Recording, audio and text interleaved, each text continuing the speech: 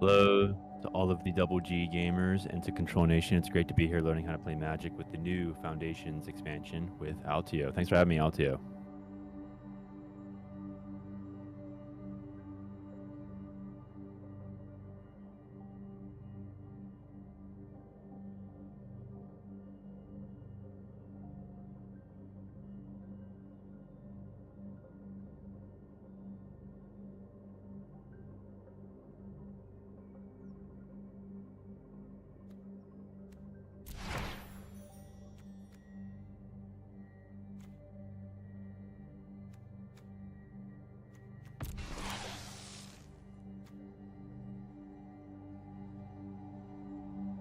Hey, wait, Altio, I think you're muted on YouTube. Oh yeah, it is. It is. See, I thought I clicked it, but it didn't click over. All right. Well, anyways, everyone, welcome on in. Dr. Red's here. He said hello, and glad to see you there, Slowin. And yeah, so it looks like they changed up a few cards here on the alchemy side of Arena. Alchemy is an interesting thing here in Arena, where it's like stuff that can only be done computer side only. These kind of things would never work in paper, and they also sometimes rebalance cards. For the alchemy side of things. So I don't know how often it gets played, but it's pretty cool that they have like this sort of like living aspect to Arena. They're like, since we're being all graphically user intensive and we can update things throughout the lifetime, throughout the lifespan, on the go, on the fly. They actually do take advantage of that at times. People have their qualms about alchemy, but at least it exists. Give them credit for trying. There's a bunch of pre-order stuff. I am but one voice out of many. You would like the Ajani character there, Dr. Red. The very upstanding guy. Banned alchemy cards. Monstrous Rage, really? Huh. Well, how about that? So, Altio, you said that they fix cards on the go. So if there's like a problem, before they can release a new card, they'll just make it work in the arena? Yeah, in the format called Alchemy. Otherwise, any other format is kind of your standard fare representative to what's on paper in the physical aspect of the game. But Alchemy is like a digital only aspect. So there are cards that exist only in Alchemy, and there are, like I said, there are many cards that get fine-tuned, tweaked, redone, even. So it's there's like I said, there's some people who are for it and against it, and it has fair share of ups and downs over the course of time. I myself don't dabble in it too much because some of those alchemy cards can get really out there with all that they do. Lots of RNG to it as well. But, I mean, it keeps things very interesting. So, let's see what they've got. Oh, they're actually allowing for constructed play already with Foundations of constructed specific. Or limited, yeah, we'll get into that later. And, always check over here in the news for free pack stuff. Oh, it looks like they changed up some of the color pair decks, which all the new players have. Like everybody gets to play these. These are just your standard fare, pre-constructed, pre-made deck. They give them to you. Yeah. You're allowed to change them up. You can make a copy of it and then completely tweak it however you like. There's also the option to play the originals as they were, so people can have a chance to play on a similar power level. Yep. Pokemon's the same way, yeah. So, Altio, what should I play tonight? What to play tonight? I don't know, there's a good amount to go through. We can start tweaking decks. I can go straight into Limited, which is a very fun lower power level kind of aspect to Magic, where you're only playing like within the set itself, whether you're drafting cards one at a time, passing them around the table, or you just get the sealed pool. You get 6 packs, open them up, make a 40 card deck from what you get. Battle it out with others. That sounds like a really good intro for a newbie like myself. Okay. I'm just surprised how much click-through there is going on right now. This is actually a little crazy. And I'm not certain. I was going to say, that does look crazy, even for Pokemon standards, too. Yeah, I'm not certain what's going on. I think there was, as part of Foundation's release, besides the main draftable set, there was like a side set of like additional cards that will be standard legal. and they'll be standard legal, and they're not draftable or something like that. So, Snakeskin's Veil is a fantastic card to make a comeback. By the way, to point this one out here, a single mana, and it says put a +1/+1 counter on your creature, and then it gains hexproof to turn, which means it can't be targeted. So you buff up your creature while protecting it. One of the top spells people have always loved in green. So Now, can you explain something, please? yes.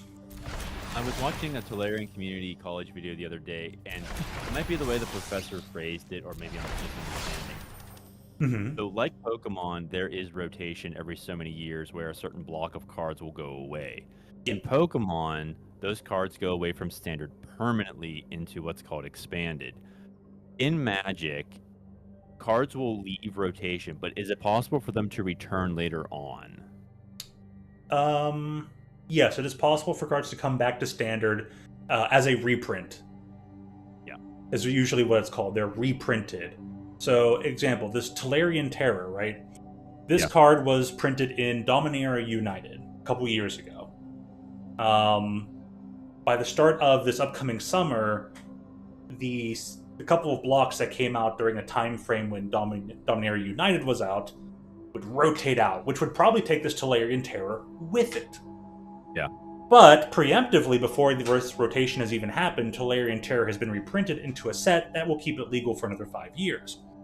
Yeah. In a separate example, let's say, okay, Mana Leak, a very well-known card, a counter spell, perfect for control players. When that card first came out, people were like, wow, this is really strong. You know, it was used in all the control decks, of course, and it eventually rotated out. And it was maybe a year or two, maybe it was 3, because I think that card was printed out back in like 2009, and it came back in 2012. And it was around for 2 years at that point. So yeah, it is possible for cards to come back. Okay. And, So would Tolarian Terror be a one-to-one reprint? It would literally be Tolarian Terror under a new set name, or is it just the same like phrasing on the card with a new title? It would actually be, it would not be a functional reprint. If a card does something exactly the same as a previous card, but has a new name and maybe is in a different color, or maybe just has a new set symbol. But if it has a different name but is everything else matches, that's what's called a functional reprint. Now, Tolarian Terror will come back exactly as is. It will have the same name, it will have the same mana cost, it will still say Creature Serpent, and will still have the same rules text, and same power and toughness, and the only thing that would be different would be the set symbol. And there are some sets that, sometimes when they do reprints, they might put the card's original like set symbol as a little watermark in the text box area. Not all the time, but sometimes. Lowen has a question. Yeah, what's up? Let me see here. Is rotation every 5 years, or are there 5 regulations? The interesting part, so Magic usually was a 2-year, right? A set comes out in 2011, it'll be around until 2012, and then rotate out once like the 2013 sets would come in. When those 2013 sets come in, all the stuff from 2011, it's like a half-year thing those would rotate out. So it's like you'd have a 1 block, 2 block, you'd have A, B, C. When C comes in, A goes away, right? So it used to be 2 years. Just recently, they're like, we're going to make it a 3-year thing. You'd have block A, B, and C. Once D comes in, then A would fall off. This set in particular, Foundations, is its own unique thing where they're like, this particular box of cards is sticking around for 5 years, and it's going to ignore the 3-year rule thing. And they're like, if it does well enough, we might just keep it around longer than 5 years. We'll adjust it as we see fit down the road. So this one set of printing of cards is just saying it's doing its own thing. Otherwise, right now, everything is considered a 3-year rotation. Gotcha. Cool. Oh, I think Right of Application was back. I missed that. Scrolling through a lot of things in here because their existence is not really going to end up mattering for me to mention each and every little thing. Now, for the control players watching, I understand that. So Magic has 5 colors: white, red, green, blue, and black. And blue is the control color. Primarily, it will be white and blue that will be the most control-y. People know the rainbow in Magic as Wooburg. White, blue, black, red, and green. And they each have their own premise of what they generally... what they most generally want to achieve and how they go about trying to achieve it. White wants peace through unity. Yeah. Blue wants perfection through knowledge. Oh yeah, I remember this. Yeah. Black wants power at any cost, but it's a more pragmatic kind of approach. Hey Jody, how you doing? What do green and red want? Red wants freedom. Red just wants freedom, I think, through being. Yeah, it just through independence. It just wants freedom, independence. And green wants growth. And I forget like the add-on for how it wants its growth, but it believes in things being natural. And instead of trying to change the world like the other 4 colors do, green wants to just let things be. Very live and let live. 2 things. Hello, Art Banks. Hello, Jody. Art Banks. Hello, Violent Witches.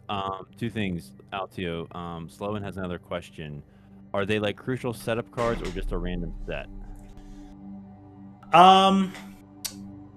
Foundation is going to be it's more about the crucial setup cards.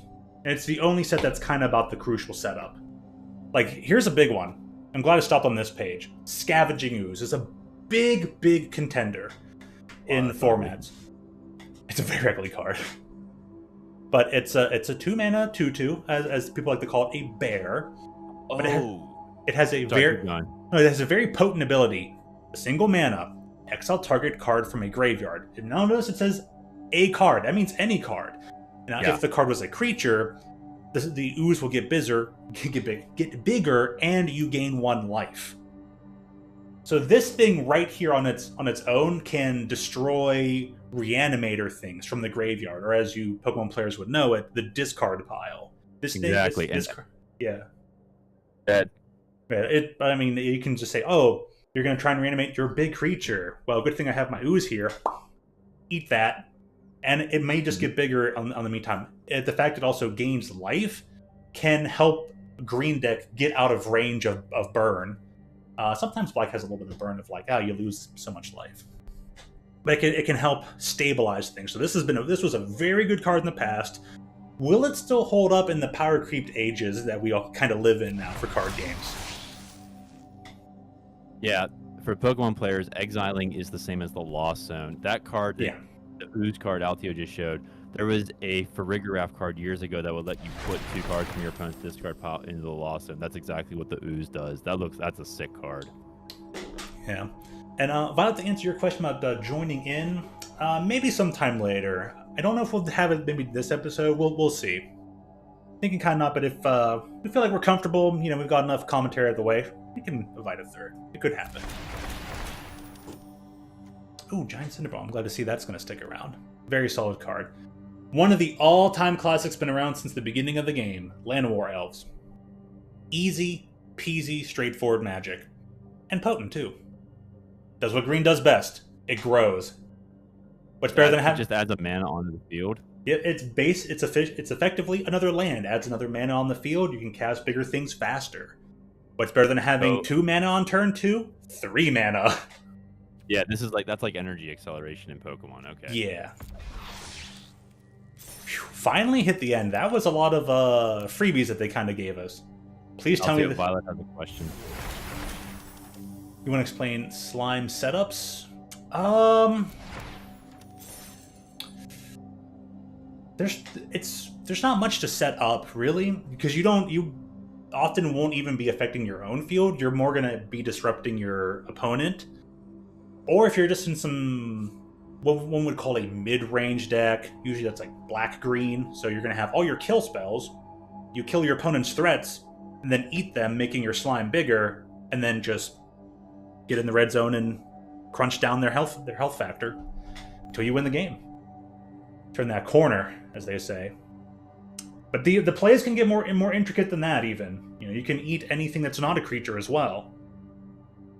Though the slime won't get bigger, it's still a potent ability. So it's perfect in a green-black shell. So anyways, moving on. Sloan, I know you're not too familiar with Magic. Art Banks, if you're still here, are you familiar with Magic at all? And Altio, how do you want to proceed?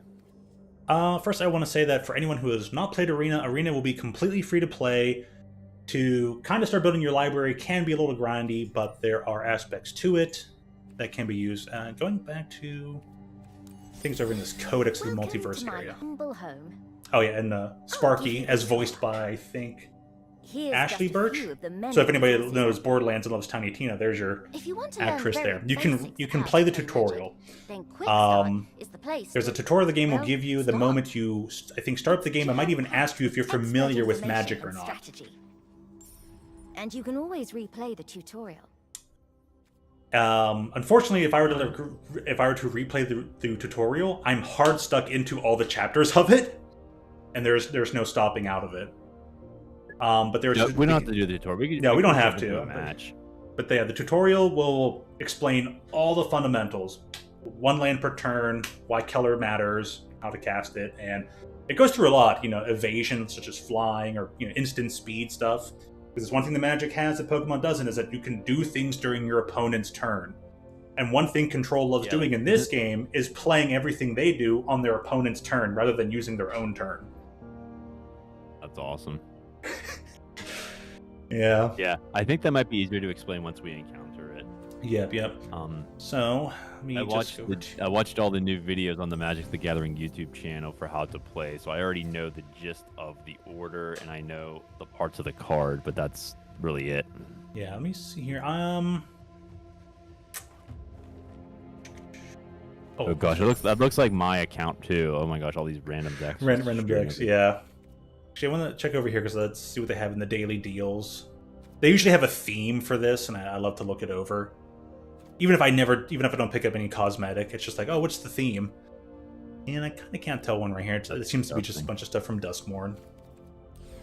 Brand new emotes. What do they got here? Some of them are usually like meme references as well. Not that I can kind of tell in this one. Oh, I can. Oh, yeah, with the halo around the angel, I get that one. Oh, that's supposed to be Shocked Pikachu. That's what that is. That's a Shocked Pikachu face. Okay, got it. Clever. I didn't get it at first. I'm like, it seems familiar. Let's see here. I just want to double check. Like, a lot of my things are a little bit more on the aggressive side. Like this blue-white's going to be a little bit more tempo-y control. I think the pure control will be like blue here. This red-blue will probably be a bit more tempo-y. What I'll do to kind of just go over the gameplay a bit. I can go straight into facing off against the bot. So whenever you're making a new deck and you're like, I want to sense the flow of it, you can just go fight the bot and just see how your deck draws out and play it normally. The bot's, like never going to win, but if the bot wins, your deck might need quite the retune. I'll go standard blue here. Hey, Francisco's here. What's up, Francisco? He's Altio. Francisco is a seasoned Magic player. You can talk shop with him. Oh, I bet. So let's see here. It's the bot. It's like, oh, okay, got 2 lands. Got at least 2 or 3 lands in our opening 7, so we're good here. We got a card that allows us to, look at the top of our library and then select one at instant speed. So at the end of the opponent's turn, we'll select one of the 3 cards off the top of our library. So we get a little bit of card selection, build that advantage. Then just the standard counterspell and bide our time. So this seems very keepable. I'm going to go ahead and... I just point out for the Pokemon players, I just want to bemoan the fact that Live has the potential to look just like this, and it looks absolutely nothing like it. Francisco, not familiar with the newest stuff, just getting back in after a long hiatus. That's good, Francisco, because we're going over Foundations today, so awesome. Yep, and Foundations, with all its reprints, I have to say they've made a really good baseline of things they brought back. So you get to play at least one land per turn. There will be times that you can break the basic rules of Magic. Yep. But again, that's whatever a card is. Any card you play is basically adding rules to the field. The field here is basically your bench. Your bench is like your bench and active are one and the same in this game. But played my land for turn. I say, okay, I'm good. I'm going to pass the turn. Honestly, if I'm understanding correctly, Pokemon is super fast right now. Like every turn, you're searching your deck for what you need very quickly. But I understand Magic is generally slower. Not that you're in a teeny bit slower, a teeny bit per se, but like you really have to like kind of see what you get off the top deck. Is that correct? Yeah, you have to see what you get at the top of the deck first, and then like sometimes it can take just a little bit to get your game plan going. Whereas, like, yeah, no, in Pokemon, you can search your deck turn 1. And maybe older formats of Magic, you can do that. You can, go searching for something very specific, like turn 1. Maybe more so in Legacy and Vintage, where you're playing from, like, the beginning of the game, where cards were more perfect at the beginning of the game, and they work from a more perfect spot and watered down and have had scalings of power level. But right now, for Standard Magic, some things can still be pretty fast. The aggressive decks can be really aggressive. And they can be... so as much as people were angry about, say, the Charizard deck, probably about that fast is the fastest Magic can go. Not much faster with all the other searching and whatnot. But I'd say, yeah, Magic, even though right now it feels like a good, even like speed in terms of you're not going too fast, it's not going too slow. Pokemon's still faster in terms of churning out the searching, that card advantage. So getting in here into what's going on in a basic game of Magic, the computer's like, all right, I'm going to cast this creature. Creature costs the blue and one of any color. If you're playing a mono color deck, you might as well just say, oh, this creature costs 2, end of. But there are some casting restrictions where you usually have to match a certain colors and then pay any generics. They can be from anywhere. An example, like this card costs exactly 1 blue and 1 of anything, right? There is a card right now in Standard that costs exactly 6 black. You cannot pay and cast this card in any other way on its own. You have to produce 6 black mana, whether you have 6 swamps or other ways of transforming mana into the color black and all that. Yeah, it's like Arbok EX has to be 3 black. Yep. So, alright, they played their turn, and I'm going to do something on the opponent's turn. I'll go ahead and cast this instant spell. And instants resolve right away, and they don't stay on the board. Correct. There's a difference between your permanents and your, I guess, non-permanent spells. So this is a non-permanent spell. After it resolves, it goes to the discard, aka the graveyard. And of course, I'm like, oh, I need a land, so I'll take one of the 2 lands available to me, play it during this turn, and since I know it's just the bot, I could probably play this right now. I'll wait. We'll pass turn. The bot will probably cast a creature, and we'll say, counter that creature spell. And that's a good one to counter. So every time your opponent plays a card, there's like a pause where you can respond. Yep. So when you're like, I want to cast this card, and basically priority passes between players. Or the player's like, I want to play this card. Does it resolve? And then the other player basically gets a chance to say, okay, I'm not doing anything. Let that card resolve. If it's a creature, it enters the field. If it's a spell, you do whatever it says. Or a player could go, before that card resolves, I put my card in. So, your card says, I'm going to play this creature. I'm going to play a card that says, bolt you to the face for 3 damage. So it's first in, first out. Or last in, first out? Latest in? I don't know how you would actually do that. But people can start, quote, creating a stack of order of operations. And then they'll start resolving till you get to the bottom of it, and it can be continually reinterrupted. But that's neither here nor there. This person says, I want to cast this creature. Do I get to keep it? And in Control-y Blue, we're going to say, no, you don't get to keep it. Okay, I'm back. I watched the video playing the basics. Oh, cool. Nice. Basics are way more straightforward. And idiots like me usually mention a little bit too much on top. It's like, hey, have this cake, but I'm going to douse so much gravy on it. Okay, so this is so out there. This is called the main phase. What happens here?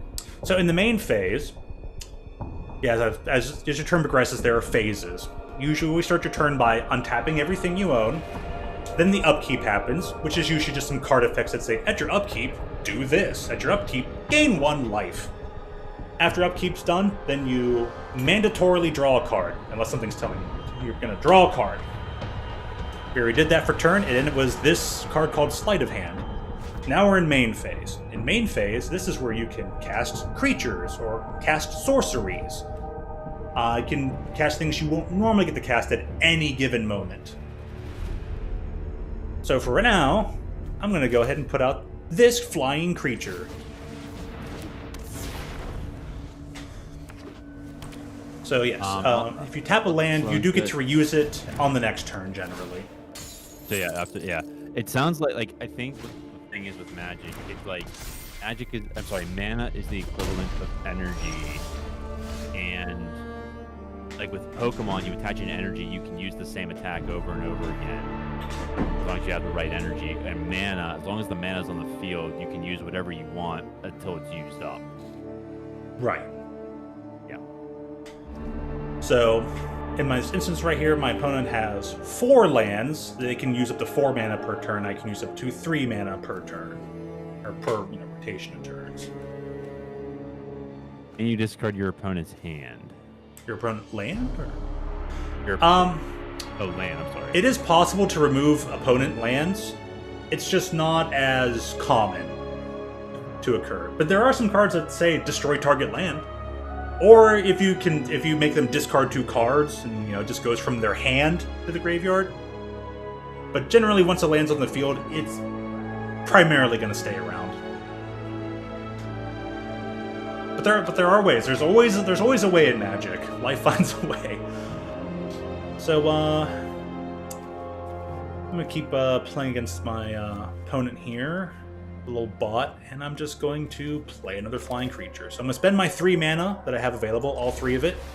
Lands get tapped, and since I have no cards that cost 0 in my hand, and I have no other lands to tap for mana and no other things I can do, I would just pass my turn. So opponent went ahead and had their turn, used up their lands, cast some things. Looks like they did a total of something that cost 3 and something that cost 2. Eventually used up all 5 of their mana. Then went back to me. My land's untapped at the beginning of my turn. Upkeep. Nothing to worry about upkeep.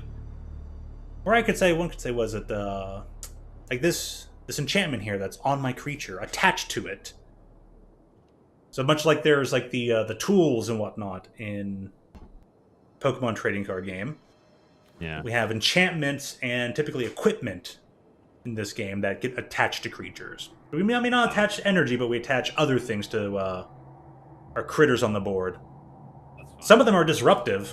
So like, and you can attach things to your opponent's creatures. So like this one, they put one on me. When this enters, you attach it to a creature, and then you tap that enchanted creature, and the enchanted creature will not untap during its controller's untap step, meaning this thing will not be able to attack or block for you. It is kind of effectively just disabled. So you mentioned that the creature was flying. Does that mean it bypasses something? Yes. So I was going to mention that too. So there is another aspect to this game. I guess much like you have like some of those abilities there in Pokemon that are, I guess each Pokemon gets about 1 ability. Magic, you could have a creature that has like 5 abilities, but they're usually just a simple word. You notice here it says flying on this card. That means this creature is literally in the air, and only another creature of flying, or a creature with reach that's tall enough, big enough, or maybe just an archer or something, flavor-wise, will be able to interact with the flying creature. This is known as evasiveness. And there are many ways to evade your opponent's attempts to block. Whether you fly over them, or your creature has menace and is just very intimidating. So they have to present more than one blocker to block a creature. Sometimes there are creatures that simply say you cannot block it. There's that as well, but that's known as evasion, and that's another aspect to Magic. So that's one way to get in there. Trample is another.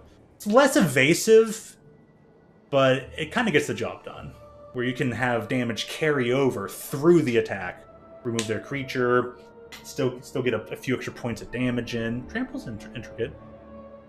Something also less evasive is Death Touch, but we'll get there. So yeah. This creature has flying, meaning only another flyer is going to be able to block it. This turtle in the ocean can block it, even though it has a nice big 5 defense on it. So, here's what I'm going to do. Sloan has a question. Do a lot of creatures have flying or reach, or are they just broken? No, there's plenty of ways to get around things that may have abilities on them.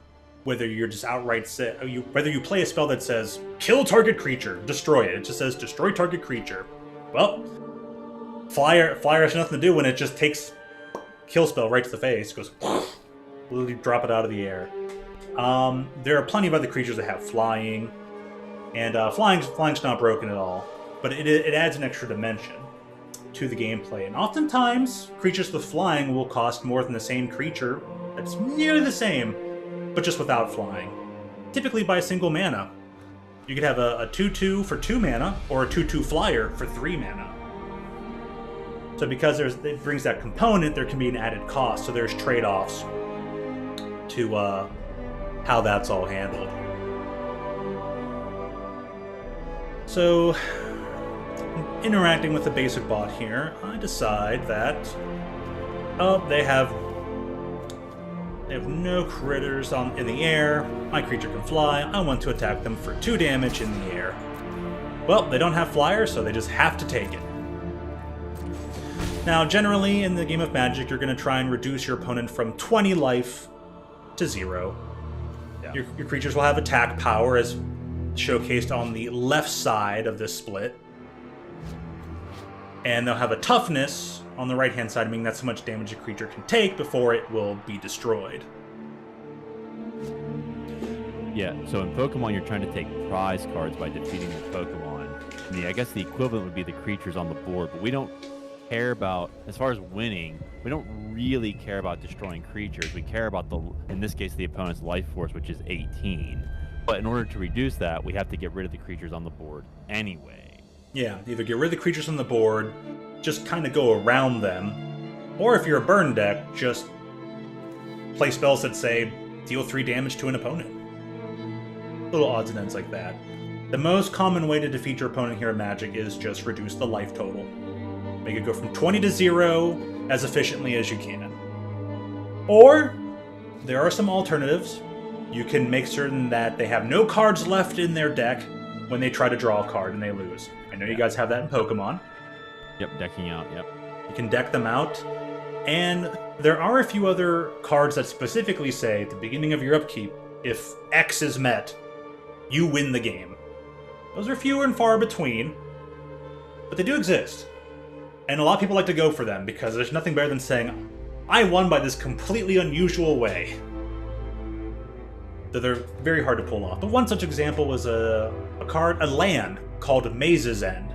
It's just a land, taps for 1 colorless mana, and it says at the beginning of your turn, if you own 10 or more different gates with different names, you win the game. And some people have managed to get that done. There are some decks built around that. It's a slow, control-y deck, but kudos to anyone who can get that. So, all right, I'm going to go ahead and now end the turn. Normally, there after combat, after your main phase, you go to combat. Then there's a second main phase if you want to do any follow-up things, play a land you haven't played yet, play any additional sorceries or additional creatures, or you can just simply go ahead and end the turn.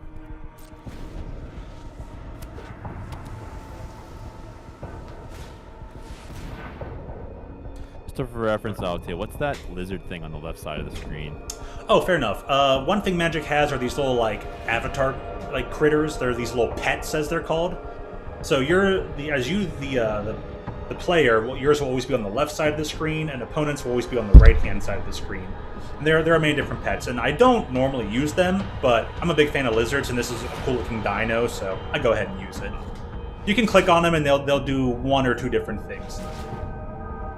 The only one the raptor does here is, you know, claw the air. So, alrighty. The bot is simply saying, hey, I'm going to do the same thing to this creature that I did to that creature. And in a mono blue control deck, we're going to say, no, you're not allowed to do that. So they want to do something, we can do something in response. Our specific response this time is, counter that spell. No, you cannot have it. You cannot do that. I play spell, we counter that spell. Alright, let me hit pass. So it may go to their next phase. They're going to attack. So they want to attack for 4 damage total. Cool and dandy. The next phase was, we can declare blockers. Got no blockers to declare. We'll go ahead and take that damage. And before their turn ends, I'm going to play this instant. I'm going to return my creature to my hand so I can replay it during my turn and have a new blocker. Or attacker. And, ooh. That's pretty cool. But let's replay this. And, I will go ahead and attack for 4 in the air. Because their turtle is not flying. An unflying turtle cannot block a big old genie in the air. Normally when you attack your opponent's life total, their points, your opponent's creatures, like the turtle, would block, but flying bypasses it. Yep. And normally there's typically a lot more critters on the ground, so people have to then get into what's called combat math and figure, if they have this, they might block like that. Or maybe they won't, I'll just get through because my attack is just too threatening. You start getting into very test the waters. Okay, if they do block, what might they block with? What does it seem like they're willing to give and give up? Do I want to attack and risk losing out my creature? That's where you start getting into the nitty-gritty of Magic, and that's where I think a lot of the skill is on the battlefield, where the creatures are and how the interactions are going to be. So once again, I'm going to decide to just not block, take the damage, and hand's really good. As expected when you're facing just, the AI. Let me unmute the little Sparky here. Sparky, you can speak a bit. Now, I'll just wait to the opponent's turn, then not attack, and I'll end the turn. Basically skip through a lot of my phases. And, we'll let them have that spell. They're just saying they want to draw 2 cards. You can do it, Sparky. You're good to go. You go ahead and play that wall, Sparky. You have that nice 0/4 Defender creature. Defender means it can't attack. And, for attackers... Before they go to attackers, I'm going to cast this creature. This creature has an ability called Flash. I can cast this creature at any time, as if it were an instant. It also has other abilities on it. But for the most part, it's going to enter, be a big blocker, and tap down 2 creatures. And, I'm going to say you can't block with this, or that guy. Also, I missed a thing from earlier, but Joe, good to see you. I'm glad that you had a good long run, my goodness. But yeah, get some stretches and get your potassium, buddy. Sorry I missed on your message so long ago. So, right.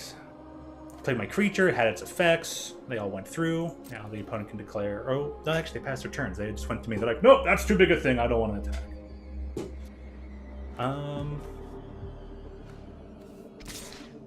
Gonna attack with Big Crab.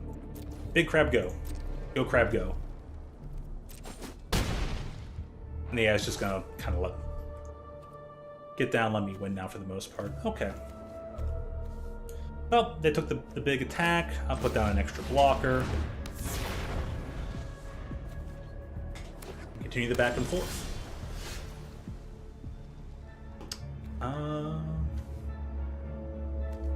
Okay, well, we'll take the turn to win now. I'll go ahead and, during our turn, play a spell that says, bounce this creature back to their hand, and then I'll go ahead and attack all my flyers. Because they have no more flyers, and it's just an automatic 15 damage.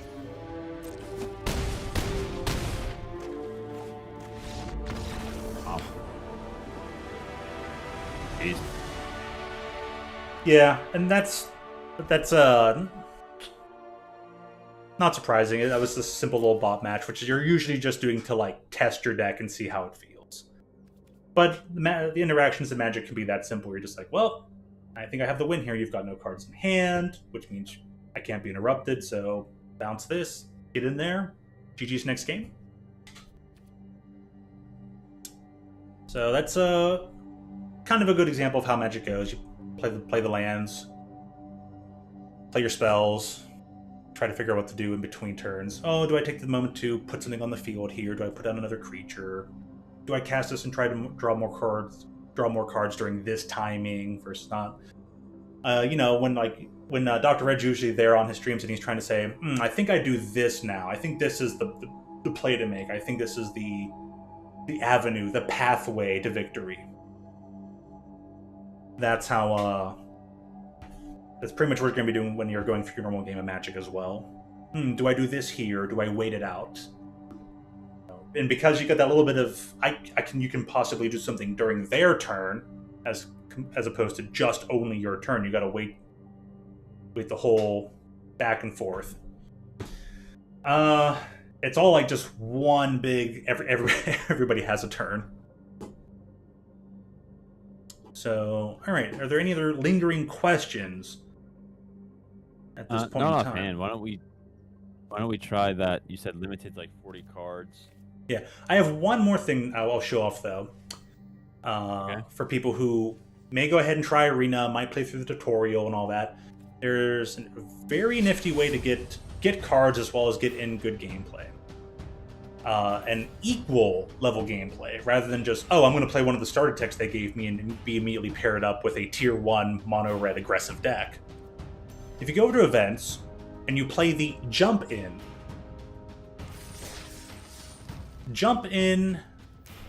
only costs you 1,000 coin, or they give you I think upwards of 5 or more tokens, so you don't even have to use up the little in-game free currency.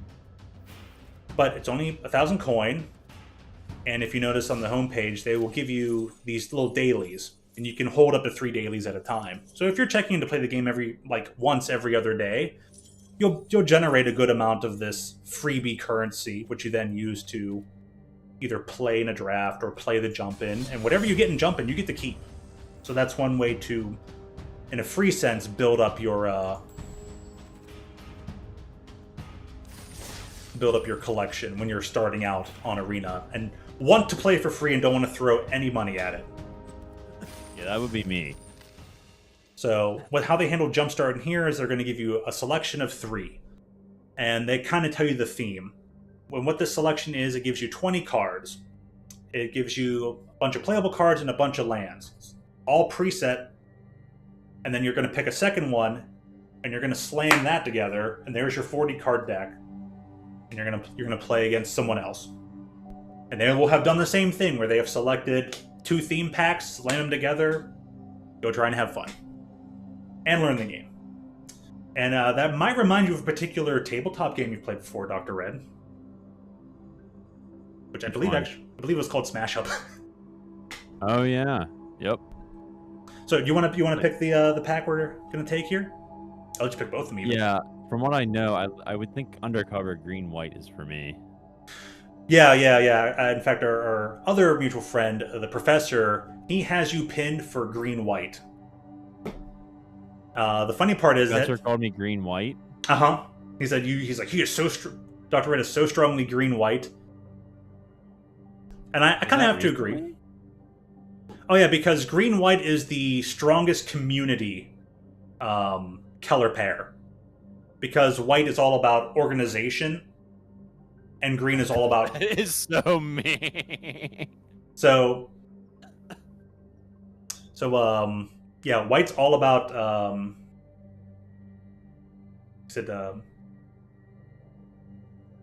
Organization. Yeah, organization. I was like, what's the word? I was hearing the Mario voice in my head. Organization and teamwork. It's all about organization, and green's all about that growth and that communal sharing of like a harvest, right? So the most common theming in like green white is like harvesting things together and having this bountiful plenty of the farmers coming together and stuff like that. It's a very communal color pair. So that is exactly why he has you set for green white. And if we're gonna throw that little, like, you like to play the control decks, that's that splash of blue for the knowledge, and there you are Bant. Awesome. Wait, what's Bant? Bant is one of the 10, originally 5 3-color pairs, and then they made the other 3-color pairs later on. So there are 10 3-color pairs, as well as there are the 10 2-color pairs. And Bant, again, it leans in that direction where it's mostly green-white, and it's all about that kind of that communal thing, but with a little bit more, one could say, rules or laws set to it. The Bant has a lot more like knights as part of their theming, whereas just your basic green-white Selesnya will have like, say, like that farmers, communities, like rural aspect to it. So yeah, confirm the pick. And ooh, what a choice. At least they kept it to the one of the 2 colors here. Got some rabbit stack. The hungry or crafting. I have no idea what any of this means. I'll take your word for it. What would you recommend? I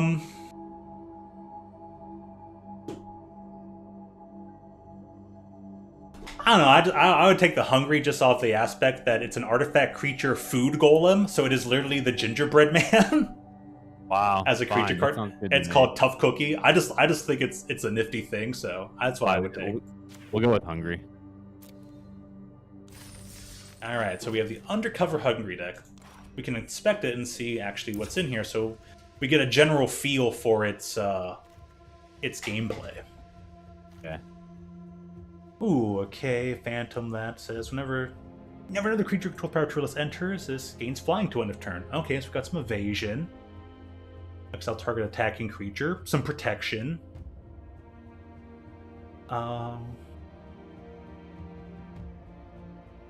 Okay, so kind of a mana dork creature. It's a 2/2 for 2 mana. It'll tap to add green. It has other abilities, but we're probably using it just for the acceleration. Oh, the card that was featured on the artwork.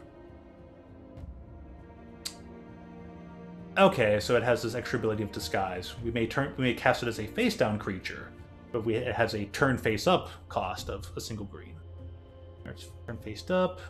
Oh, you search your library for a land card, reveal it, put it in your hand, then shuffle. So a way to thin out your deck, get your quote unquote energies out of the way, so that way you won't be drawing into them as much, and then can possibly play it right away. Titanic Growth for is like either a protection or aggressive spell. Yield Tough Cookie. It has lots of abilities. It can turn something else into a creature. That's pretty nifty. So it's sort of like Alchemy on steroids. Yeah. In a way. This is an enchantment that has 3 phases, so each turn it'll do something new. It goes from 1 to 2 to 3. Heck, wow. Welcome to Sweet Tooth. And then, so it's like a Hansel and Gretel story, because you can see that's like the imagery on the cake. This came from like the Throne of Wilds of Eldraine set, which is all the like Grimm Brothers fairy tales kind of theming. So the first turn never. God. But yeah, the turn this comes out gets you a 1/1 human token. Then it creates a food token. And then third turn X is 1 plus the number of food you control. Oh, interesting. Yeah, I don't think Pokemon would ever put a Saga in there, but go on. Right. I mean, the saga and these kind of enchantments would probably be most akin to I don't know what are those kind of like the lands that are over in Pokemon, those towns and Stadiums. stadiums. That would be equivalent to a stadium card. It kind of creates a global effect. Yeah, global effect, exactly. Enchantments are generally your global effect stadiums. So that's what we'll get out of it. Except this one's a limited time global effect. It only does 3 things and then you have to sacrifice it. And it's gone.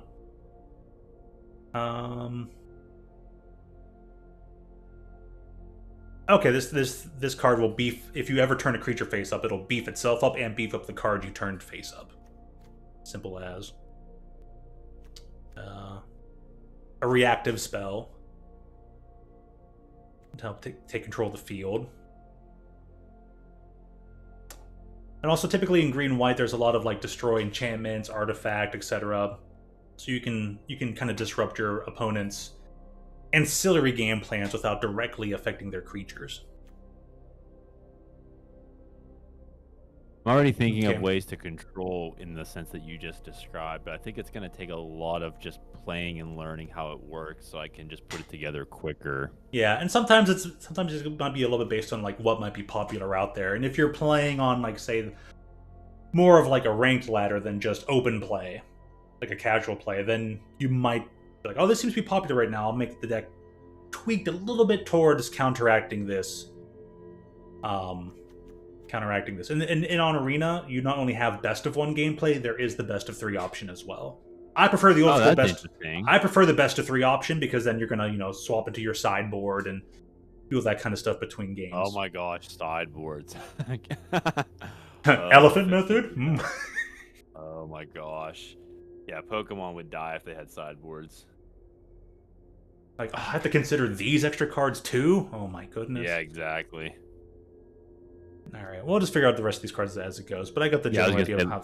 That's fine with me. We can just jump in and see how it works. Real quick, L2. I understand white is also the color of justice. In typical theming, yeah. Most often, white is shown as being like the knights in shining armor.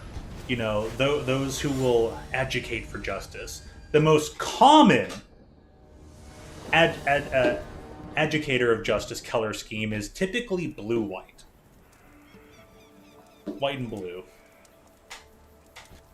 They're the ones. So Sloan. Okay, get it out too. Good. Talk to Sloan. Sloan, Artbank, if you're still here, Violet, anyone else.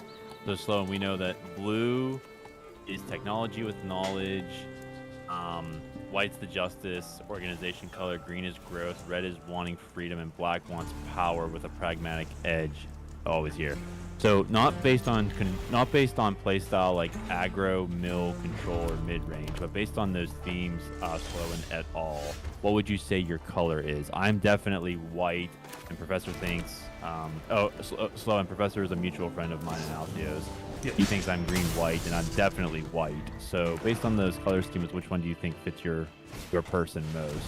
Sloan says white and oh my gosh, white and black. He's Professor's friend Joe Midwin. He's an Orzhov guy.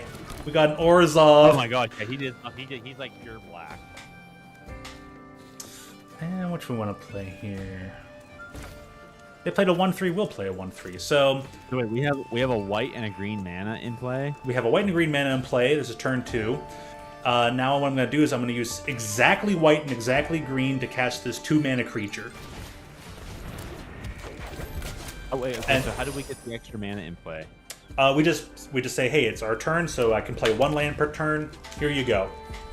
Play this land for. I'll show off when we get to turn 3. Oh wait, is it already turn 2?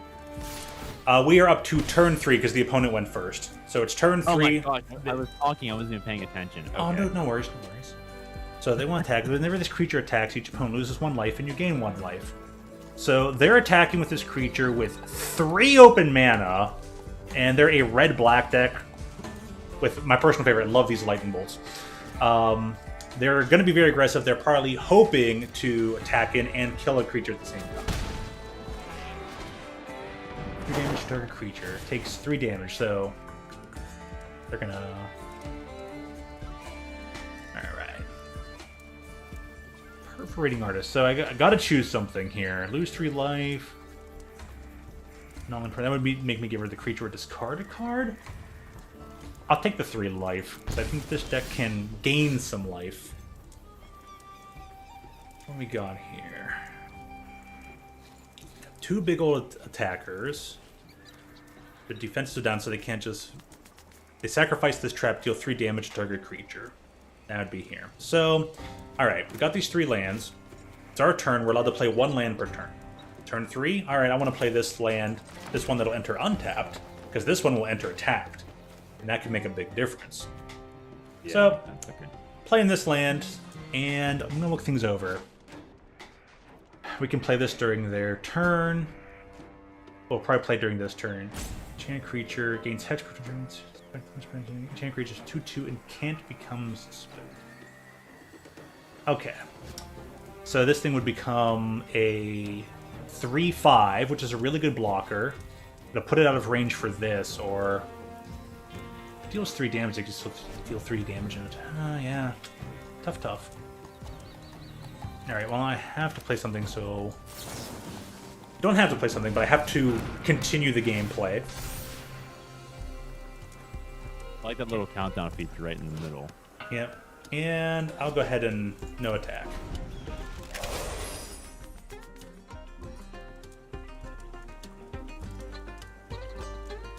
Okay.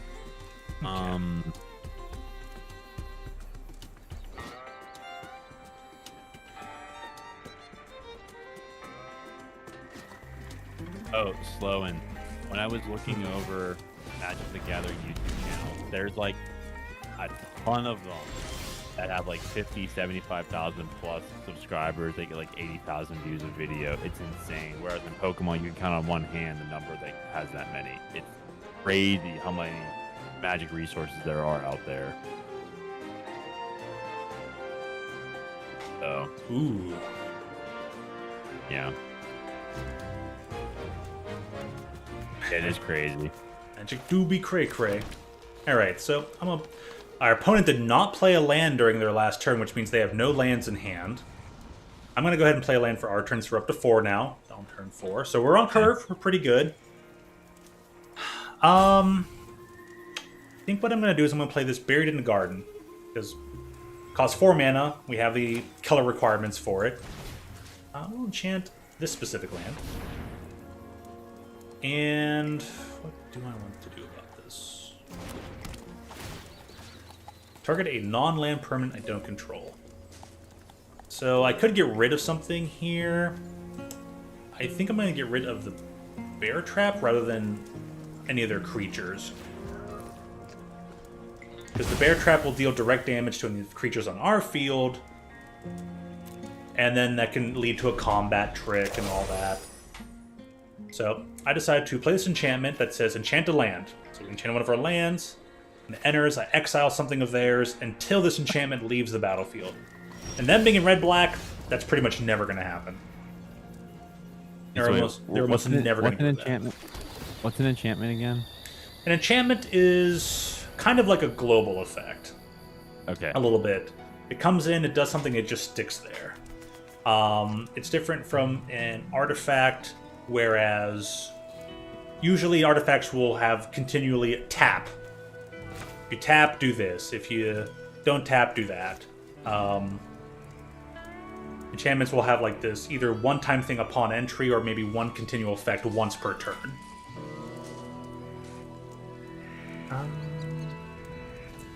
Okay, I have an idea here.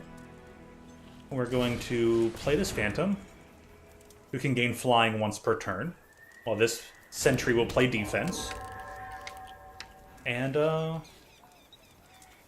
pass from there. So right now in green, we're just trying to wait out our aggressive red-black opponent.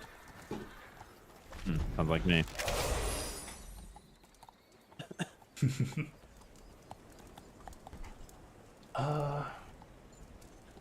What was the comment that came just before that, though? Yeah, I'll tell you. So your tapped mana stays tapped on your opponent's turn. Why is that? trying to think of like an effective way to describe that, because it has to go through a full cycle of the turns. Like, so right now we're on turn, say, 6. So now they tap on my turn. Because I control them, they don't tap until my next upkeep. So that way, once it goes through their turn, they have their untap step.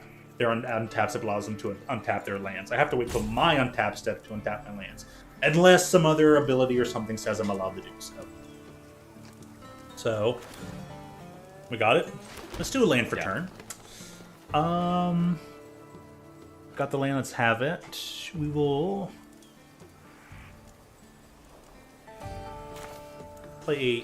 we'll play the pivotal Tough Cookie.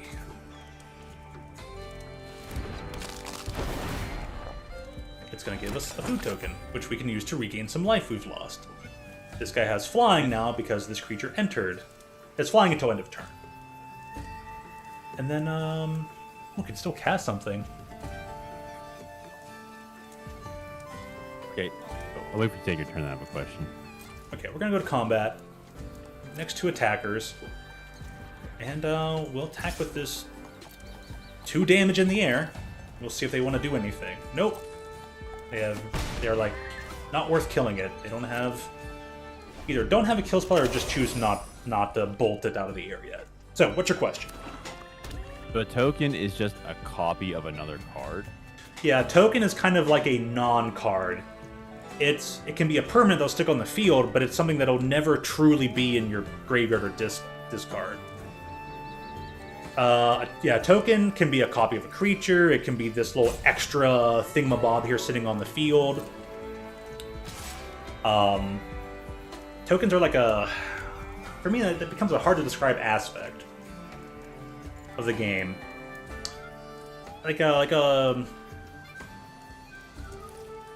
I'm not sure there's a good way to put it in the Pokemon terms, but I guess the equivalent would be like if a creature is a cowboy, right? So let's say this Tough Cookie, is the creature.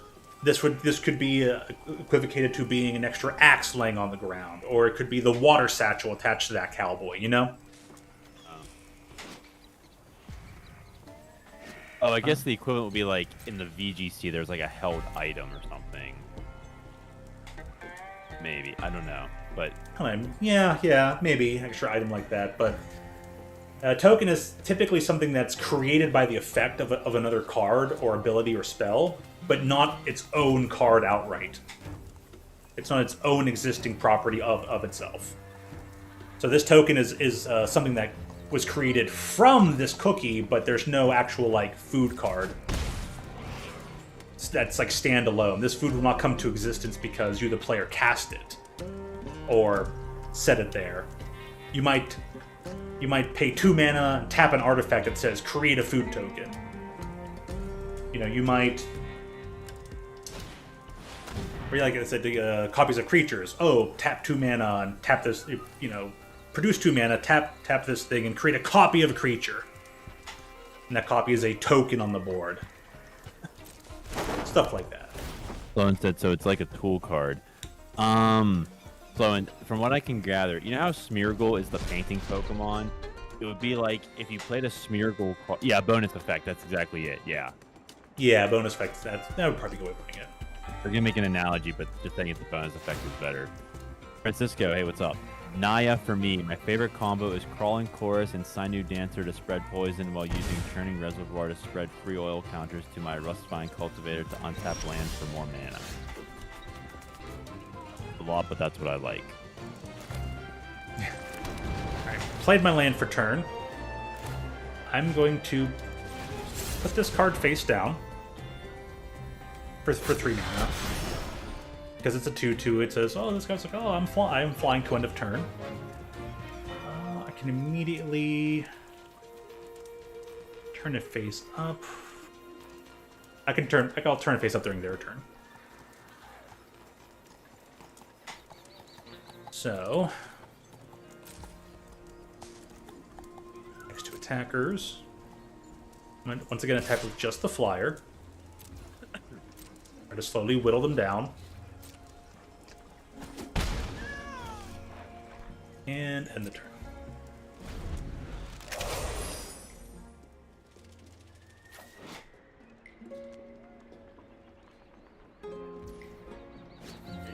Altio, how do tokens go away? Do you have to spend them, or can your opponent destroy them? They can go away a myriad of ways, whether you've activated its effect and sacrifice it, whether if it's a creature token, it gets bounced or kill spelled, or just you block with it. Tokens will eventually go away after a while, usually by just through some normal means of gameplay. Typically, more likely this token is gonna disappear once I actually activate it to gain life. Attacking for 5. Attacking for some 5 damage. That's pretty good.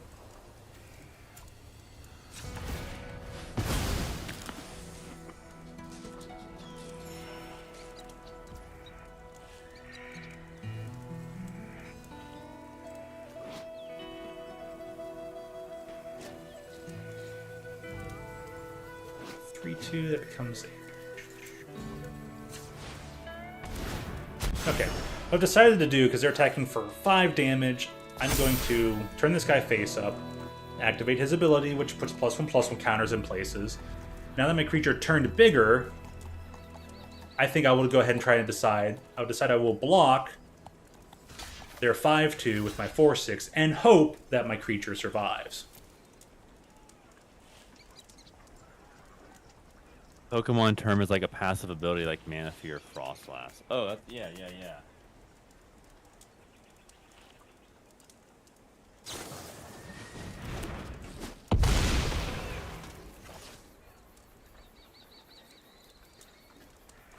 Okay, fair enough. For the Magic players, how many cards are in Standard at a given time? Like right now in Pokemon, there's just over 2,000. Is that accurate for MTG? It will get like that at times, yeah. As you get closer towards the next rotation, your card pool will get pretty big. I'll get another 3 life. So what happened there is I went to block. They put a spell on their creature, which gave it +1/+0 and First Strike.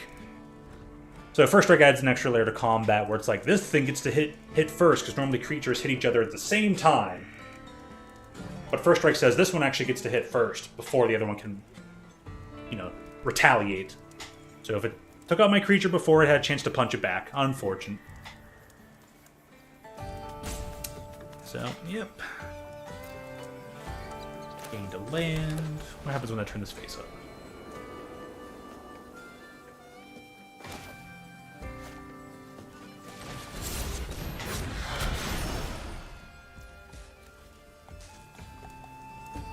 I don't think they'll be able to keep that up, so I'm going to go ahead and attack for 2 in the air. Because the creature I had in hand, it has an ability that allows me to play it as a 2/2 creature. Face down. Get this guy flying. Slowly whack them. My plan is to turn this creature face up and hopefully block with it effectively and not die to aggression.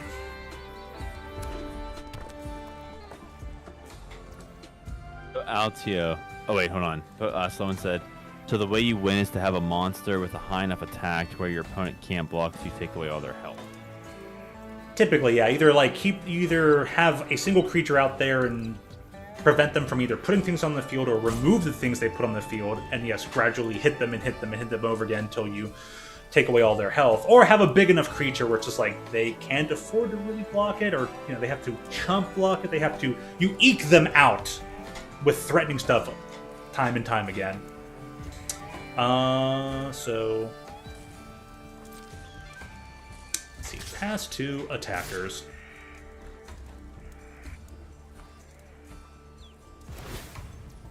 Okay, so Altio, is there like a friendly color or deck build for beginners like myself to try out to just get the basics down of gameplay? Beginner friendly. Yeah, there's some stuff in here, and I can showcase that just after we finish this game. If you want, yeah.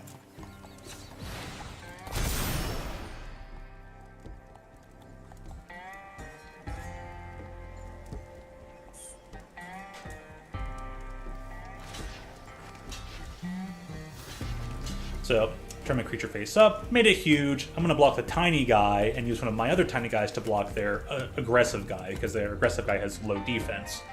They still got 3 cards in hand, and they could pull some shenanigans. And they did, but they gave up a lot of resources for it, too.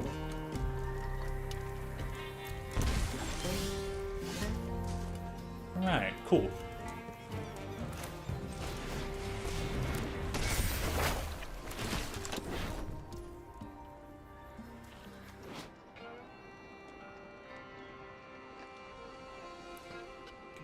Okay, I think I see a path. You can play for a single striker, chip damage, or board clear.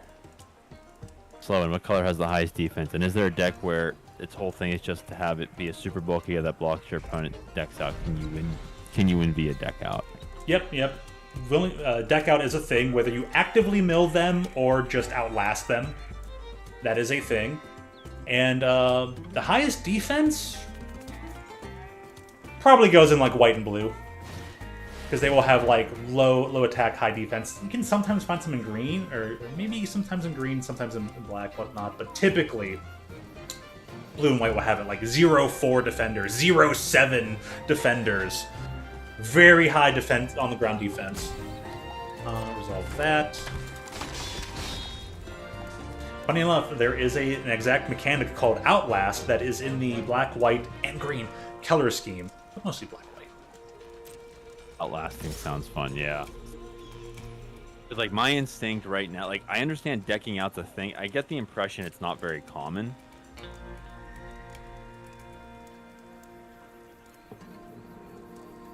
It's not too common, but there are sometimes decks that are made around that. I've even made a deck around that right here in Standard, and I think it's not that good, but it's on the path to can be great. But we'll see if I get there. It might be a deck that can fly under the radar and nobody has built yet. I'm proud of it. Only problem is if your opponent uses a kill spell, right, just kind of beats the whole deck. Not exactly.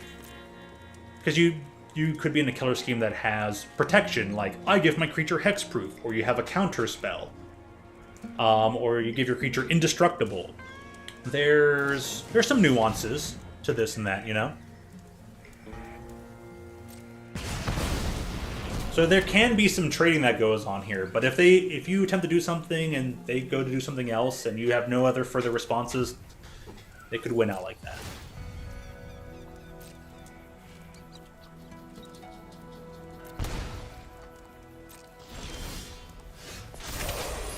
Alright, got a food token. I'm gonna start turning that food token into a creature. Let me play an additional land this turn. No, we'll just make a nice big worm. Worm. And we'll pass.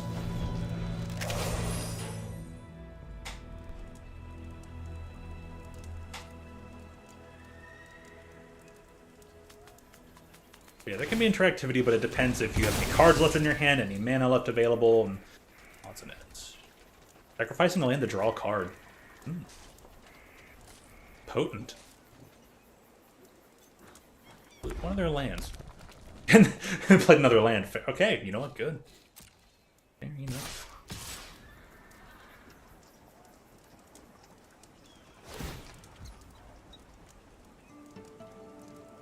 Ooh, that's why they did it. As a terrifying creature. Very much so. The last set that was introduced was Duskmourn, and it was all about horror-themed stuff. Ooh.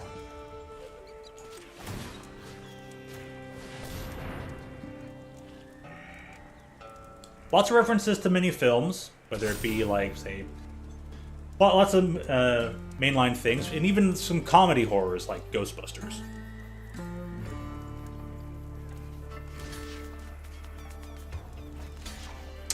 Let's get a menace. Oh, it does.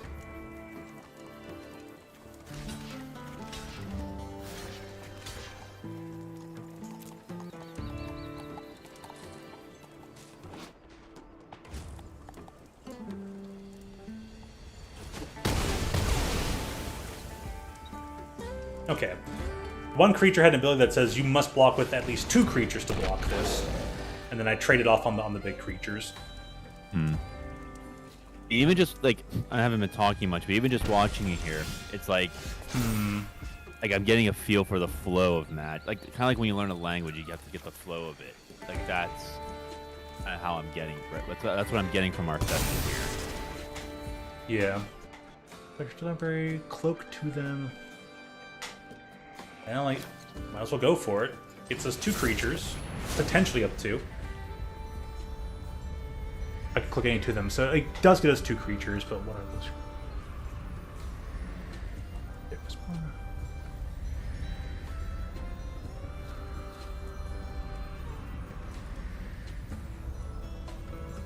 Well, here's a creature we can. This and this. We'll make this land into a 2.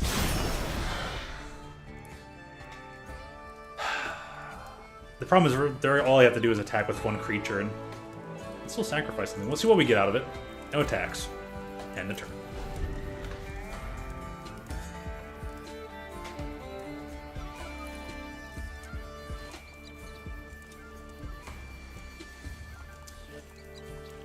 There's a creature that said, like, when it enters, if you bargained, if you activated this bargain ability, it can have it fight a target creature. I would love to make it fight that 3/2 over there. Even if that would make them trade, because it has Death Touch. Arg! So many words, so much reading. So many knowledge checks. So, I'll tell you, on the card, when you have those, the 2/2, that's so the first 2 is the power, which is how much it attacks for, and the second 2 is what? Defense? Yeah. The left-hand side of the number split is its strength, and yeah, the right-hand side of its number split is its defense.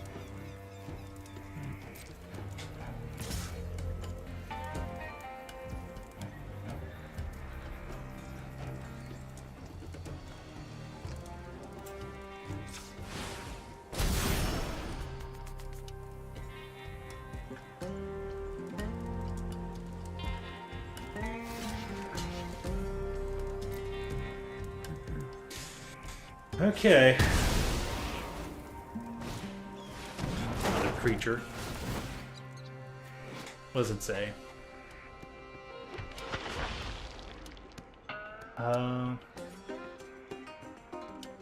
It brings a creature back. Gosh. And they brought back a creature that says when it attacks, you lose 1, you gain 1. I'll just say, well, good game.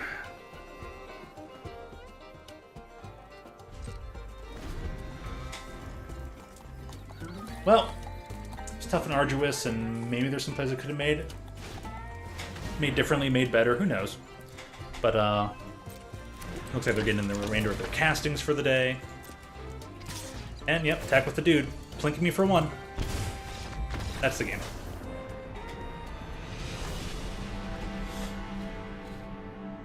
Okay. So yeah, the most beginner-friendly stuff is just the decks they start you off with. And that would be some of these star decks here. They will always give you 5 that are single color, just a mono color deck. It's all red, all white, all blue. And then they'll give you 10 over the course of time after you complete the tutorial and do this or that. Or if you just skip that, they'll give you the 10 color pairs, which have a particular theming to them. And they kind of play into each color's scheme, typically for that standard rotation. There are many ways that the color pairs can express themselves, but typically there's a general sense to it. So these will be the beginner-friendly things. Let me put this in here. Let's see. Actually, I don't see a way to flip this the other way. I usually like viewing the deck the other way, but you know, they mostly have plenty of like commons, uncommons in here. The occasional 1 or 2 rares. So they won't give you like a full play set of something, but they give you one powerful thing. This one right here is a really good one. The Warleader's Call, a 3-mana enchantment. It says creatures you control get +1/+1, so that all your creatures are buffed up. And whenever a creature you control enters, this enchantment deals 1 damage to each opponent. If you start churning out tokens, you're just going to be machine gun firing your opponent. But these things usually have a pretty good curve, solid mana base. They give you plenty of multicolor lands that can help cast these some of these spells, especially the ones that cost multiples of the same color.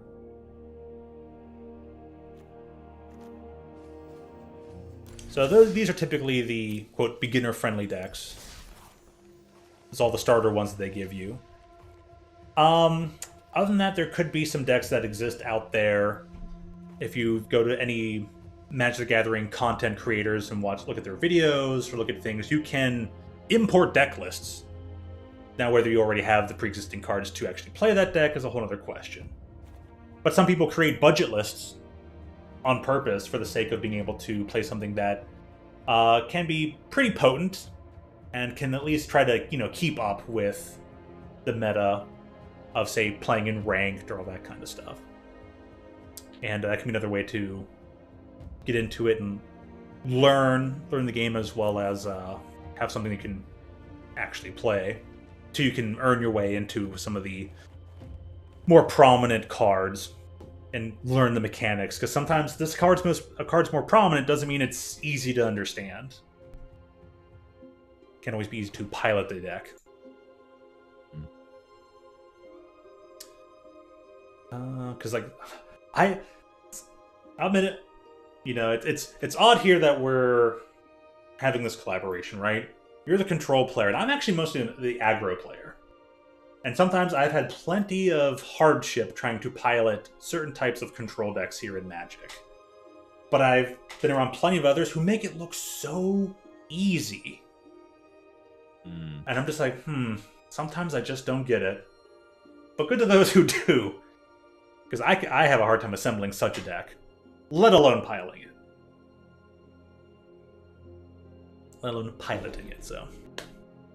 Oh, good. But right here makes it look pretty simple, pretty standard fare, easy peasy to do over on Pokemon. So, Tia, what if you played for us one of your favorite decks, just to see how it works? A favorite deck? Okay, sure. I have two types of favorites where I'm usually trying to experiment on something, or something that is just outright pretty good, like a good aggro deck. Let's see. Playing Explorer wouldn't that be? That's an increase in power level. So okay, I can do one more. Let's do this Jund aggro. This one's one of my favorites. Very aggressive. It's just straightforward attack, a few bolts to the face for that little bit of extra reach when they're like down to like 4 health, and you just need to get that little bit of extra damage to finish them off. So let me showcase. I hope this deck has not been eked out as of recent, but let's see. So, put this stuff at the top. Because it's alchemy.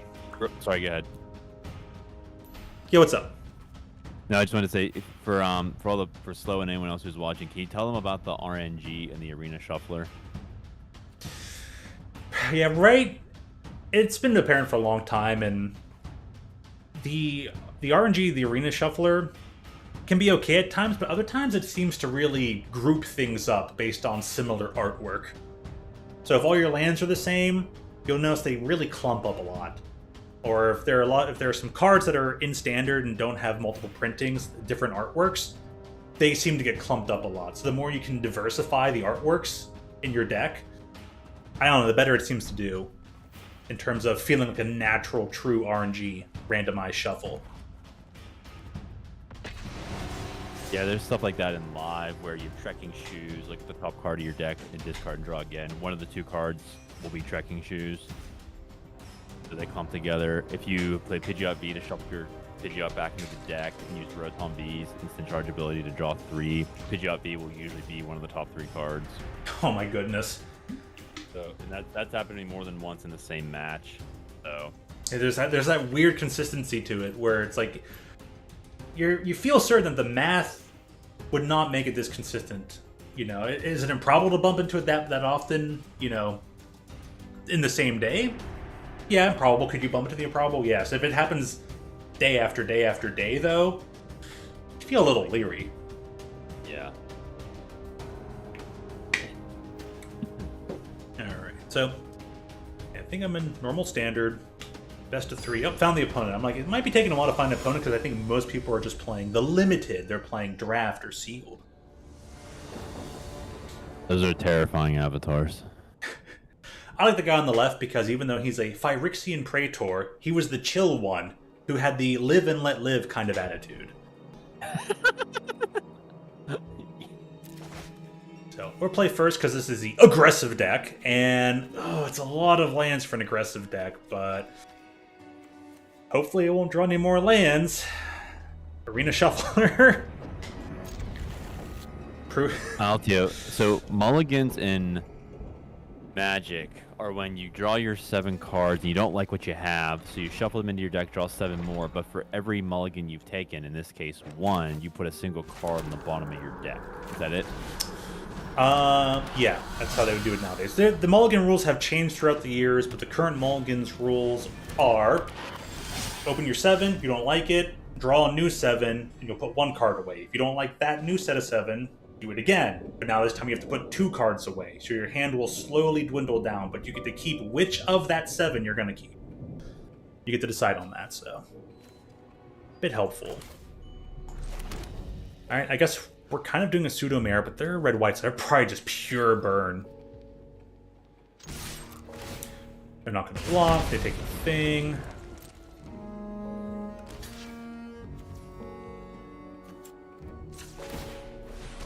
Can't believe they... Okay. They did know the cards. So what I did is I attacked this card as an ability that says 2 mana, put a counter on it if an opponent lost life this turn already. And this thing plinks as soon as it attacks, or any lizard attacks. So...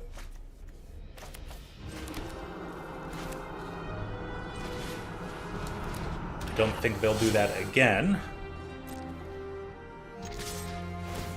I don't think they'll block, but if they want to, they can. So basically got to pull a little combat trick. Like, ha, beef up my creature. You took the damage, and you lost out on the creature. I am just rolling in the damage here. So, alright, we'll hit him for just the 2.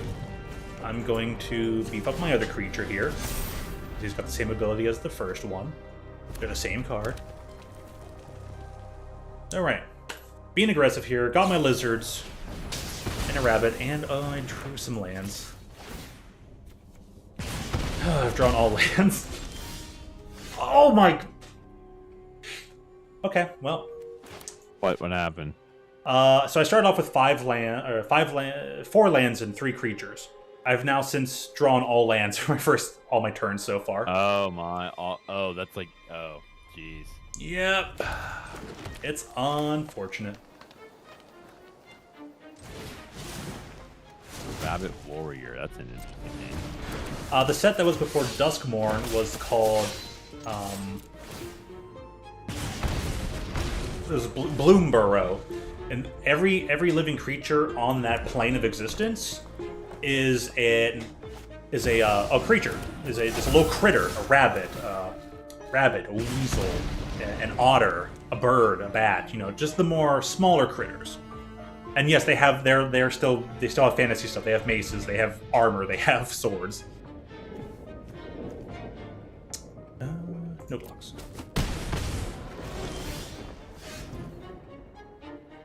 So yeah, Dr. Red's not playing yet. But when he does, you can be certain he'll have a friend on his side.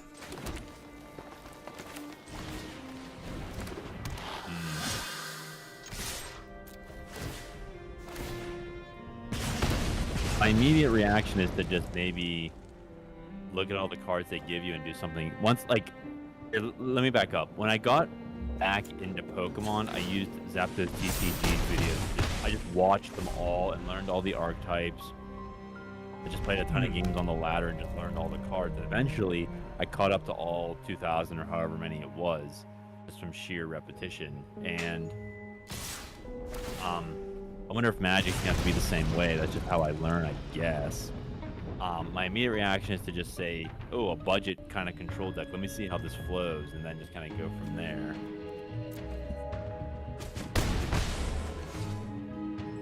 I mean, that ooze card you showed me just was like, ooh, I can exile stuff from the graveyard. That's amazing.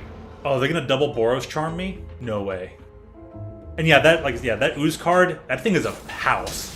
They are double Boros Charming. They were just. Oh my god! Wow, that's insane. That was 8 damage a burn over 4 mana. Whoo, aggression.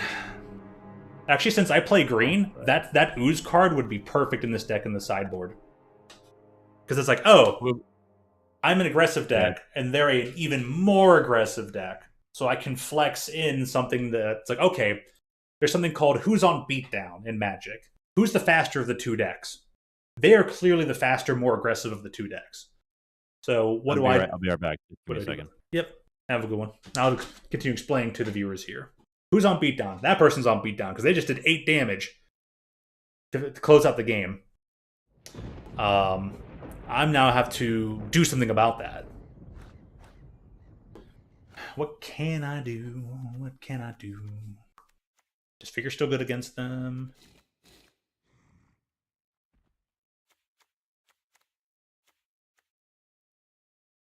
Let me get rid of the Soul Cauldron. It's probably a bit too slow. Just put these extra blasts. Just a few extra kill spells. Just make sure to take them down. That'll probably help. And they were never really targeting my creatures anyways. Either. I think we're good. Okay, that's all I need. Do you know Magic the Gathering? What format is this? I'm playing some standard right now. Even though Foundations has just released, I haven't put any Foundation cards in my deck yet. But clearly, I'm going to put some Scavenging Ooze in my Jund deck. Opponent right now is red-white in standard. Since they just reprinted Boros Charm, which can deal 4 to the face, that's actually how they beat me. It's a sad day for me. I'll keep this 7. It's odd because I don't have black, but I have these other things. So yeah, wow. Some good old-fashioned standard. There are so many freaking Sorry, go ahead. There's so many formats. Yeah, there are. So many freaking formats in Magic. It's disgusting. Like, good disgusting. Oh, see, this is the clump up we were kind of talking about. There's only like 3 or 4 of these in the deck, and it gave me like pretty much all of them at the beginning of the game. My opening hand and the first card I draw. So that's some of the clump up RNG that does kind of occur here. My fault maybe for... no, there's a way I can differentiate the art, but it's a good looking art. You blame me? Yeah, I probably can't. I can blame myself. Yeah, full art in Pokemon. Like, yeah, out there. I've had the experience in Pokemon where like I'll get a full art from a pack, and I'll find a way to make it work just so I can play it. That's fair. I totally appreciate that. Some arts are just so nice looking, you know. You're like, I gotta play this card. I'll show you one of my favorite arts after this.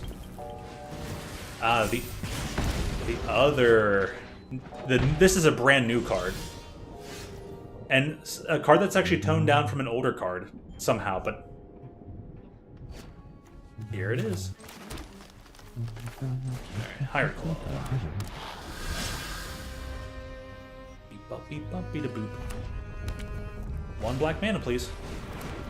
Oh, Alto, you should know. Somebody on my Discord posted a link to a YouTuber who attempted to make Commander Pokemon.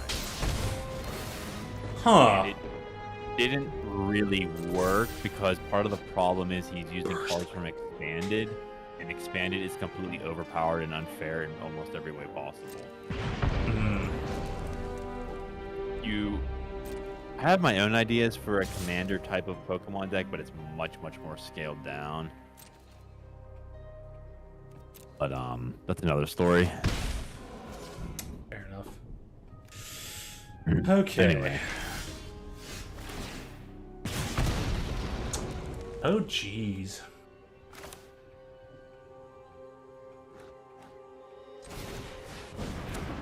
Well, I guess I just have to put stuff there and...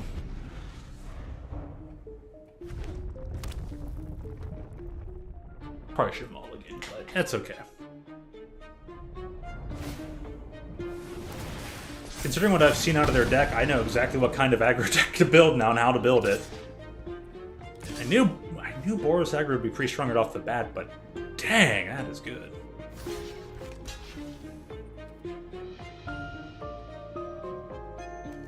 Yeah, I'll give this thing up. I don't mind. I only got one card left, so I probably didn't even need to block. I could have just done it.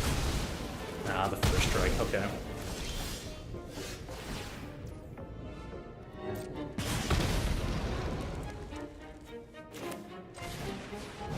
Okay, but you're down to one card. Put down a 3/3. Hope for the best. What do they got? They drew Lightning Strike. Alright, GG's. So is Magic currently in a fast format, or is it just because Arena is automated? Arena's automated. Arena's automation does make a lot of things move quite a bit faster. So it might be hard to tell the exact speed of Magic. I would say this is pretty normal, even outside of Arena outside of Arena terms, Arena showcasing. But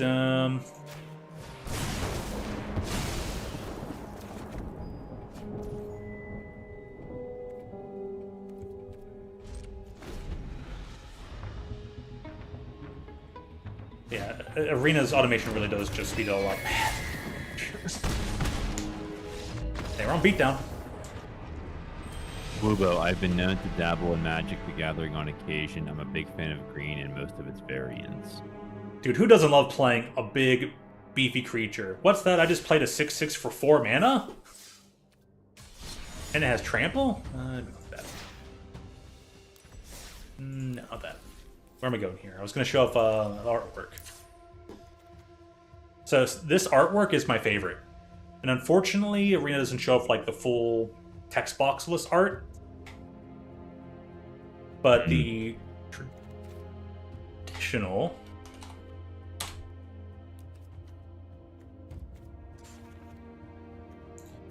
It's just this elephant dude, right?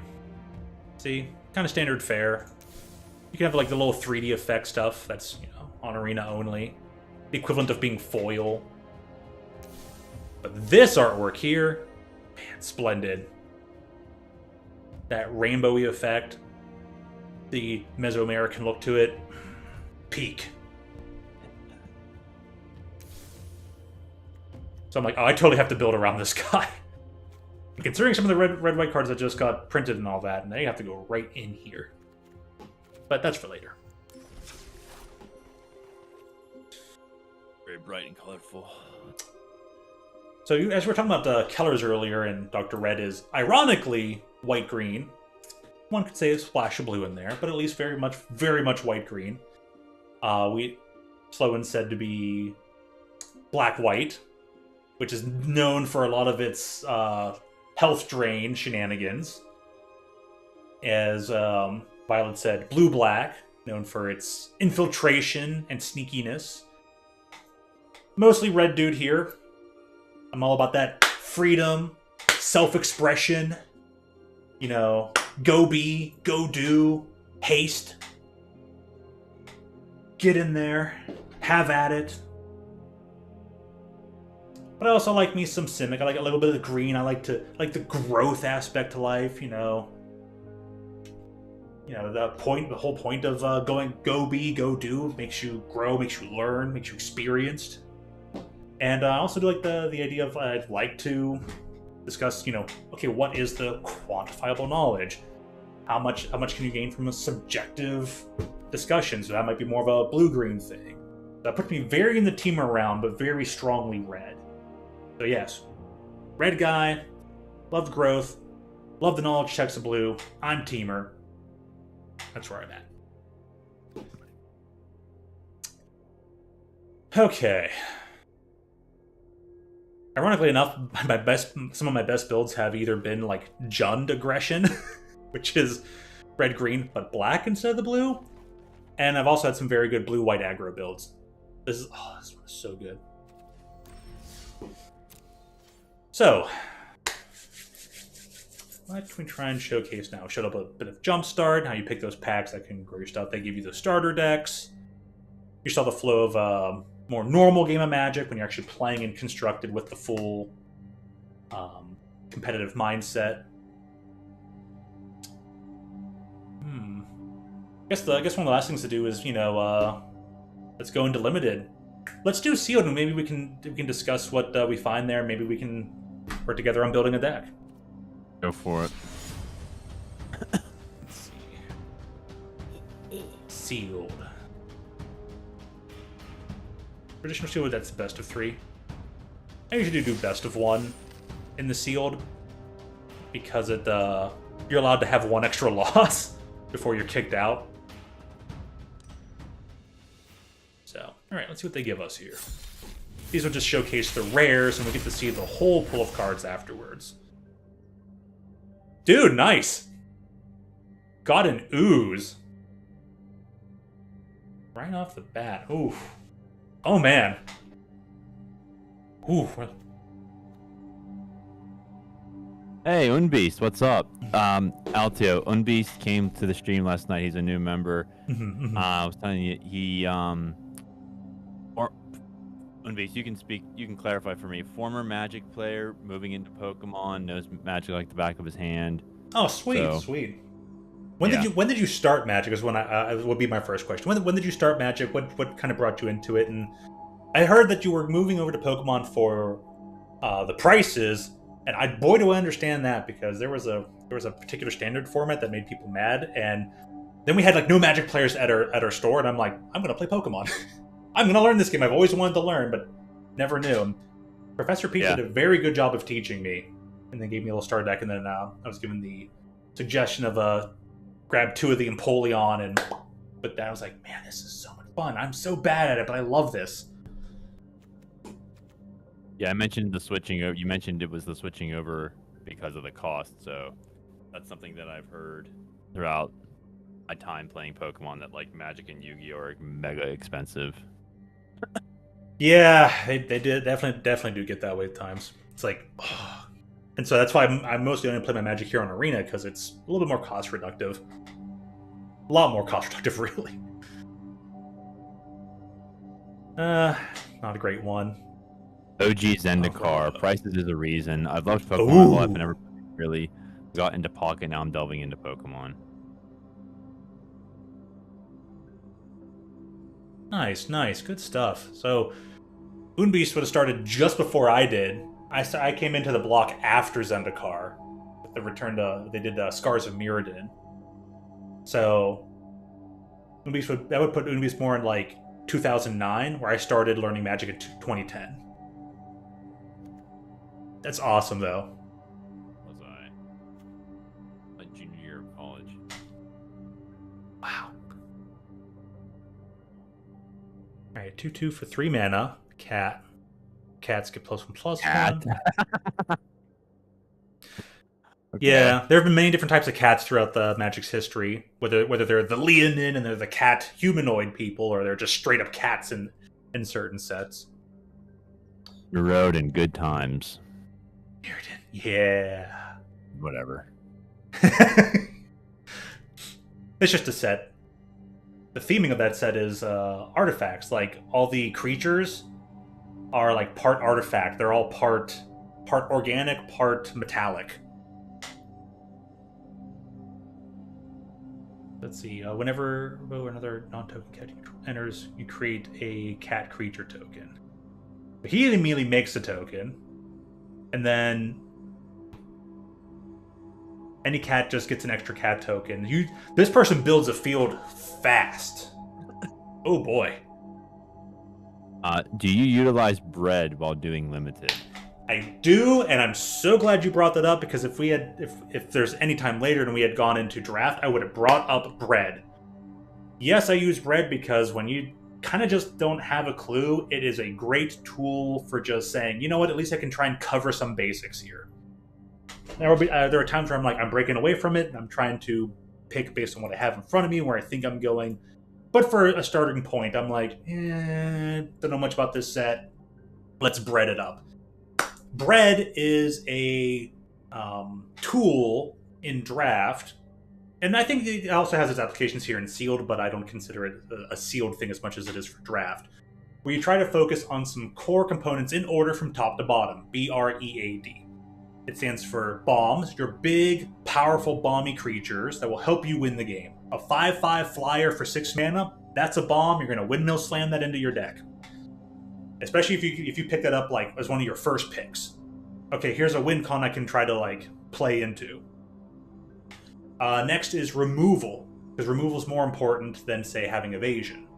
Removal, something that'll make a creature can't attack or block, or tap it down and never untaps, or just, destroy target creature. Your removal is like your second next pick. After you get a bomb or two, or if there's no bombs in this pack to pick, you're probably going to want to try to grab something that has try to grab a removal effect, a removal card. And if not that, or you have too many removal already, you need creatures, grab an evasive creature. That's what the E stands for in Bread. Evasion. Things with flying, menace, haste even. Because if it's turn 1 and has haste and you get in there, didn't get blocked.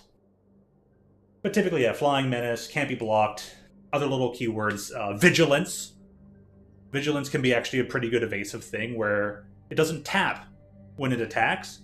So it can be effective as a blocker, so you get like a free attack out of it while still being able to block. Most people don't end up blocking that. It makes combat very tricky. I forget what A is though. I know D is dirt. Dirt is your leftovers at the end of like pack. You're like, little sprinkle this card will just help cover the curve a bit.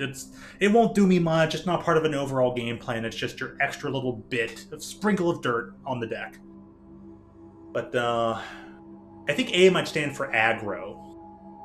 I could be wrong though. I have to actually double check. I know my bread is BRED apparently. I don't know the A. Aggressiveness, just good stats for cost. 2/2 for 2. Yeah, okay. I was close. So yeah, as much as you pick up stuff that's upper curve, you want to focus on your lower curve as well. So that's where the aggressive comes. There's lower cost of things. 2 mana, 1 mana, does solid things, and then your leftovers. So that's the bread system. Again, it's just a baseline for typically in drafting when you don't know a set, or even if you've never drafted before, it can give you a little guideline to help get you through a draft until you gain some experience. And even me, and a guy who's been playing drafts, drafted plenty of times throughout the decade and a half, I still use it and think of it and apply it. Not adhere, but apply it. So let's see what we got here. Wubo, I used to really like Selesnya Scam Modern when I tried it out for a bit. Is there anything kind of similar to that in Standard? I'm not too familiar with what the Scam decks were. Scam decks came after the Modern Horizons stuff, especially Modern Horizons 2, where by that point I kind of stopped paying attention to Modern. So I'm not too familiar with the exactness of what a Scam deck is supposed to do. I know it involves those evoke creatures.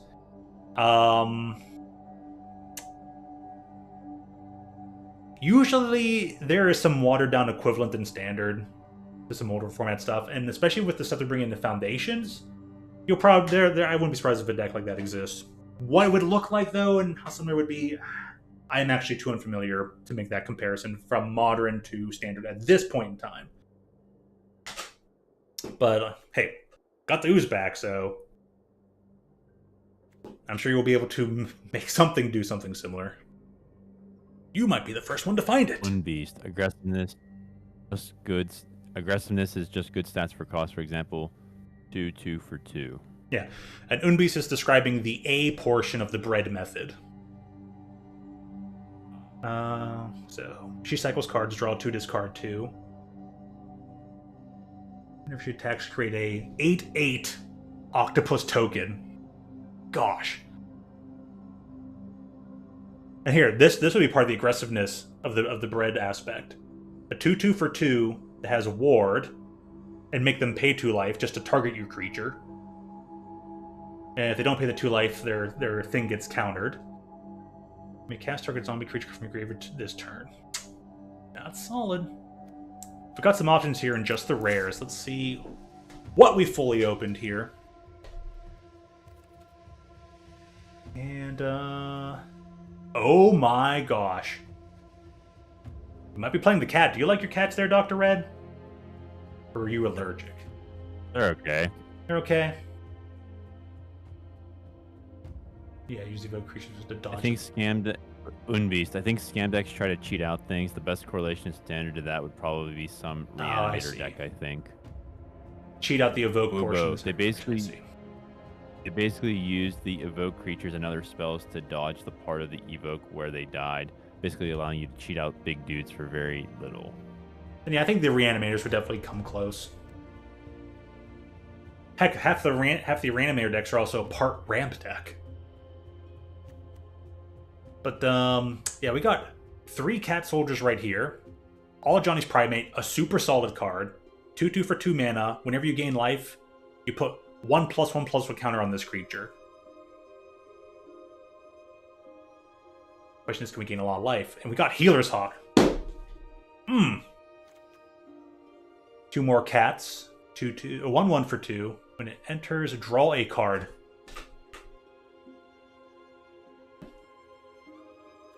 We might be able to play the Doctor's initial color schemes here. Go for it.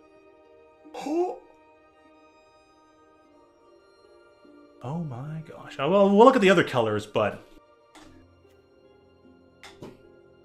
Wow.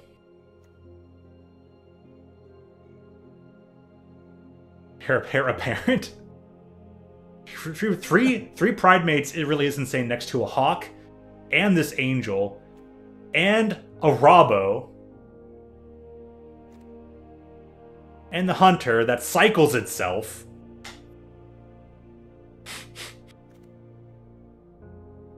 Chain creature is double strike. So what does Heir Apparent do? Okay, when it enters, create a number of White Rapper creature tokens equal to the number of other creatures you control named Heir Apparent. Okay. They can have any number of cards named Heir Apparent. We got 2. So it would create one token if we ever had both of them at the same time. This is a very draft card. Because in draft, you know, as people pass their packs to you, and you take one from it and pass it and keep going, you could then keep pulling these Heir Apparents out and just be the Heir Apparent deck. Your deck can have any number. Usually you're limited to like 4, but in limited, there's no limits actually. You can go 5 of a card if you draft that many of it. And that means there could be this deck can kind of exist in standard if it wanted to too. But blue starts over here with Fleeing Distraction. Got your standard blue things. A creature gets -1, -0 to end of turn, draw a card. Or, you know, usually -X, -0 based on some metric. You'll enchant creatures, tap them down, or they lose all abilities.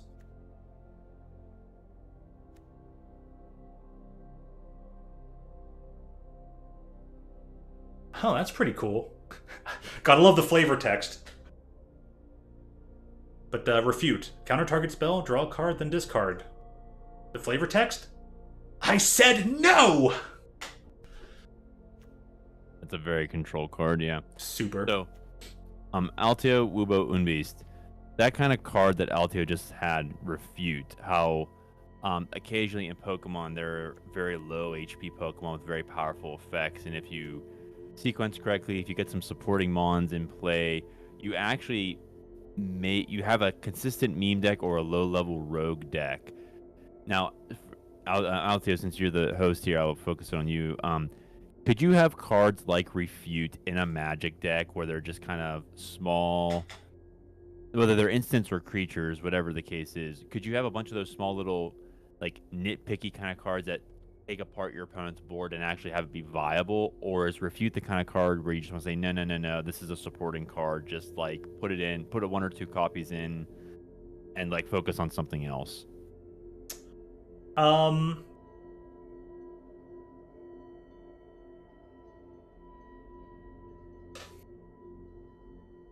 I would say more often than not, you are going to just put a handful of them in there. Maybe 3. maybe not a full play set of 4. And they will probably be alongside a few other cards that might do something similar, whether it's a more conditional removal at 2 mana or a stronger one at 4 mana. But more often they're kind of sprinkled in as a little bit of interaction, and not usually you don't have a deck filled with nothing but cards like that. There are some decks that have done that. Usually it's mono black because they're just like, you know, picking cards out of your hand and say, I want this one to be in the discard pile. Blue does it less invasively than that.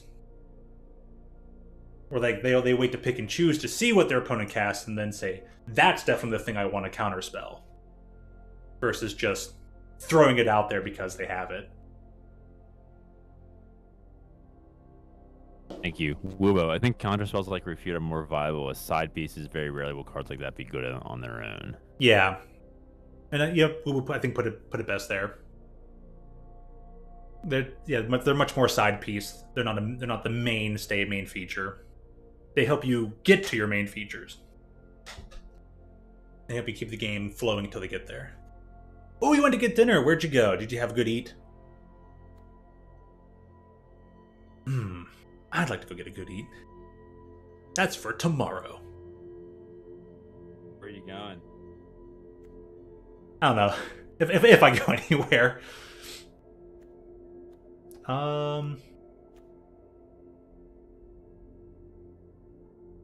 Oh my gosh, it's this card. I didn't even realize it was this merfolk. Wow. The more I reread of Foundations, the better and better it keeps getting.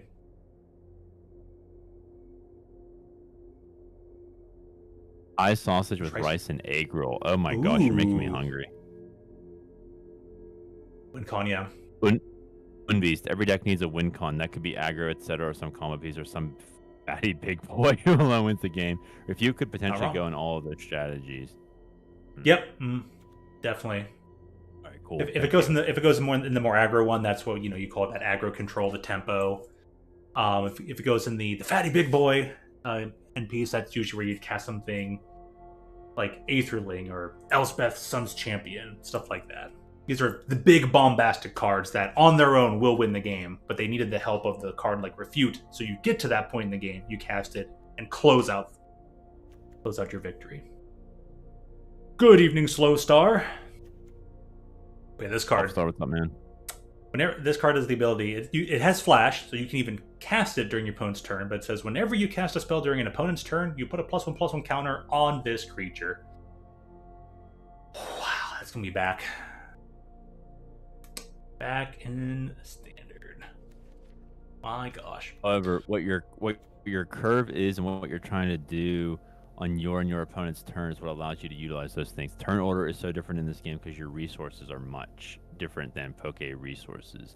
Yeah, that was something I was feeling, because like the fact that you can just not do whatever you want on your opponent's turn, but the fact that you have way more options. Like with Pokemon, you're just kind of sitting there waiting, hoping your opponent doesn't blow you up. In Magic, you're kind of like, oh wait, my opponent could blow me up, but wait, I might have a counter that could actually keep me alive. Exactly. Yeah. Like I could do something, or I could hold off and maybe defend myself if it seems they're gonna try and blow me up. So in a way, you kind of blow them out by letting them try to blow you up, instead of like versa. It's like parry, and then go for that big damage.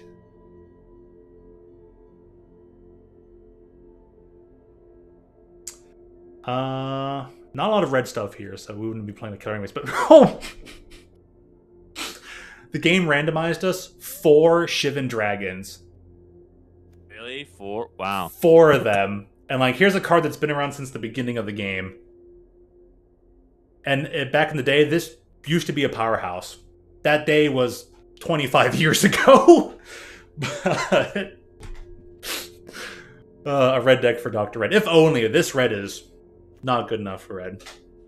Yeah. And red's not even that red of a player, so.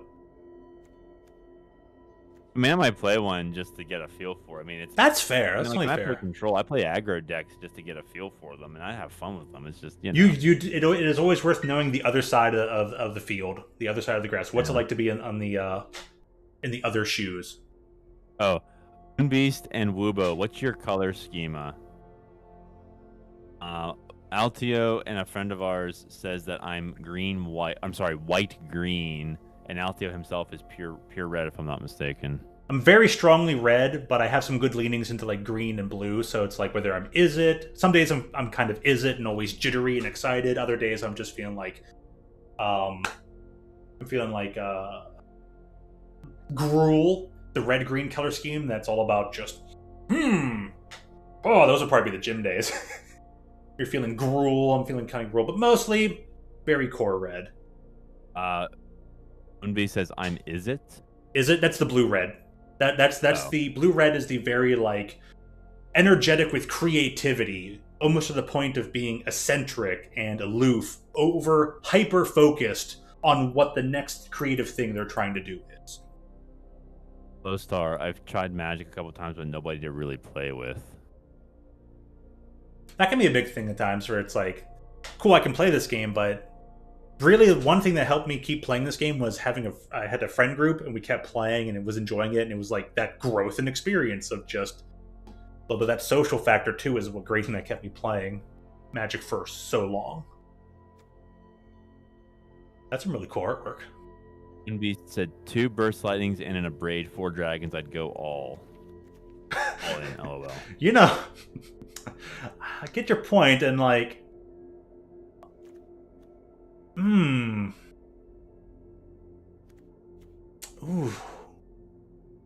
That's not creature spell. Possibility.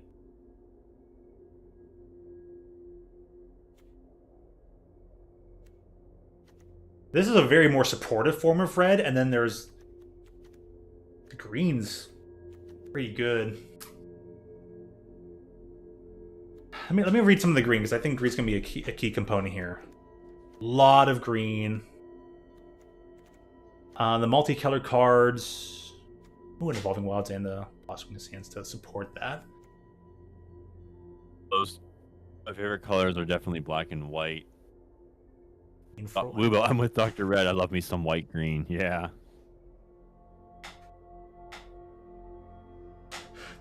Twizzler flavor.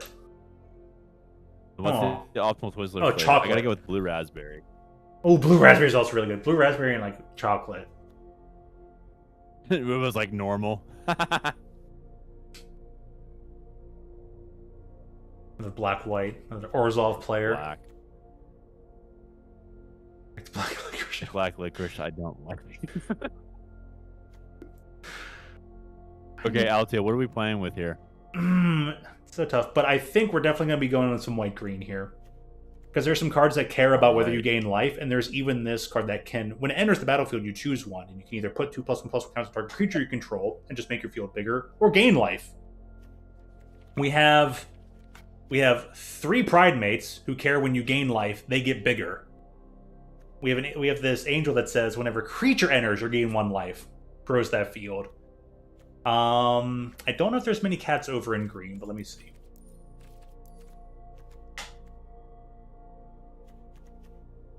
There is a cat druid. When it enters a die, surveil 1. We're going white green.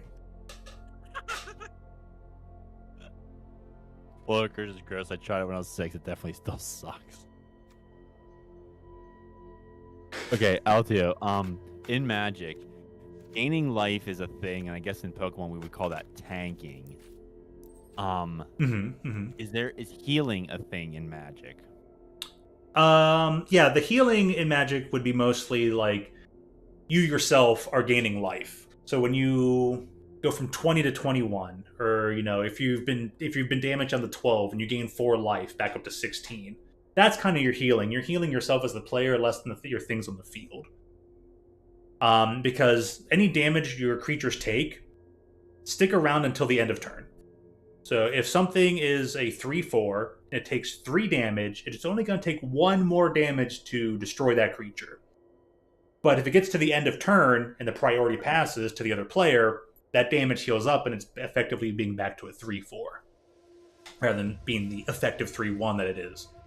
So damage on creatures does not stick around, and they all kind of return to normal each passing.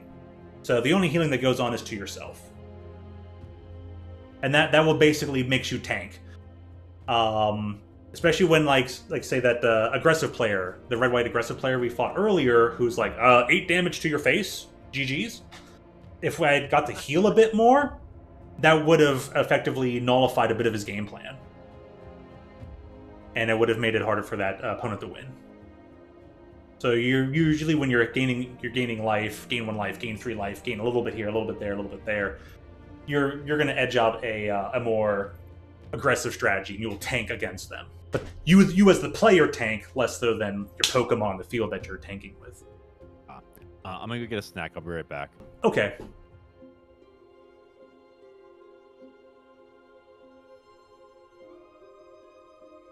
Bye review ice cream Snickers bar. That's hilarious. You know, talk. Put these pride mates in, yes, please.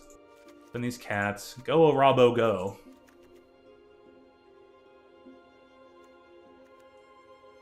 What does this rallier do?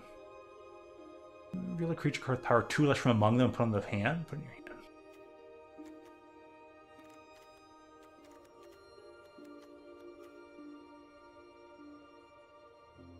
Flash can be good. Well, I'll wait on that.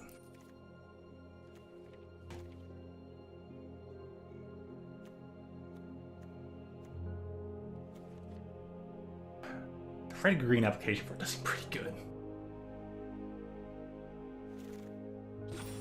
That's the first non-creature card.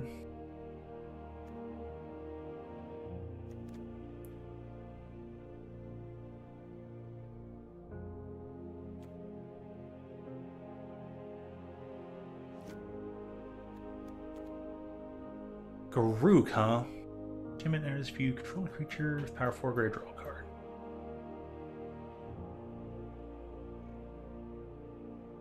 And just creatures you control trample? Oh my. Your creature controlling creature deals damage equal to its power to create. That's so going in there. Not the ooze. The stomper.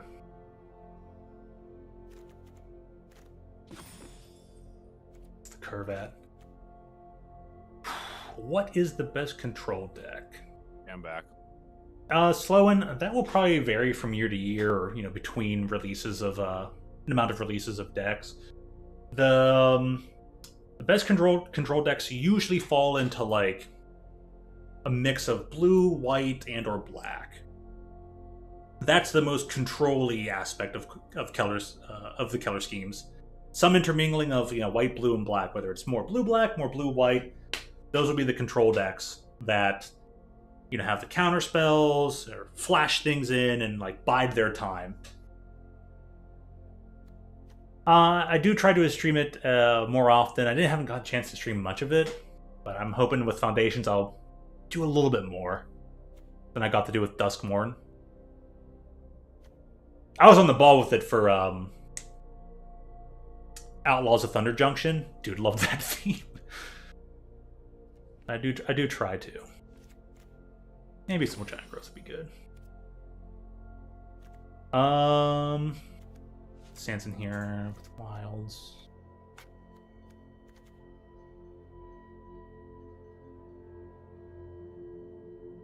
Can you lose 1 light? Creature. Not gonna splash that though. Nope.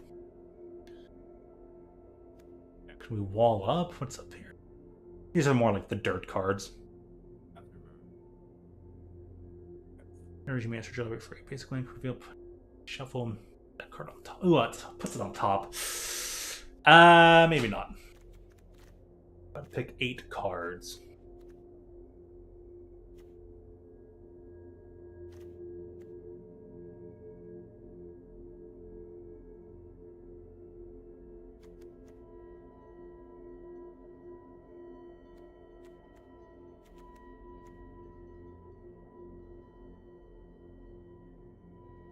Graveyard hand, that's pretty good. Low star. I built this one white deck that I would gain a ton of life, and then my guys will get stronger every life I gained. Yep. Yep, that sounds like a Johnny's Pride Mate deck. They're back.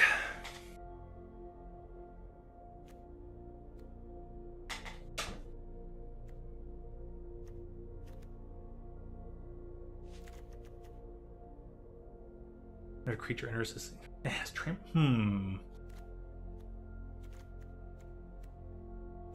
Things are naturally above 4. Only a couple right now.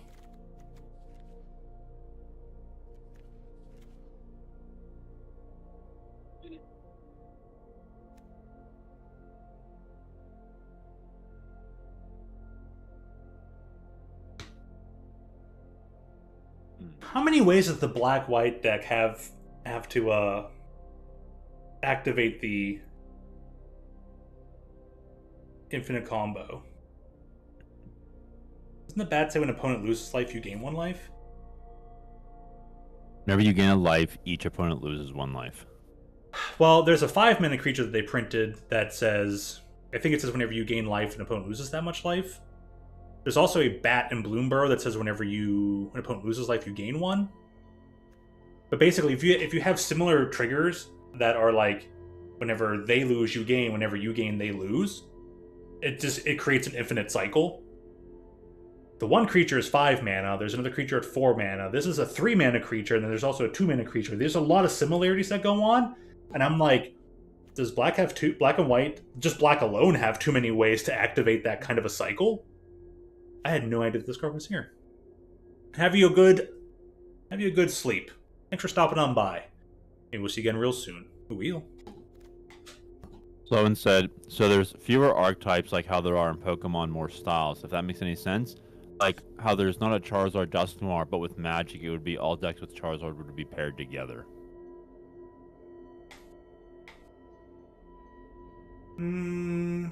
Yeah, I think so. What's up, Joel? How you doing?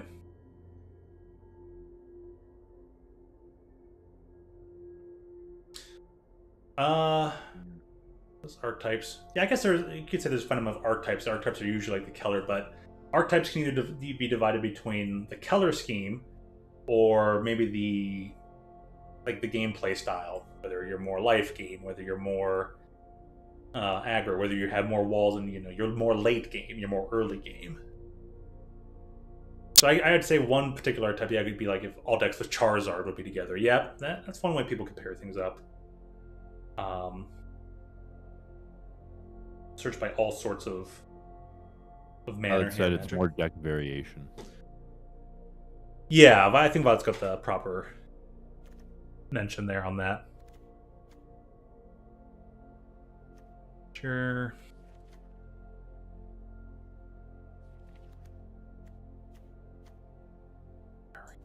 Here. Beast, not necessarily. Some cards could contribute to multiple playstyles. For instance, draw cards could contribute to tempo in a blue tempo deck, or the refill resources in a control deck. Okay, yeah.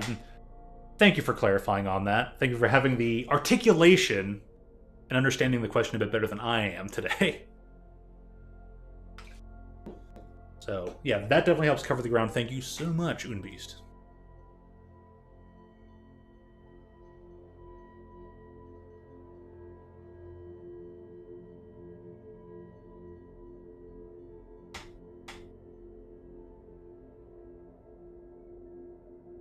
Could help us find Pride Mates if we haven't found any yet, or even find...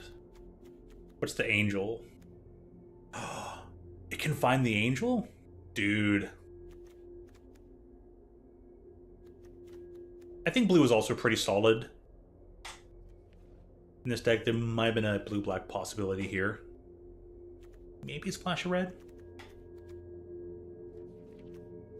But yeah, some of these red cards in 4 Dragon can't blame it. Probably should have been That said, where certain cards work with each other as a finite thing, you have to experiment what you use the rest of your deck for. It's more around having your set playstyle or cards, or building around the strengths and weaknesses.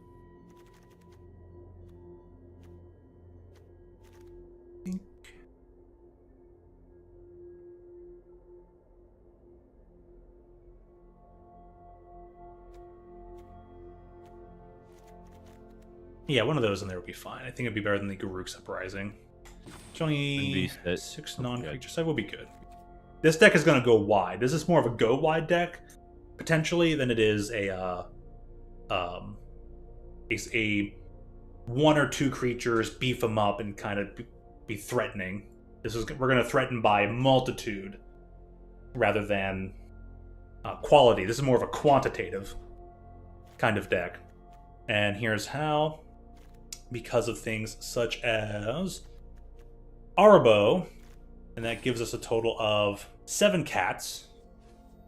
Not including Arbo himself, would be 6 others that he can get the triggers off of. We'll have so many cats on the field. That will be 2 2s instead of 1 1s, unless they get rid of Arbo. We do have things that can grow into big threats, such as the Scavenging Ooze. Or a Johnny's Pride Mate can get very big, very out of hand, growing on its own through life gains, with the Angel to help in that regard. So there's a good number of synergies that are going on in here. A few big top ends to help finish that off, whether we're putting creatures on something or getting that 4 life to keep a Pride Mate going. Squad Railer can help us get all the smaller range things. We can find that ooze, chomp down on their graveyard, build it up, find all these other things that we need. A little bit more creature-centric then, rather than exactly interacting with the opponent, but a few removal spells will take care of our opponents, such as whether we have to combat trick them with Giant Growth. Very good card, Bite Down. It's a one-sided fight. Something they started doing a lot more often in more recent couple years Modern Magic. There used to be green used to have the fight mechanic where both creatures would slap each other. Outside of combat, the spell just says these creatures slap each other. But they started making it one-sided. They just say your creature slaps their creature for free. So it's kind of Green's way of having a removal spell. It's a big conditional because if they take out your creature before it gets to slap, then nothing happens, right? And you're down 2 cards to their 1. So it's still a bit fair. Feels a bit strong, but yeah, you know. I want my creature to slap them back. That's all I'm saying. Whenever someone casts the Bite Down, I'm like, oh, you little. And we're going to take these Broken Wings, destroy target artifact, enchantment, or creature with flying. Very pertinent, especially in this color scheme. Flyers tend to get around us, even if this is a color scheme that typically will have reach. But I'm liking the way this looks. I totally want to change the image, though. Where are you? Yeah, there we go. Put the big cat on top. Leader of the pack, the pride, you know. I'll throw that Lion King there. Wendy said, "My bad, brother. Your show, not trying to derail." I think you're okay though. Nah, you're fine. You're fine. There's nothing wrong. Nothing wrong with that. I, for certain, am not the professor, not the collegiate person sitting here on this stream. So I know when I'm not articulate or getting it right, and that's why I'm more than happy when other people can get it correct when I can't. But thank you. Again, I am thankful. I like this opening hand. Altio, is Professor still playing at Magic? No clue. Unfortunately, no clue.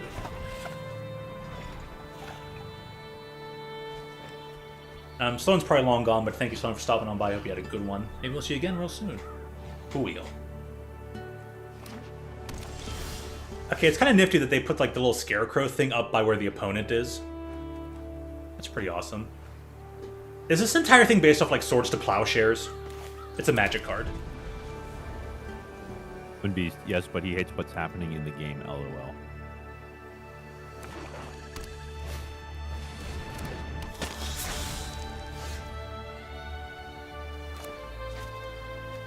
No, he's playing. What do you have the correct words? Aren't we all?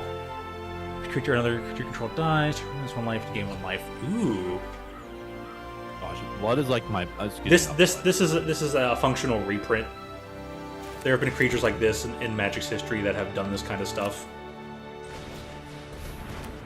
Like, oh, it's like a punishment for you destroying my creatures.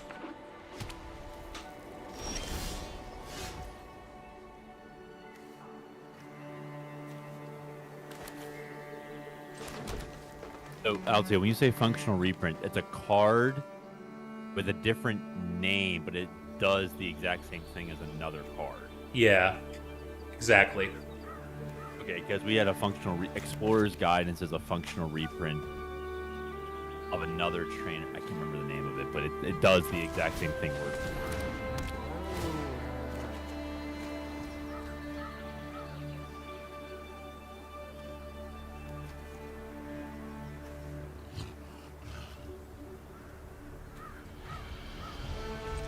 Pass the turn here. But yeah, this whole, like I said, whenever this creature or another creature you control dies, target opponent loses 1 life, you gain 1 life. There have been some wombo combos throughout the history of Magic the Gathering based around this kind of effect, where you just slap some stuff out there, you just pepper the field with a bunch of tokens, and then sacrifice them all, and then attack in, and like I said, just do some shenanigans. Alright, it's nothing but like the artwork out here on one side of the river. Oh, I wonder what my opponent's up to. They've nothing but play lands. They've played this one creature and haven't done anything. So I think they're just waiting to let me play out. No, they could be going for a Day of Judgment. I'll try to not play too many creatures here.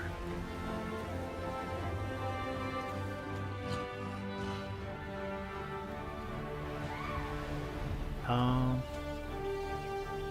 gonna just search for one here. Couldn't be. See there, his 2/2 could have beaten his 1/1, but he chose not to attack because his opponent had 3 mana. Most of this game is trying to think being your opponent. Yeah, think in your opponent's shoes. What do they have on the field? They have 4 mana available. How many cards do they have in hand? What are those lands? What that means what their color scheme is. So what are they trying to do? What could they be waiting or holding up with?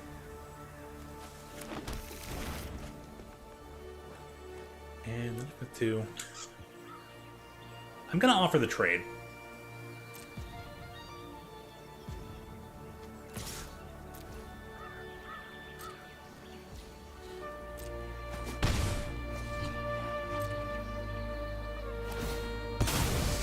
Okay, so during the end of my turn, they're going to go fetch a land from their deck, put it in the battlefield tapped, but it's going to their turn anyway, so it's effectively entering. They did go for 2 white. They probably are holding up Day of Judgment, which is destroy all creatures. Well, they're feeling pretty confident then, so they may not have it. Your attack, you may sacrifice a creature if you do. Draw 8 cards. Okay, so we're looking to hopefully draw into Thingamabob.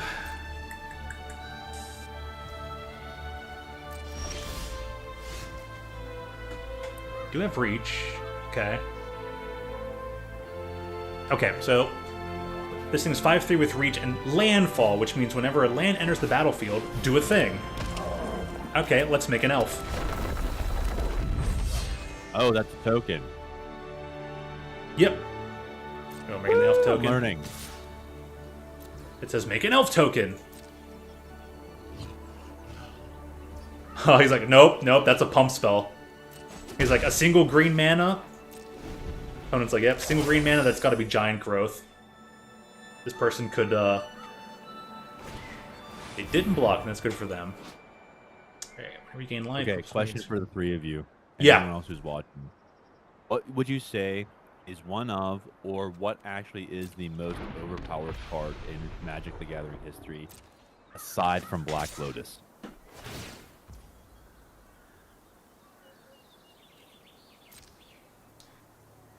Like, what is the most powerful card besides Black Lotus? Yeah, of all time, the biggest card in history. What would you say? You might want to ask, like, what's the best card outside of Vintage or outside of Power 9? Because outside of Black Lotus, there are 8 other cards that are part of the Power 9, and they're just like the best things ever. So, It's something called the Power 9? Mm-hmm. And the Power 9 involves a 2 mana take an extra turn card, a 1 mana draw 3 cards card. A majority of the power, I think all the cards that aren't artifacts are all blue cards, are part of the Power 9. So Time Walk might be the most important over. I think I agree with that. Time Walk over the Ancestral Recall, which is draw 3 cards. So we're looking at a.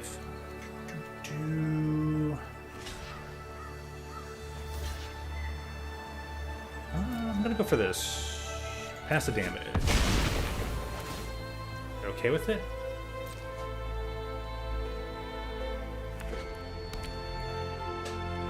My turn. Oh, that's really hard. Oof.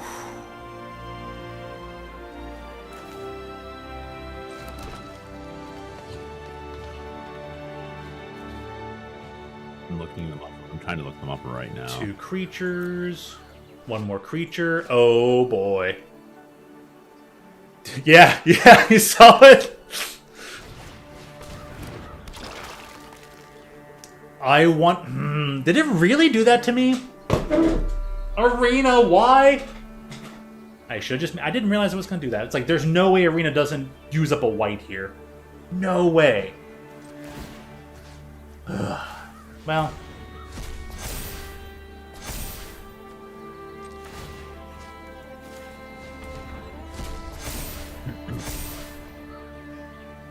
I know, right?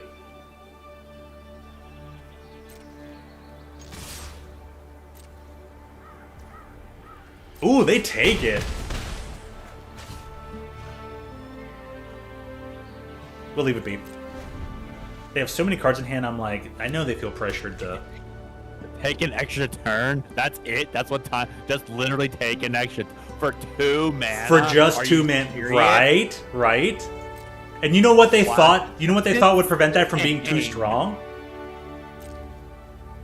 The good news is that I'm under... Oh, wait, here. The good news is that the fact that I understand what that means I'm starting to get magic. Okay. Yeah, yeah. Black Lotus. I could, yeah. 0 mana, get 3. Oh, that's absurd.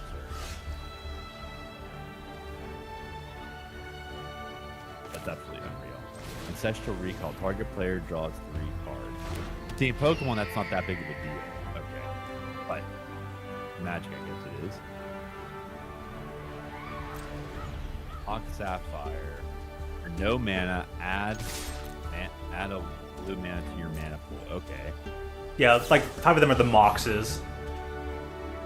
Oh, Aetherize is a thing. Jet, Mox. I'm fine with that. Pearl, Mox, Emerald, Time Twister. Wait, hold on. 2, 4, 6, 8, 9 times a player shuffles his or her hand and graveyard into his or her library, then draws 7. Then put Time Twister. Wow. And the great. That's messed up. I just like it with this turn. My bad. Enter. Honorable mention: Library of Alexandria, arguably Magic's most powerful land. Rounds out most people's list up to power 10. 1 to your mana pool, then draw a card. Activate this ability. Only give exactly 7 cards in your hand. Strong turn.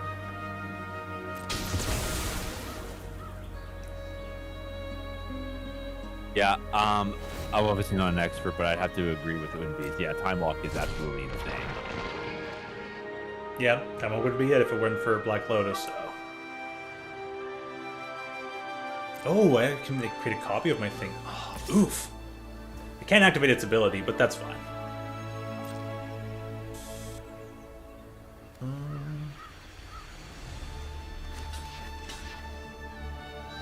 Oh, that's right. They changed the rules. Cancel blocks. I have to beef it up. I have to pump it up before I block with it. They changed the rules on that. It's annoying. Oh dear gosh.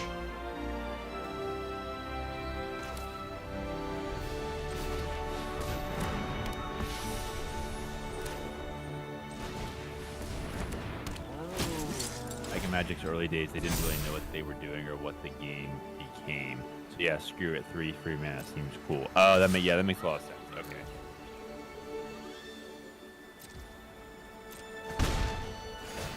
And they also thought that I'm not sure if you know. They also thought the Okay, rarity, the limitations of rarity would prevent it from being, that would keep it in check. Not everybody would run a full playset of 4 Black Lotus because nobody would have all that. However, that turned out to not be the case for Magic. And there. Oh wait, put the other Pride Mates. Hang on. There it is. Ooh. There was in Pokemon, there was a Slow King from Neo Genesis that had what's called a Pokemon power, which is basically the same thing as an ability with a different name. Whenever your opponent plays a trainer card, you can flip a coin. If heads, that card does nothing. Put it on top of your opponent's deck. This power can't be used if Slow King is asleep, confused, or paralyzed. The reason why that's important is because it was a misprint. It was supposed to be you can only use this Poke power once per turn. So if your opponent wants to play, say, 4 trainer cards, you flip 4 coins, you flip 4 heads, like your opponent basically just got blocked out of playing, and they never made an errata for it. So basically put 4 Slow Kings on your bench, and if your opponent, say, flips Tails for a trainer card, you just move on to the second Slow King and see if they can flip Tails again. It was completely broken, and they never corrected it.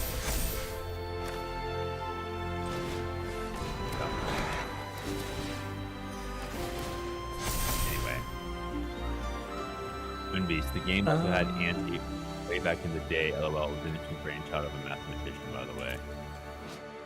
Oh yeah, Richard Garfield.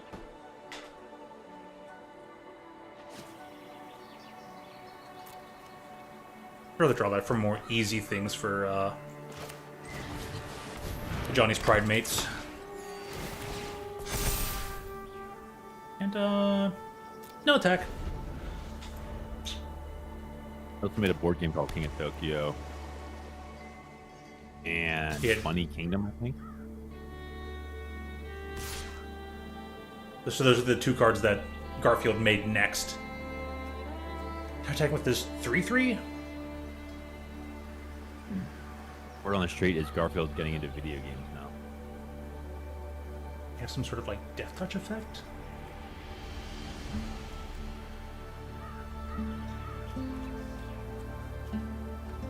I'm going for the full 7. That's all I want to know. I was trying to make another TCG called Keyforge, but oh, interesting.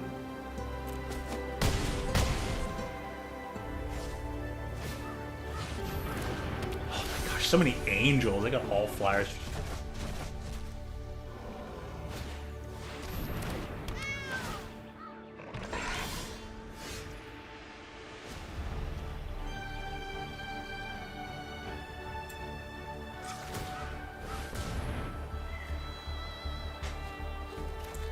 Played up most of the cats, though.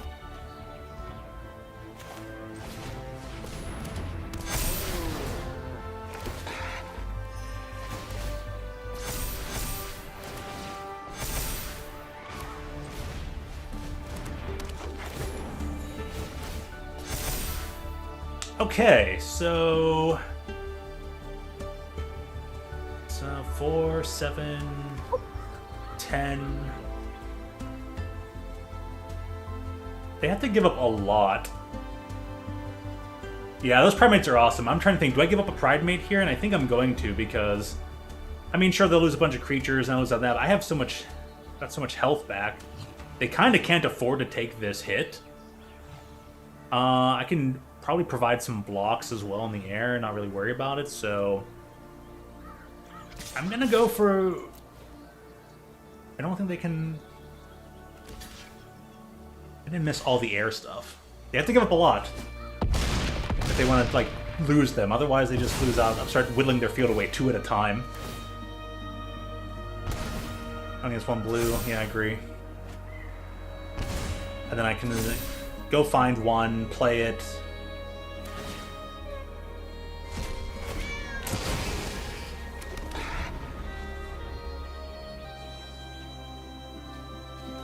Trying to whittle a field, but I'm going for a free 7.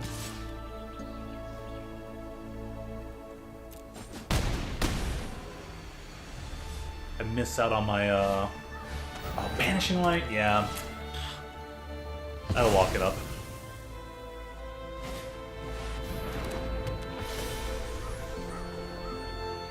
Man, you're into nothing but like super solid creatures. These Primates have been hilarious. Like, this deck has been pretty awesome.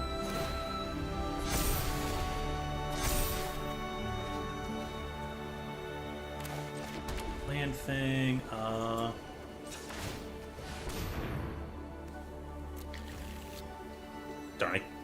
can't do it one more time. There's nothing else that costs 1 mana except this Hawk. I got 5 mana, actually. I could find something.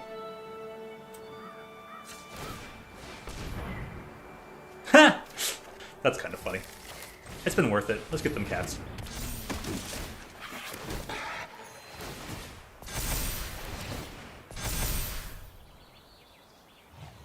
But I don't think I win this game anyways.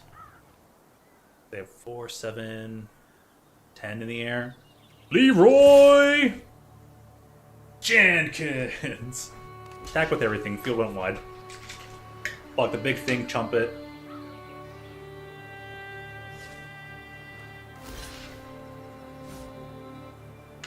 Exactly. The Drainer was a problem, but... And a solid deck.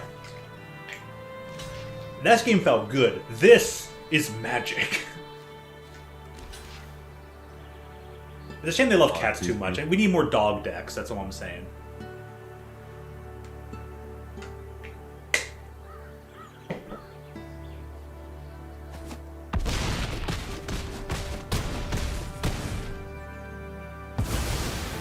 It's good mitigated defense.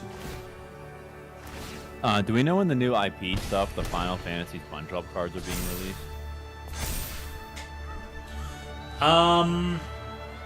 I think there might be dates out for the SpongeBob, Final Fantasy, and Spider-Man set.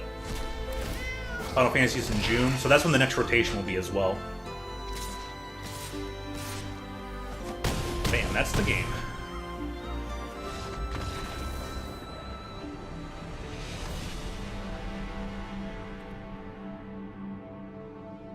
That was as simple can be.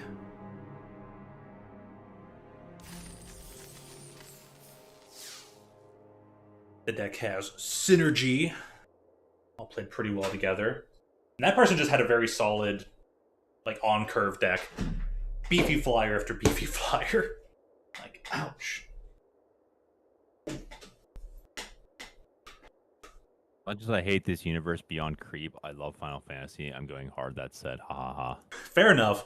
I have to say, for all the universes beyond, Final Fantasy actually makes sense. Much like Lord of the Rings does. Lord of the Rings being high fantasy, you know, Final Fantasy being a little bit more, especially if we think of 7, it gets a little bit more slight into sci-fi, but the majority of Final Fantasy is all still your typical high fantasy, so especially anything before 7 and 9.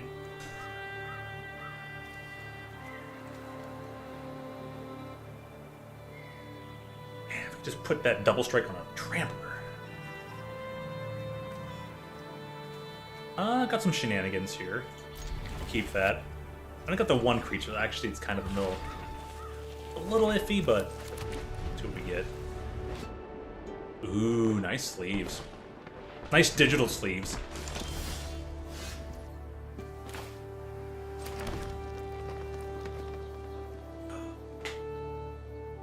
Comes a 3/3 girl. Interesting.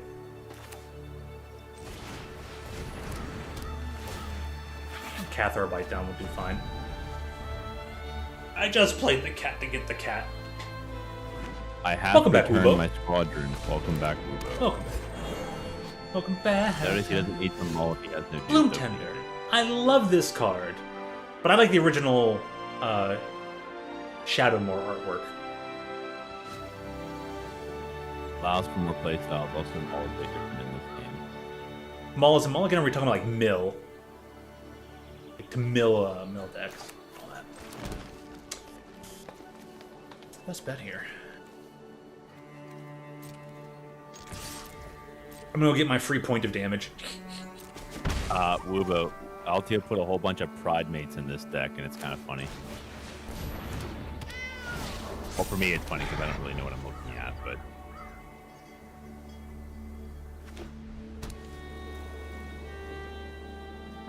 Could have gone for 2 damage, but I really wanted the tree. Altio, What's up? Unbeat, or Wubo, can you please explain... Sorry, I'm not You were getting meaning going. mulligan. Okay, cool. Can you... Okay, so, Unbeast, you said that there are 3 major styles: aggro, control, and mid-range. What is mid-range?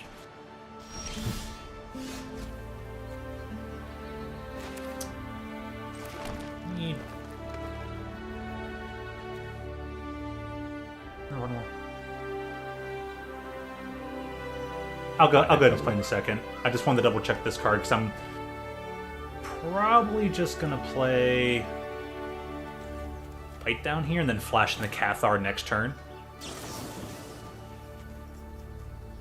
So target creature I control. This cat is gonna bite the Hydra, and the Hydra's gonna bite the dust. Oh, the Bloom Tender has a thing. Okay.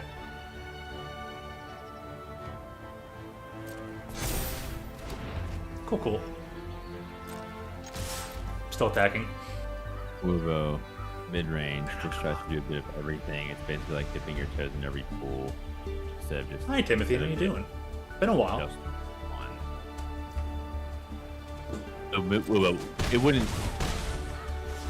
Uvo, it wouldn't be like a toolbox, would it? Mid-range just tries to do a bit of everything. It's basically like dipping your toes in every pool instead of getting in just one. Maybe kind of, sort of, but mid-range is kind of like somewhere in between. It's not quite an aggro or tempo like deck. It's not quite a control deck either, because it will play creatures earlier on than a control deck would. Mid-range really tries to stick true to its name. It's somewhere in the middle.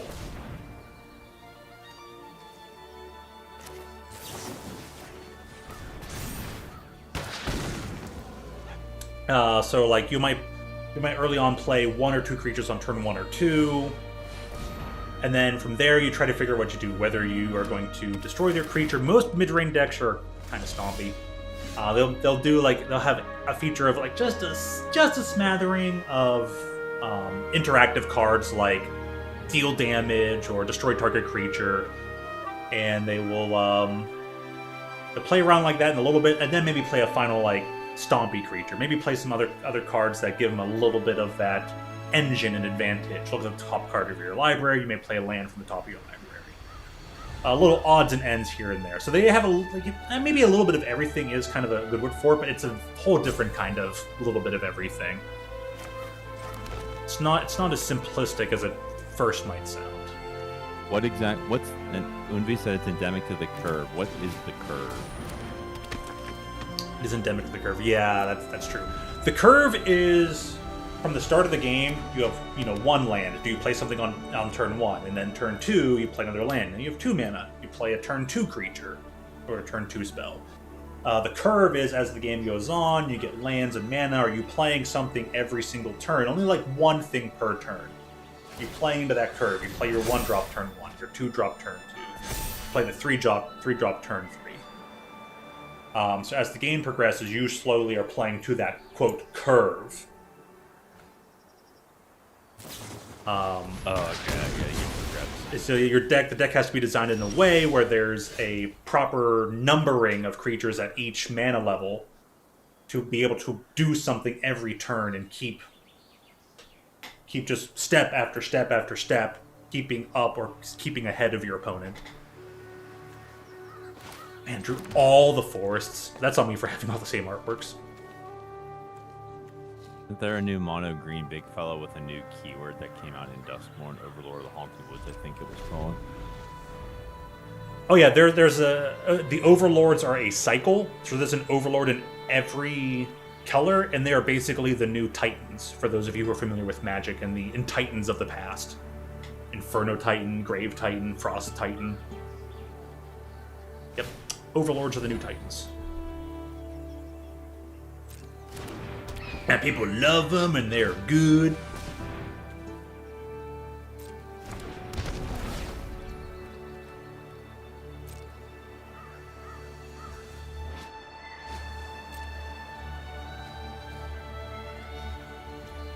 Tempo is a form of aggro that disrupts or gives a step ahead to your curve.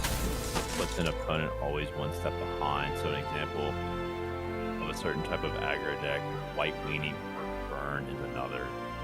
Yeah, tempo usually stays, quote, low curve. It'll only stay within the 1, 2, or 3 mana margins. So that way it'll never potentially draw dead to something it can't play or can't cast because it drew it too early or didn't draw enough lands to cast it later.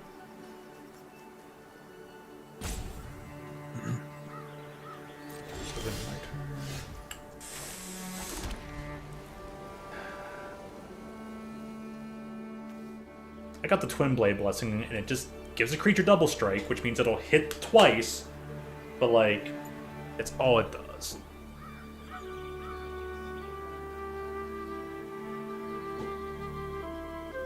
Okay, so I guess it depends on the card's text, but in general, is it good to have as many creatures on the board as you can get? It varies. You want to keep a balance, not too many, maybe not too little, unless you can know exactly what you're playing against right off the bat. If you have no idea what you're playing against, you're more often or not, more creatures is probably pretty good. Typically, I think the quality of creatures is better than not. Yeah, I think I'll pass turn. That was a tough decision. If only this gave like +1/+1 and double strike, man. Because there's always at least one card in a standard at any given time, which is like a sweeper, as it's called. Destroy all creatures, or exile all creatures. So if you dump out all the creatures from your hand onto the battlefield, and then they just go, haha, sweeper, maybe lose only 1 or 2 creatures to your 4 or 5, they're really winning, They're going to blow you out like that. So you try to keep a healthy medium with how many are around, how many you're holding on to, in case something like that happens. But you can generally tell where you're going when all this is going down. Or because most users are saying exist in different colors, unless you're balls to the wall aggro and count to 20 ASAP. Yep. If you're a burn deck that just goes, I'm going to count to 7. How fast can I cast 7 things that equal up to 20 or 21 damage? It's like the new Cerule GX. Let me just put all the energy in the discard pile and hit you for a KO. Yeah. Oh, Unbeast, not to get off topic, but if you want like a beginner deck, the Pokemon that just fits right to the point, it's the new Cerule EX. It's very straightforward. It's stage 1 fire cost. Put your energy. There are lots of different ways to put energy into the discard, and you just do it and take a big KO. So, anyway, back to Magic. I saw Red Terra. I like that Poke too. Yep.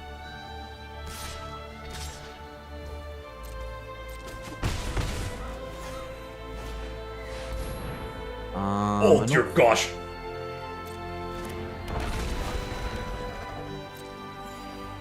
Wondertastic, a 12/8. For just 6 mana. I drew a thing that gets me more lands.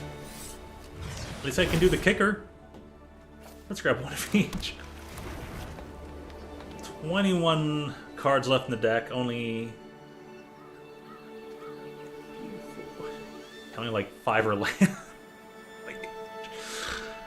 Oh, shucks.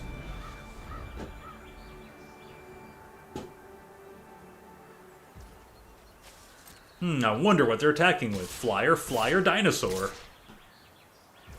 Hello, dinosaur. Would you like a tasty cat?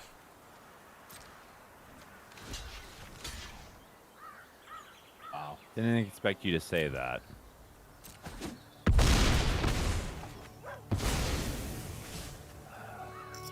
I mean, it's kind of what happens.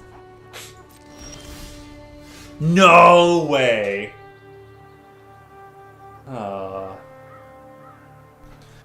Okay. They got that one. Wubo. Me when my blocker is dumb. Yep. We basically what's called a chump block. That creature is so big that we just throw a teeny, itsy bitsy little creature in front of it to just soak up the damage.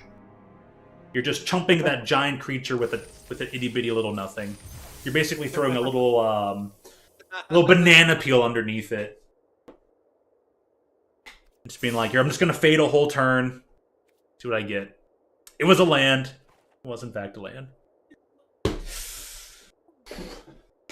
It relies on an archaic system. Sometimes it relies on an archaic system. Oh, that's what my boss man Umbi. had said. Go ahead, you first. Oh, this is why Magic sucks. Sometimes it relies on an archaic system, in my opinion. Umbis, for my benefit, could you please explain why you think it's archaic? Maybe because of the lands and also kind of lacks a draw engine. One thing that my boss man, Justin, has said is that to make Magic more modern, it would need a sort of draw mechanic. Yeah, that was something I came across the term tutoring, and I'm like, oh, that's Magic's term for searching? Yeah, typically. Search your library for a X, or just search your library for a card. Usually green. And I know, and we said this at the beginning. I don't know if Moonbeast was here. We said at the beginning, like, it's kind of like you can't dig the way you can dig in Pokemon, and it's like, and it's sort of have to wait, I guess. But I mean, like, okay, it's interesting. Yeah, how that happens.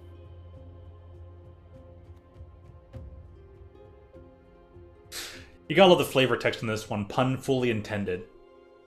The spell is called Bake into a Pie. Destroy target creature. Create a food token. My secret ingredient? My secret ingredient? Well, I can't tell you that, but here's a hint. It's not love. Dang. Brutal. Savage. Ouch. But of course related to the, the Hansel and Gretel witch. Tutoring is derived from the cards that are called blank tutor, and all those spells do some sort of adding to hand or deck stacking. Awesome. Yep. The original one I think was Demonic Tutor, which was 2 mana. Go find a card, put in your hand. That's it. That's all it did. After that, they're like, that's actually pretty strong, and they started creating variants of it. Vampiric Tutor, do that effect, but also pay 2 life. Imperial Seal, something like that, and so on and so forth. Later on, they toned it down where it's like Diabolic Tutor was 4 mana to actually go search your deck for any one card, put it in your hand. Other ones were conditional. If you have no cards in hand, you may search your library for. Other than that, you search for something specific. Like there are cards that are like, oh, go search for a demon card. But if you meet this condition, you can search for any card you want. Or another tutor's idyllic tutor was like, go search your library for an enchantment or artifact and put it on top of your deck. So yeah, tutor does come from the name of the card. Granted to the effect. That's why mill was, came from millstone. Became the endearing term. Putting cards from the top of a player's library straight into their graveyard.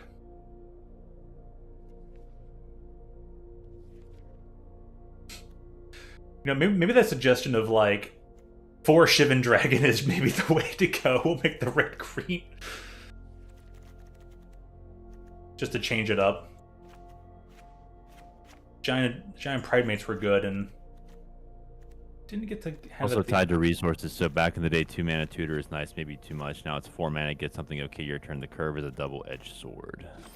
Yeah, sure can be.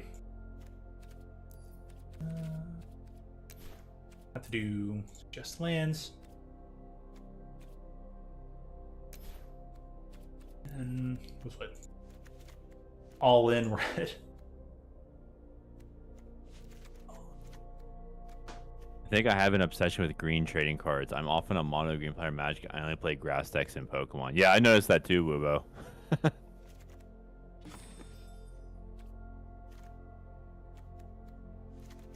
Wubo, what about Elistrals, the one that you're really getting into?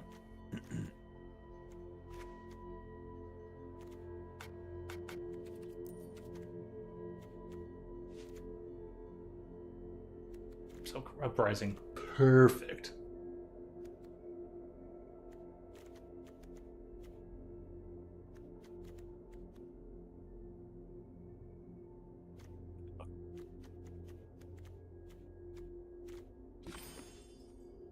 And non-creatures.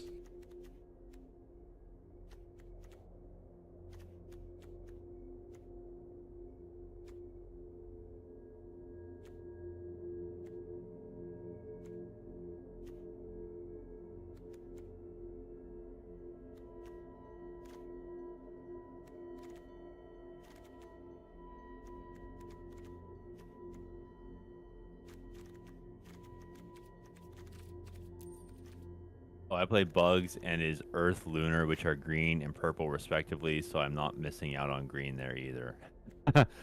Awesome. Wubo, is there a green equivalent in Yu-Gi-Oh?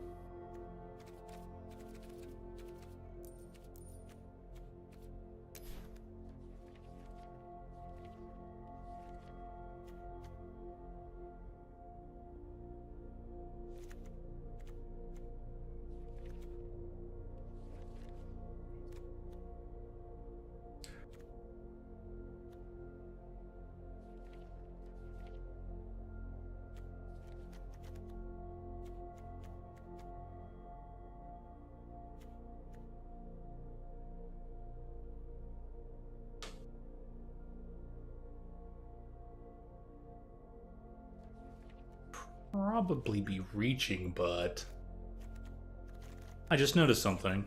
You know what? Why not splash for that? The thing I think of is plants, but blue plant duel is bad. Oh, Unbi says I'd go one more land with 4 dragons. One more land with the 4 dragons. True. Even with the grow from the ashes and the land war elves.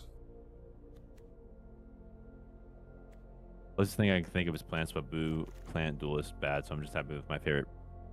My favorite playing archetype includes green, and they're designed by some coincidence.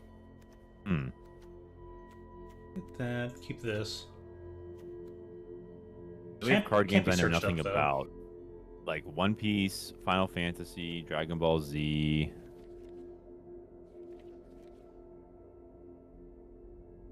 Upcoming 16. Yeah, I know. I kind of relish the fact of being weird, and sometimes you definitely have to do it in arena. I like going 41 cards, 61 cards, sometimes under 7. I usually do stick to the 17 no matter what. The 17 lands. I feel you though. I totally understand it.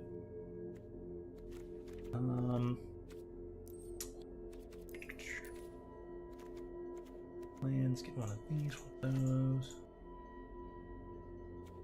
Boop.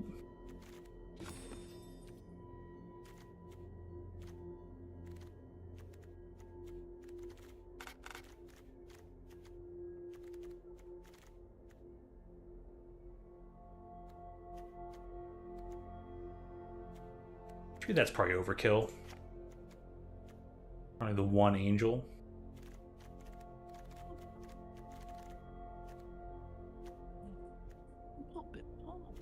Jam. That's not stuck in my head. So I think I'll stick around for one more match and then call it a night. I'm getting kind of tired. Understandable. I'm trying to do a singleton splash in here, and I'm not sure if I put all the proper cards back in.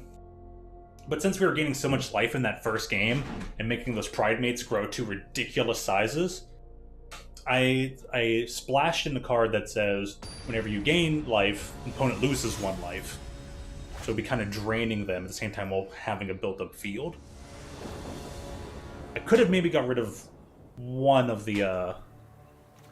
we'll see how this goes. Well, they kind of want us to have it, but not a great starting hand. We got plenty of low curves, so we'll take them all again. Ooh, I think I might start playing One Piece because Yu-Gi-Oh's getting really super balanced. I'll probably pick up something in the green-blue, green-black, or green-yellow territory there. Oh, there's also Lorcana. All right. Okay, so Alti, what's the goal here for your deck? A little bit of the same. One extra more synergistic kind of help finish them off thing. A little bit of reach, like that drain effect that was going on for the opponent in the first match. Kind of threw something like that into the deck. I guess we got Dazzling Angel if we get that other 3 mana costing creature. Oh my gosh, there it is. Wow. Okay. Can do this. Get the swamp.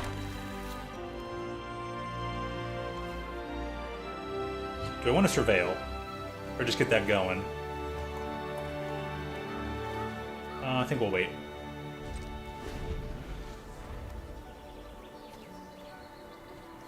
I would play Loricana, but it's just too goofy for me. I can't wrap my head around the fact that the existence of Mickey Mouse in the game allows for one to build Mickey Mouse Turbo. Oh my! It does sound a bit much. Wow. Mickey Mouse Turbo.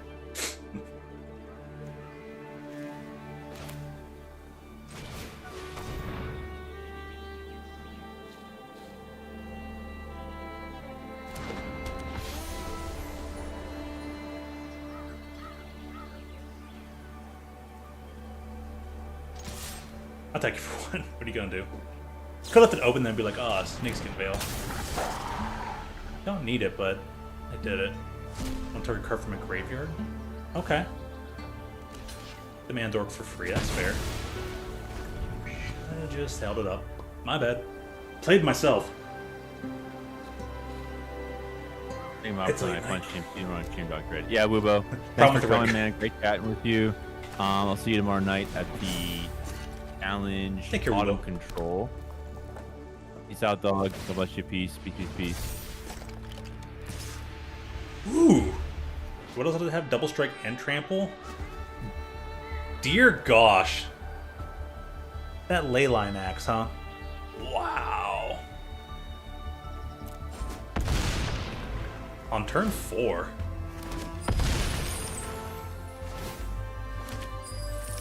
Yeah, see? So, I don't know if you got to see it there, Dr. Red. But I was like, I'm attacked for Dinky 1. It looks like nothing's going on here. Well, they're like, Flash creature. They had an instant speed creature, then blocked my dude, knocking me down a mana.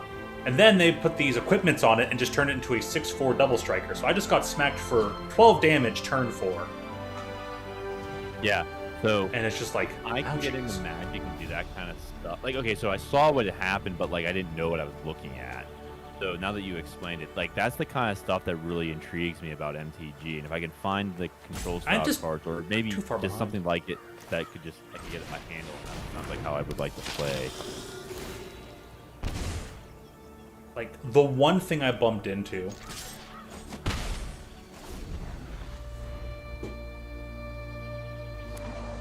I'm just gonna let them hit me. We'll call it there. I'm gonna do a new sealed pool right after this. So the Crime Mill deck. Ooh.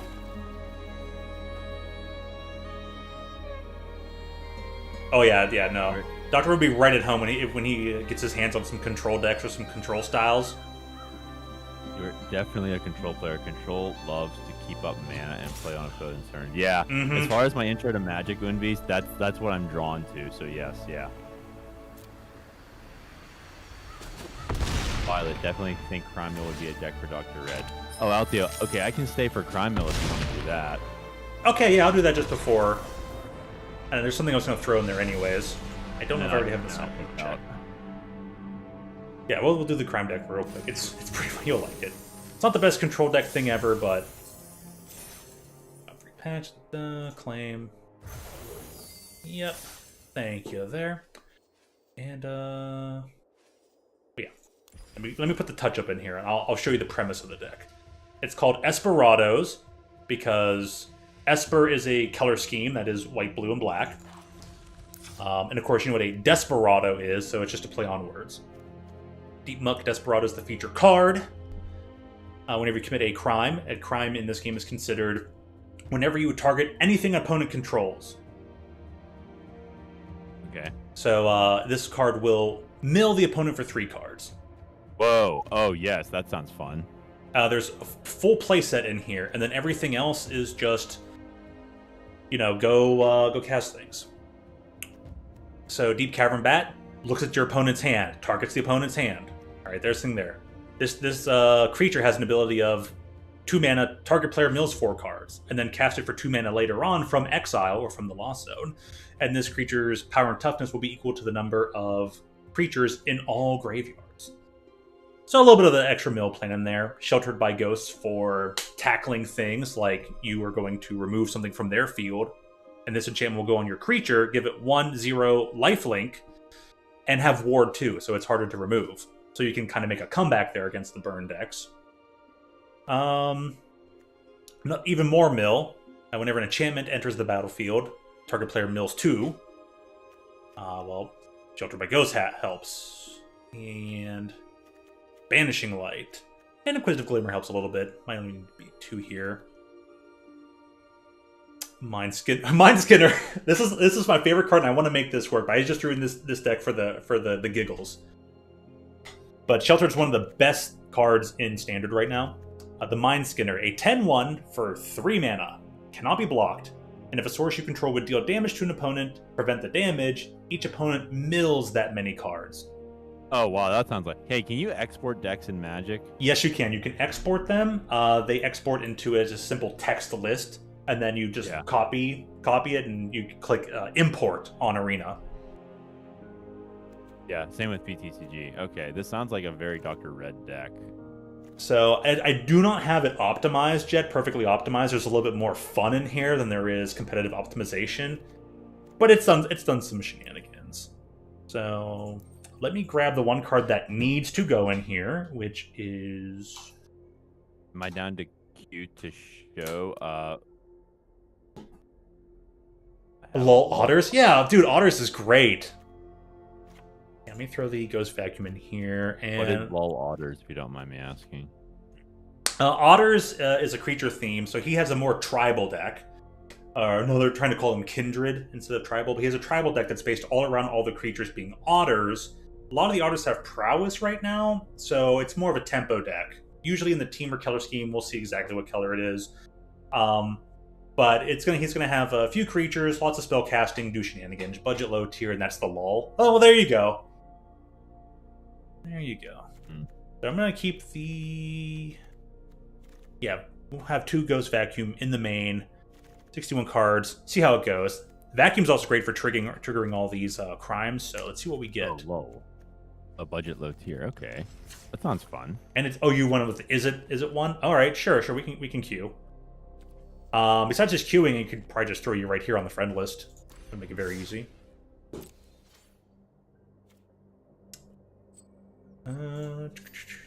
If you need to, I am right here. That set of numbers. I got a was it the palindrome? 37873. Oh, they just assign you random numbers? They assign you random numbers, and I got a palindrome.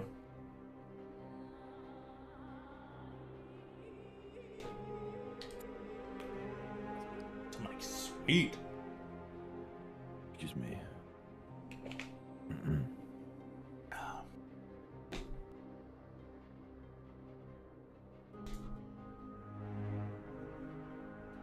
I haven't played in a minute. Need to download an update. Ah, yeah. Well, tell you what. The Otters deck will be here in a moment. I'm gonna just queue in while you get your update. Just gonna do a best of one. By match play, best of one, standard, Esperados. And then Red, you can check out later to see the Otters and whatnot that Unbeast has. I'll wait. I don't want you to have to wait too long. Yeah, it's fine.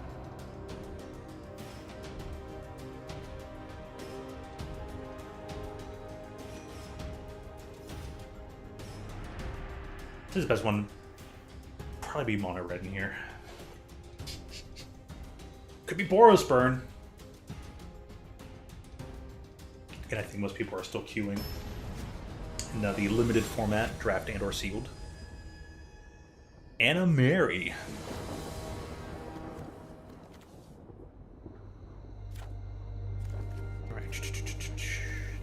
No, I'm just like kind of lulling. I'm not falling asleep. I'm just kind of meh, but I can wait. That's not an issue.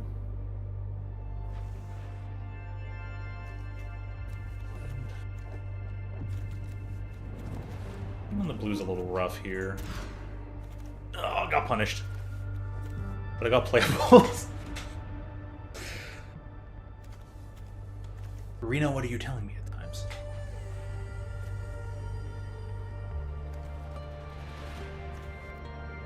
I did something extra shenanigansy with this deck as well, but I'll mention that later.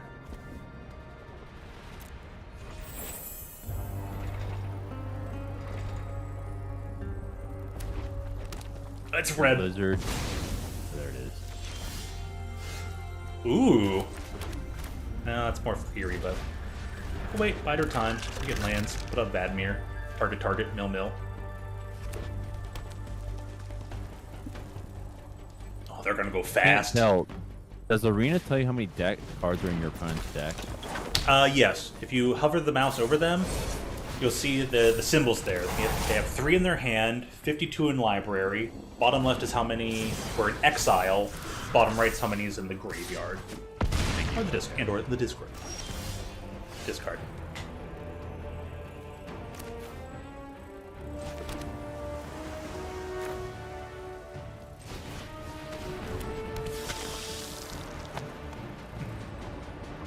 Holy! I'm gonna send a message. I'm gonna attack for 0. No attacks. Maybe I'm gonna block with it. It's more about getting Vadmir pumped up. This is actually a pretty nice sleeve there. Digital sleeve. Digital luxury, fine luxury cardboard, the rectangles. Oh, they killed the Vadmir. Ouchies. Ow. Jeez, down to 9. Yeah.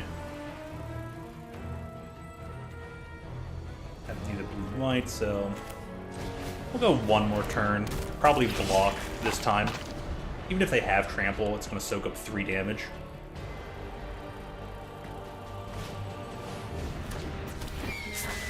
It's the bird. Bird is the word. Well, I'll do what I gotta. Does it have menace too? Oh, that sucks for me. Alright, they win. That was quick. Oh, it's super quick. People love to play mono red in best of 1 because they just want to like cheese the ladder and cheese their dailies and stuff. That's like Charizard was first released.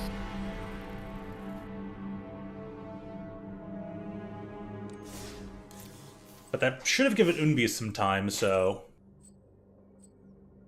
Yeah, that was fast. Yep, it can go that fast.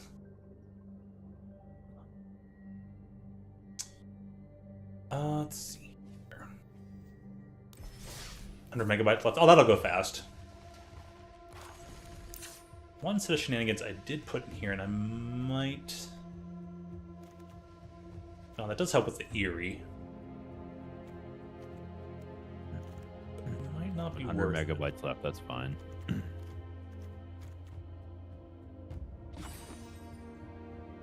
Oh, 19 lands in a control deck. Lol.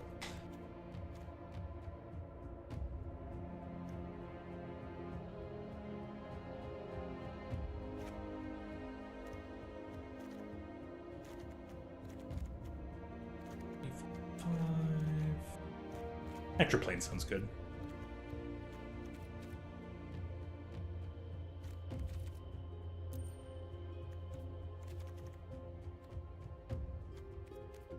Throw new artwork up in here. Not this one. That one looks nice.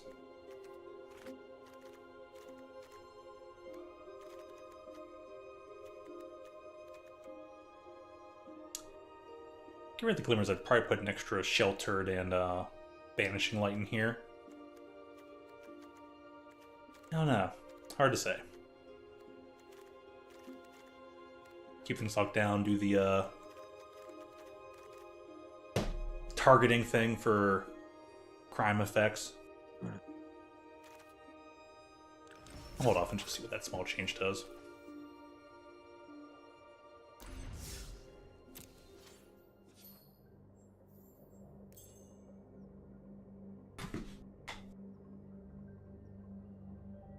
Wait for that copy paste.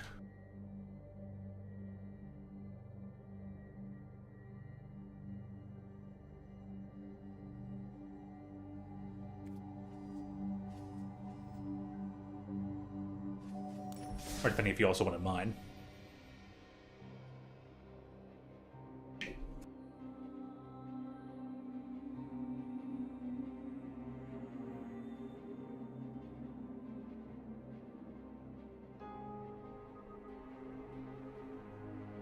A good old ALTIO number 37873.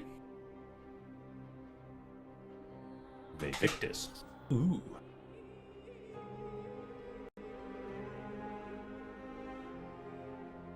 I'm just going to type it.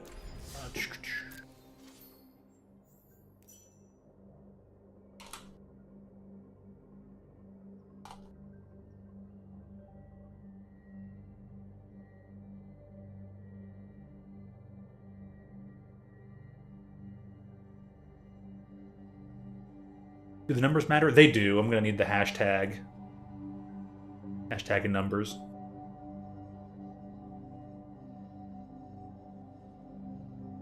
At least they always used to.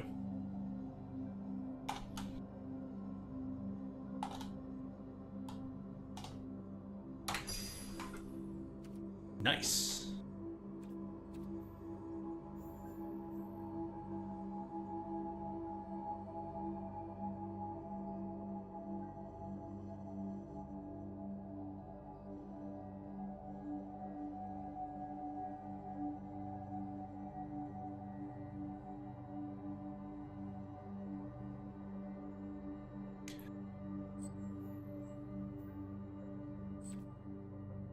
Oh, it actually tells you the date of when you sent it.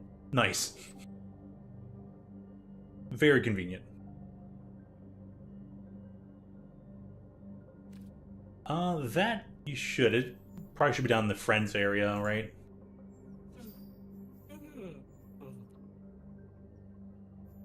It doesn't send it to you. I don't know if it'll take a moment for it to show up there at the bottom right.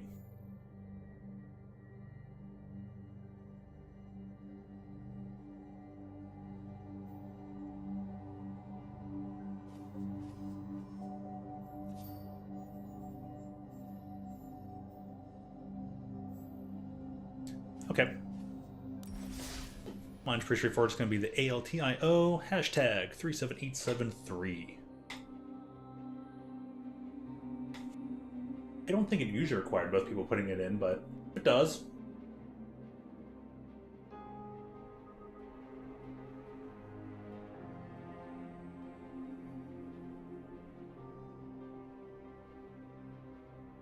Whoops. Yeah, right. Oh, there we go. Oh, there we are. So now I click button. Challenge, match, format. Best is probably fine here. Just came in. Gotta love it, right? I'm gonna not have the wrong deck on. Perfect. Coin flip. Sounds good. Yep. Oh. See you on the other side.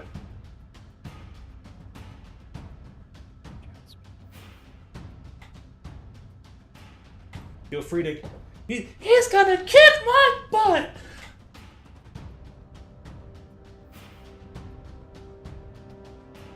And I'll be perfectly fine. I want to see otters do awesome things. Ottersome things!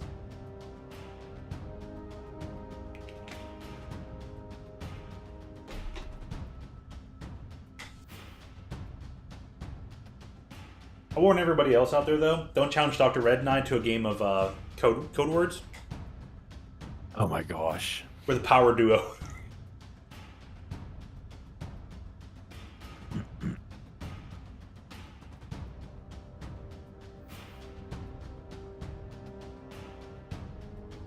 No. Didn't realize they wanted me to click that play button. I thought it would like kind of already throw me in since I said the challenge. Dude! Of course. The other Praetor, Jingataxius.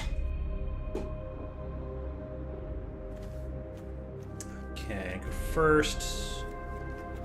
Very... Oh, yeah, so good. Keep. We're gonna play turn 1 Crab, turn 2 Vadmir, maybe just turn 2 Ghost.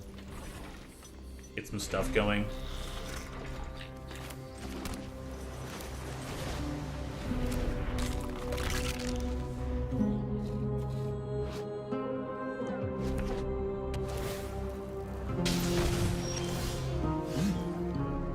Budget on our land. Okay, then yeah, we'll go Vadmir.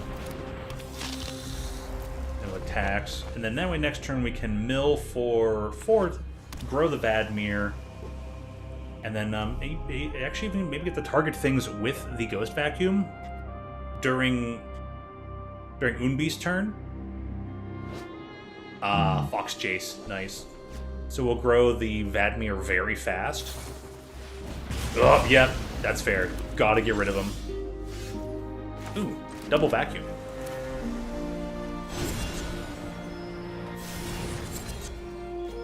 Make it so you can't wake up. Oh, wow. Was that 4 cards? Yes, 2 mana, 4 cards. That's absurd. I love it. And, pass.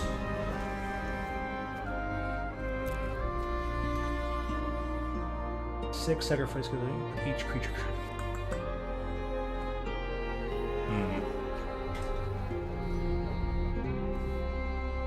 Bit of a nombo between the Cruel Somnophage and the Ghost Vacuum, but let's see what we can make work. Right now I don't have anything, so maybe some more draw effects over the Glimmer might be decent. Not 100% certain here. Sleight of hand, sleight of hand. Trying to find things. Beast is. The beast is building up.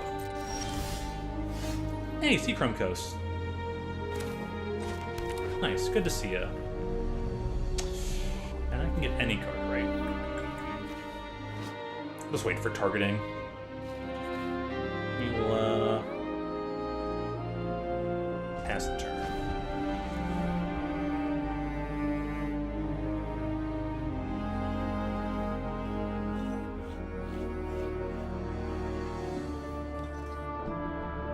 I guess as an option, I don't have to play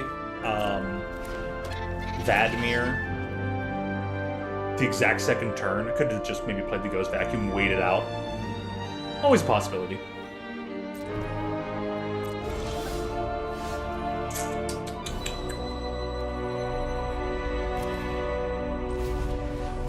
So a nice blocking creature.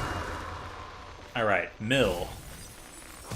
Oh, dude! 2 otters off the top. 2 of the same otters as the Corsication Mage. There are 2 more on top. Like, alright. Got a 3/3 now. A potential 3/3 out of the Somnophage. We're gonna look at the hand here. Obliterating Bolt. Stormcatch Mentor. Take Stormcatch Mentor. So it has to spend like an extra turn going after it. And then just pass the turn. Aldo, can you show me what the otter you discarded, can you show me what it does, please? Oh yeah, the otter that I took from his hand is a 1/1 for 2 mana, haste and prowess. Haste means it can attack and activate things right away. Prowess means for each non-creature spell that gets cast, it grows +1/+1 to end of turn. And it also makes any instant and sorcery 1 mana cheaper. This is deals 1 damage to the opponent. Yeah, cool. And then that is draw 2 cards. Pearl of Wisdom is a divination, or it's more effective if you own an otter already. This otter says, yeah, deal 1 damage for every non-creature spell you cast. It would slowly ping me away. Not many around. Those are the only 3 creatures in the graveyards.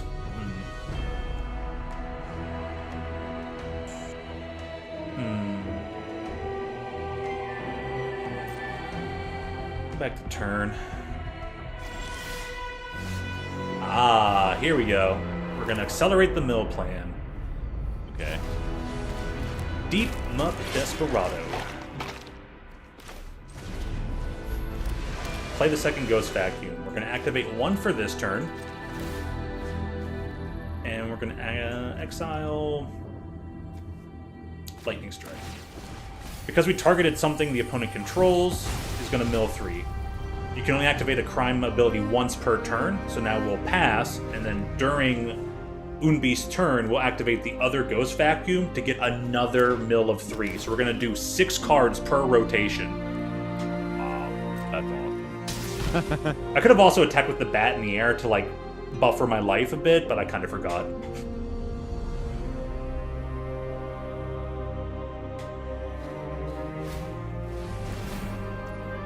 What we're going to do then is... I'll turn a card from a graveyard, and we'll go ahead and get... Blast, get another trigger, get another mill for 3 in. Awesome.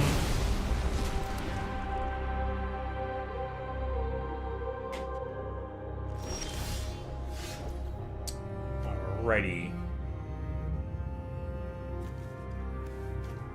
I'm gonna go ahead and play this Cruel Somnophage because it's nice and big now. It's a big, beefy 6/6. Not a black mana, but I'll go to combat and just attack for 1 in the air. Just to keep the health total up. Since he's a slow burning Plink deck.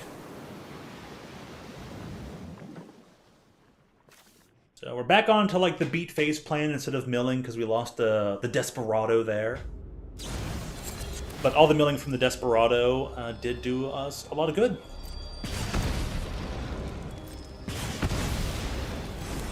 Gets us 1 otter back to cheapen up the things, which is good. Decides to go for it right away. Certain spells cost less now. Oh yeah, resolve, sorry. It's waiting. The game's waiting on me. It's like, you have things you can activate. Do you want to? No, we're good. Give him the otter. Get this man an otter.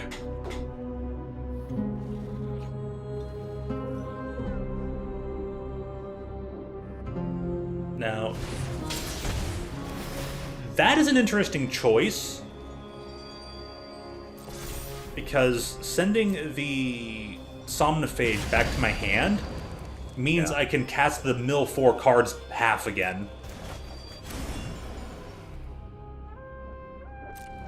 A very interesting choice. But due to my nice well-roundedness of blockers here, person can't attack. So, my turn. Hey, found a land. That's pretty sweet.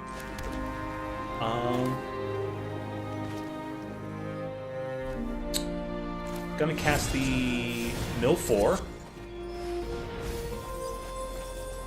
A few more removal spells. Down to 26 to my healthy 47 cards in the library. We'll take a look at the hand here. And I'm just gonna take the Obliterating Bolt. And then go ahead to combat, no attacks, end the turn. Take the Obliterating Bolt, so that way it will force Unbeast here to have to find a new removal to get rid of my bat, just to get a bolt back to maybe hit something else. But without that bolt, that means you also can't take care of my blockers and start trying to get in there and whittle me down, since I'm going pretty slow here.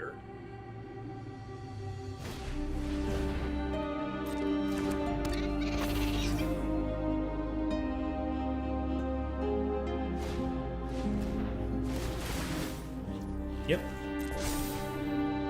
That cost a single blue to draw 2, deal 2. It took a Field of Otters to get it done, but nice name too, Pearl of Wisdom. These otters love their pearls. He claims.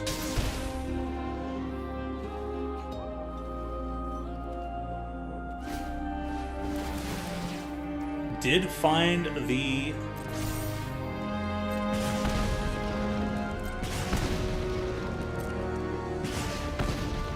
little 1 damage spell. Took care of the bat. Good stuff.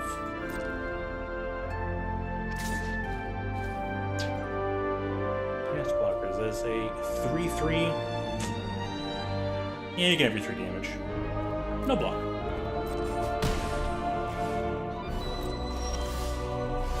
Oh, found a land. But we'll play the big dude. And, pass it again.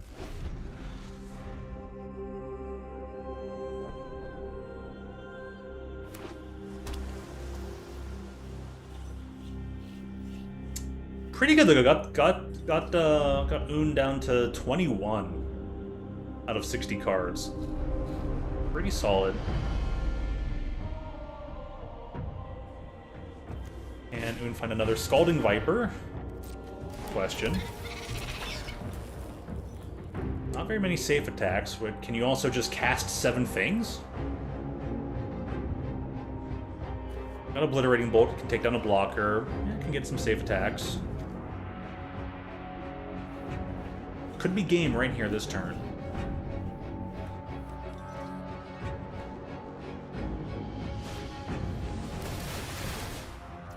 Yep. Got the one blocker of mine that can actually deal damage in return, so all I have is a 0-3 and this 8-8.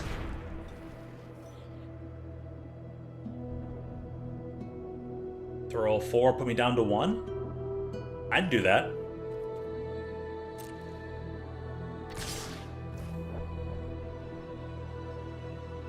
Okay.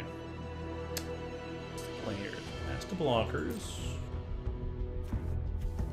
Single casting, so it has to be here because they'll grow, and then another casting kills me anyways. So, provided nothing happens.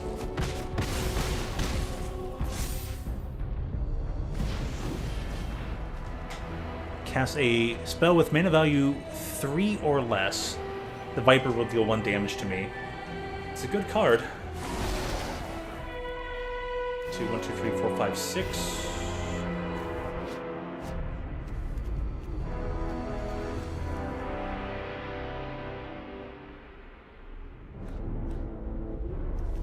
Take on the Corsication. Nah, I think it's worth it.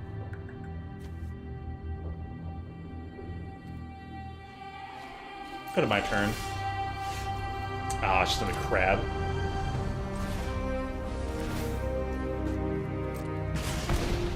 So, we'll take the L there. It's a good match.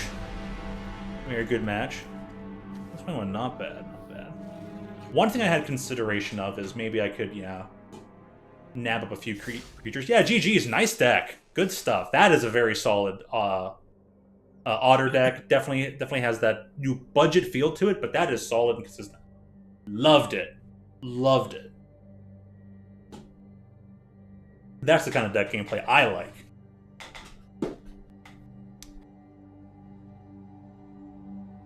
Feel like that. What's the one character from Emperor's New Groove? He's like, when the sun hits that hill just right. Was right there for a second at the beginning. Yeah. It's like, okay, strong start here on my end, but was not drawing into some other cool things like the Banishing Lights or the Sheltered by Ghosts and all that. Any of those start coming in there with the Ghost Vacuum thing that was going on? Could have spiraled out, but stabilized. Good stuff. So, all right. I'll probably take a bathroom break. I think Dr. Red's going to be heading out then. Yeah, this was fun, LT. Let's try this again once I get some more under my belt. And yeah, cool. We'll do it again in a while. Right. Okay. Thanks for having me. Good night, everyone. Peace. Take care. Thanks again so much. And out of all, so I will go ahead and disconnect myself as well. Put down. Yeah, it was pretty fun. I'm gonna hit a quick restroom break. I'll still stay up for a bit. I want to play. I think I'll try to get a draft in. I want to get one of those in there. Thank you again for the game. So, let me hit the restroom. See what I can do in draft, and then I'll probably call it there. So I'm gonna head out closer to midnight, so I can at least get a modest amount of rest for tomorrow. I don't know if I'm gonna play Magic again immediately tomorrow or do it again on Friday, but we'll try to do it again real soon. Sorry. Machines in just a moment. Just grab some fresh water while I'm at it.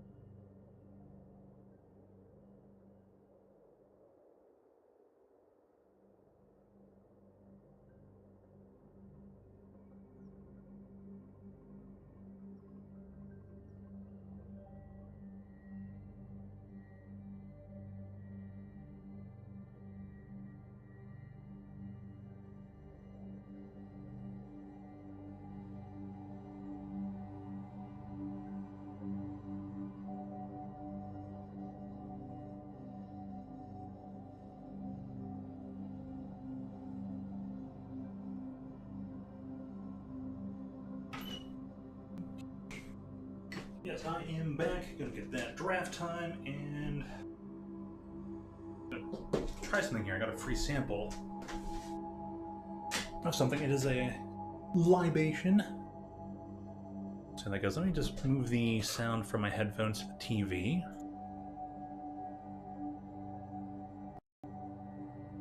There we go. Imitate format. Premiere draft, yes please. Gonna use a draft button, yes. Righty right.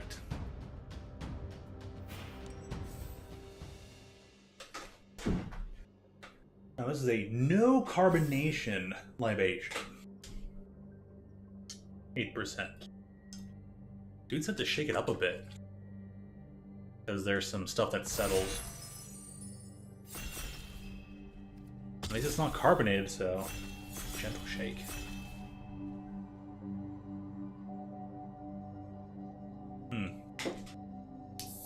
Free samples, you know?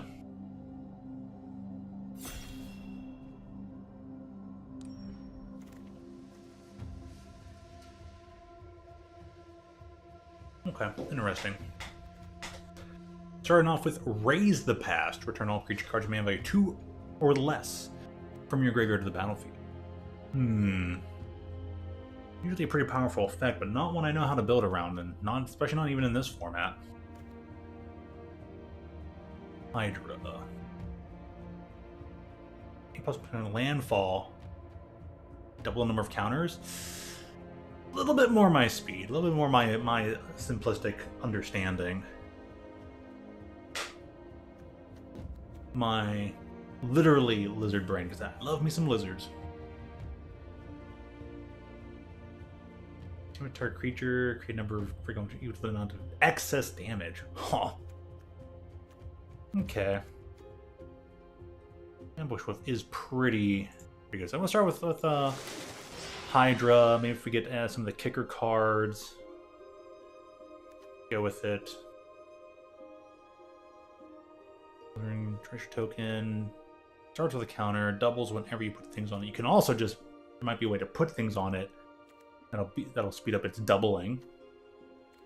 The Ambush Viper was pretty good. I'll probably pick that because it's also a pseudo form of removal if you don't outright just 3 mana removal in green.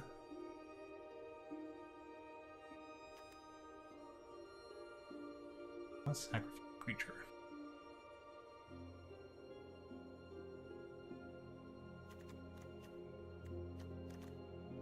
Ring card. It's only an uncommon, so that's not too bad. This immediately came back. Oh, huh. Old card, though. Go for the wolf right now, kind of staying cover. This thing was super solid.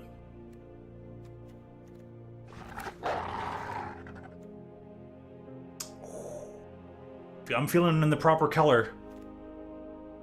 Snakeskin Veil.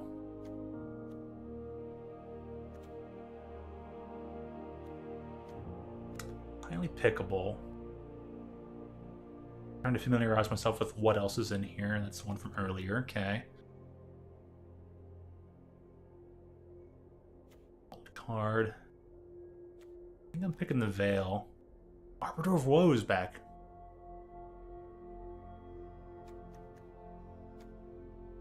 Second one of these. Draw your second card. +1/+1 counter on this.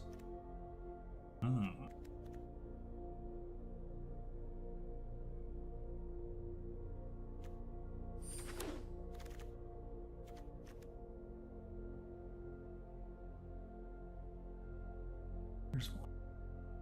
Discard 2 or all creatures get minus, like all your opponent's creatures get -1/-1.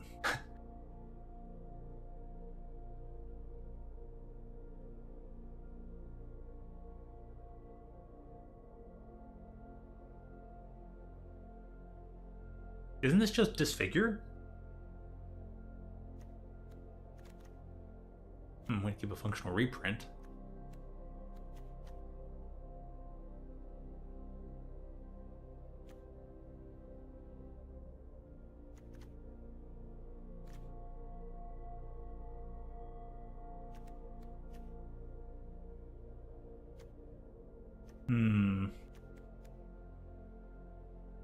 I think that spec is hilarious.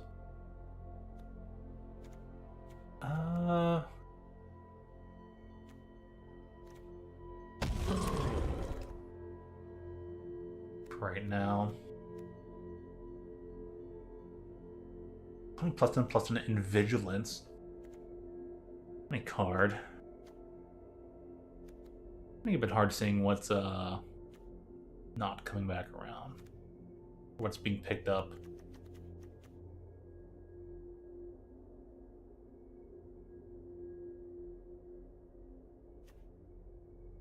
Where instead of a creature, this from on this creature.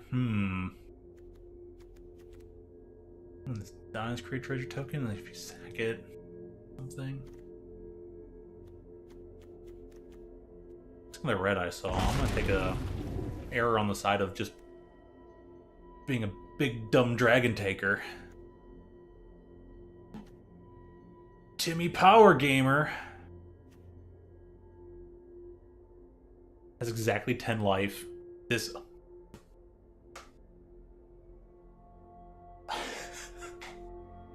they brought this back. Okay.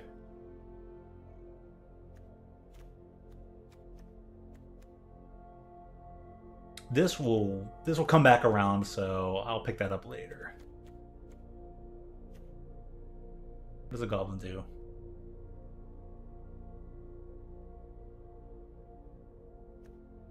I'm gonna take this little goblin right now. I feel pretty confident about having creature power 4 or greater. Each forest? Wait, isn't that? Yeah, it's Blanchwood armor. It is back.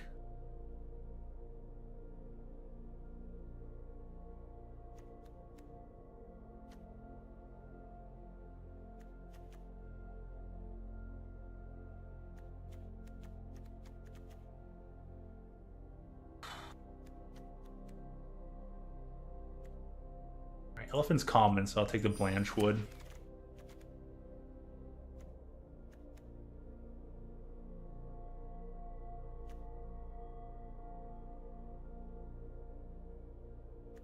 Probably the Raiders.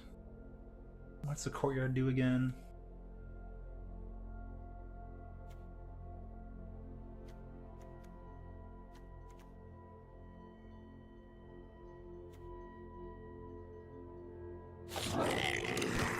It's definitely the pick there.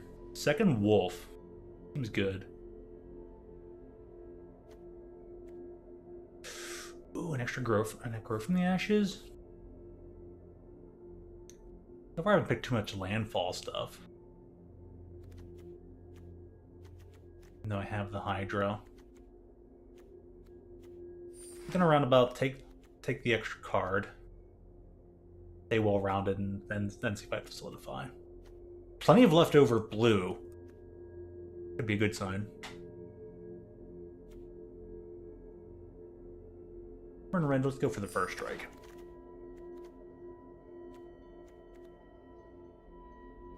I'm gonna take the dual land. Firebrand's Pants. Sweet.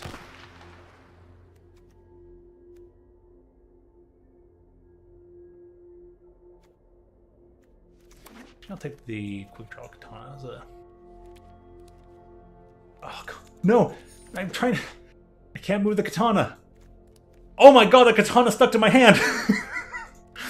No! Wow. I just can't. What is this? Team Fortress 2? Can I not drop this katana until I slay an opponent? Oh no.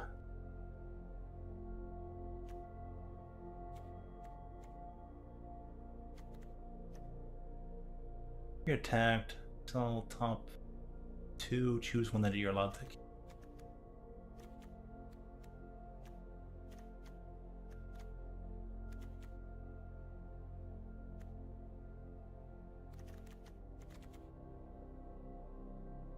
Let's try the Courageous Goblin.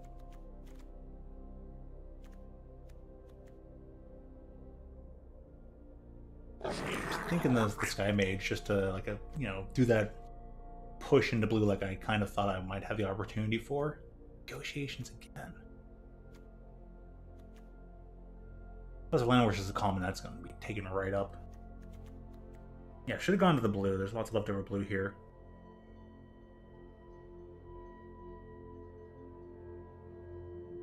That's pretty nice.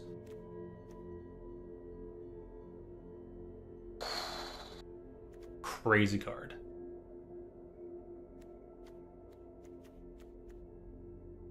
No, someone's gonna be happy they picked up the blue flyer.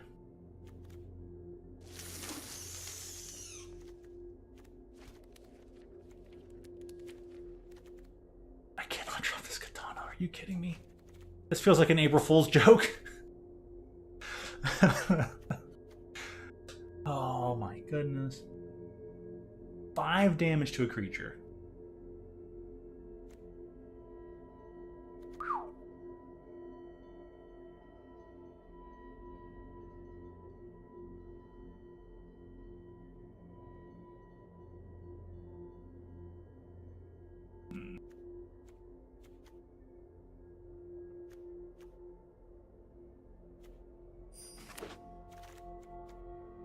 It's an instant. Can't see the rest of my list.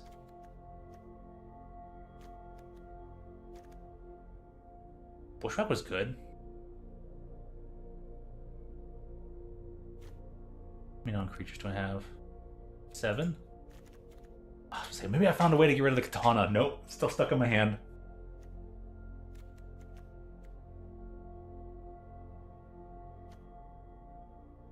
Oh, the yak is good.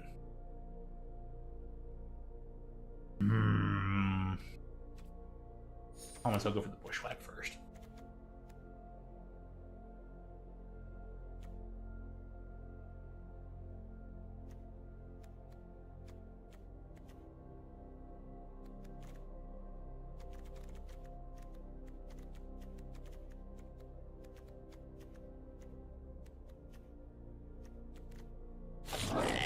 We're on the side of aggro.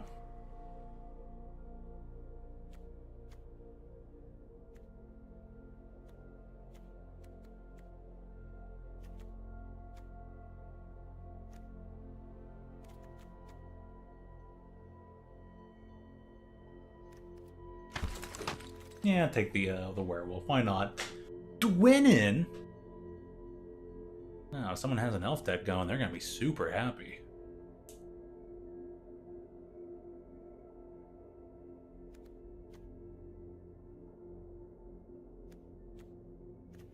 Gives things haste. That's pretty solid.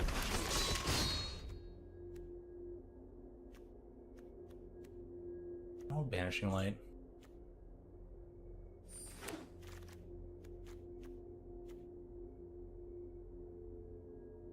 Can't block the turn. That's actually really solid. That was good last time. Or Sealed is a different animal. Oh my. Oh my gosh. Scroll off the screen. Tana stays with me.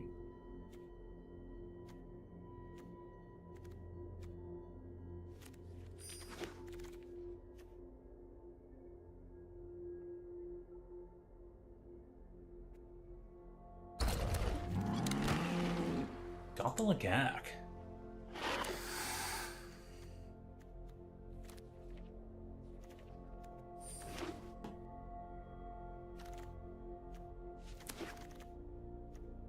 Oh, sick. Dear gosh, and there's the... Well, take the Hydra. Guess I ain't getting no Land War Elves. I might not need it, though. Red-green Stompy. Huzzah. Swing, swing, swing. Ka-ching, swing, swing, swing, swing. It's Katana, man.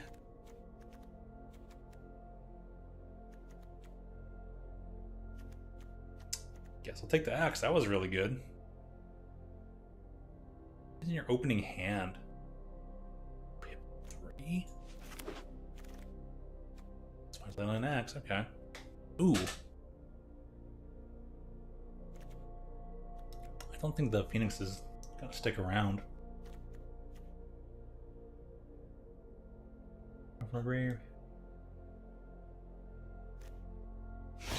guess I'll take it. I don't know how good my curve is, though. I don't know where my curve's at.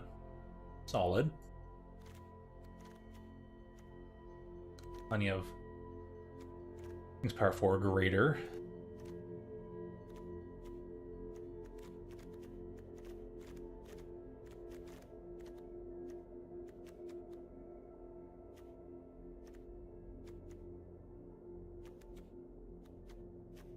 I'll take that guy with the wilds. The wilds.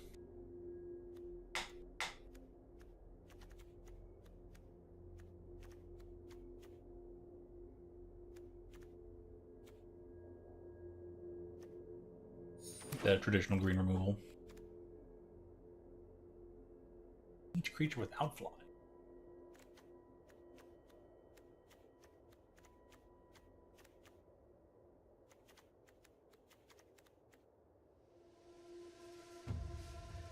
I'm not going to take these broken wings.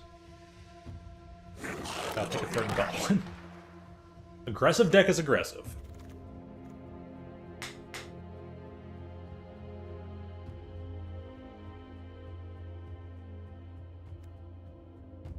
Ruby, please. 1/2 for 2 with haste. God, a creature power 4 greater gets. Alright then. Another one? No, I'm not gonna take another one, but I'll take the Fanatical Firebrand.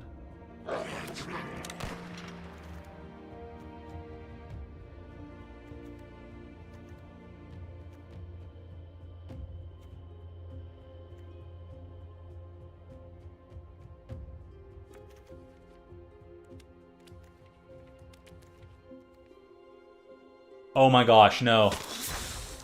Please just put it in the sideboard. Did he give me something else? Okay, no.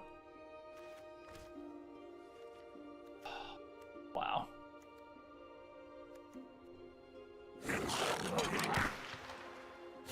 Raiders? I could have had... What? And I still get involved in wilds. Okay, cool. And an on-color card.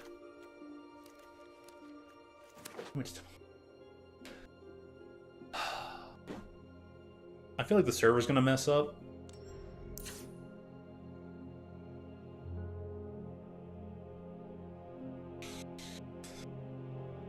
Wow. Wow, wow, wow, wow, wow.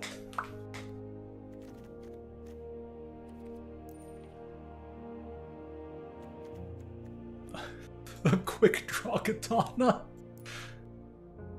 Alt F4, totally. I'll do it after I set up the deck, but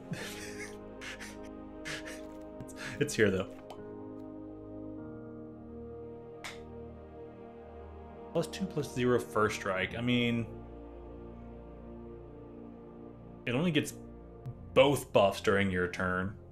It's an interesting pick, but I guess I probably won't be using it. Wow, though. Like I said, the half Zatoichi. That's the katana in Team Fortress 2. Oh man, hilarious.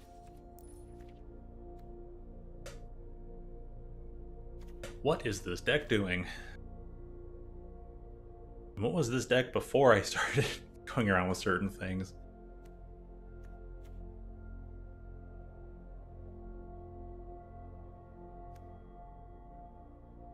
I may not even need the super top end. I might come back for it. I might regret that.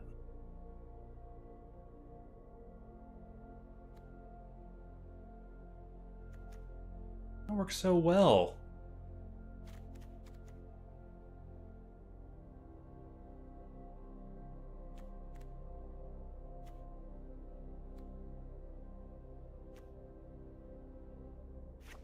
Not that card. No Hidetsugu. It'd be hilarious. It ain't gonna happen.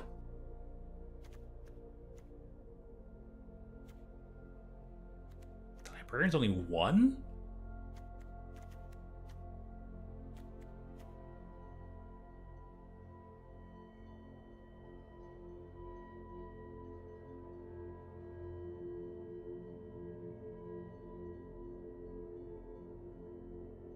Probably not keeping that card in. It's not the most hardcore ramp deck in the world.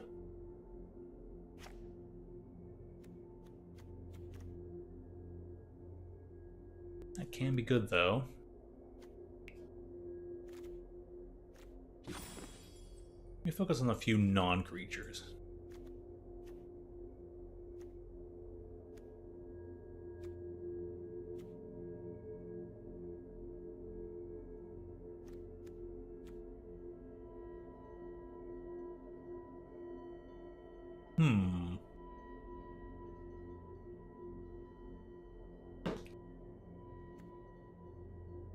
I simply want the fight effect? Am I just here for the raid off of... With these... Pump these goblin borders?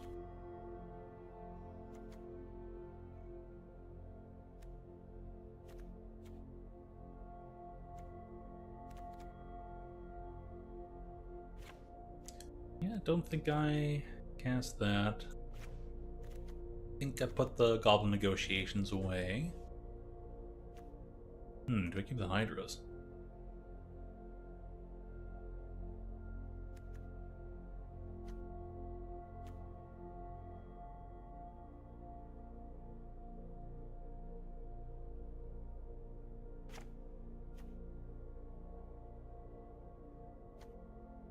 Probably not gonna keep the...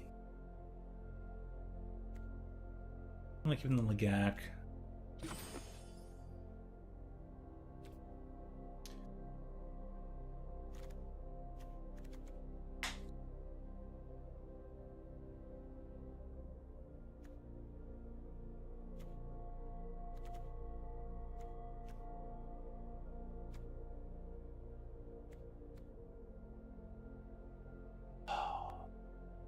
This is pretty tough. But Annihilation is solid.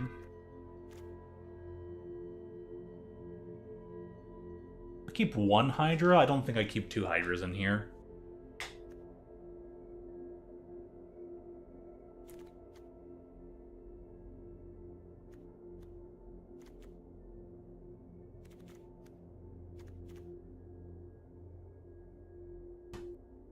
Think.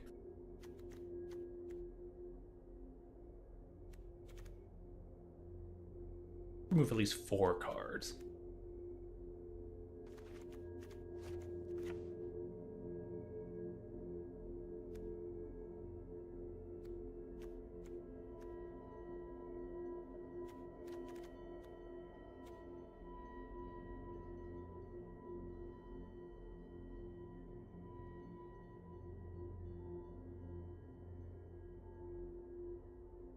Double Strike Trample.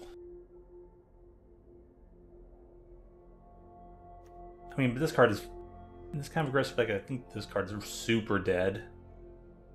If it's just not in the opening hand. And even then it takes a while to build up, so... One deck got to do it, but I'm not that deck.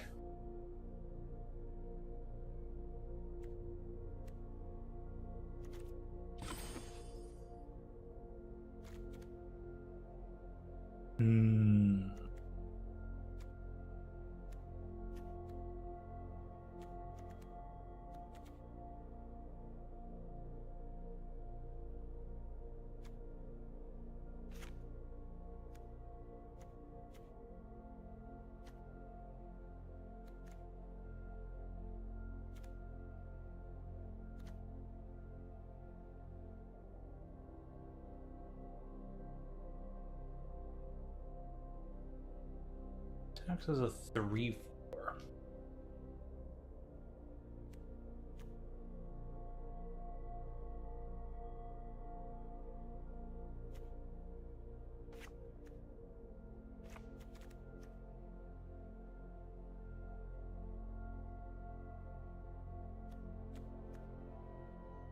Could probably remove the axe and go like double Hydra, but I'll test it like this for now.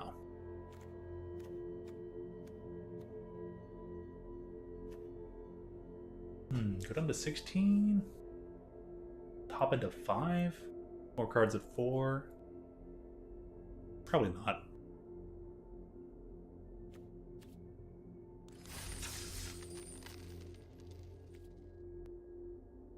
Go forward from there. See what sticks. See what I get. Right decisions, wrong decisions. Gonna find out real fast. No, Jin Cataxius. Leave me alone. Oh my gosh, started with it. No way. Well then.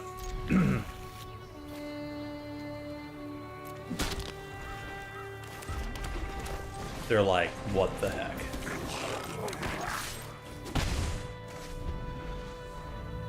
Jin Scare Taxius and Scarecrows.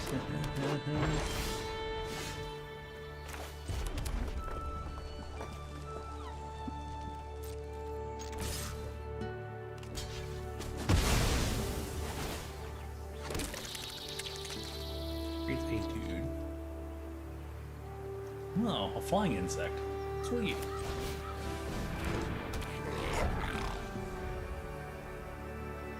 If they blap my dude turn 2, I'll just cry. I would have deserved it though. For not reading cards. Why yes, as a matter of fact, I am equipping. You are correct. I'm gonna take 5. They take the full 6. I'm not afraid of my creature.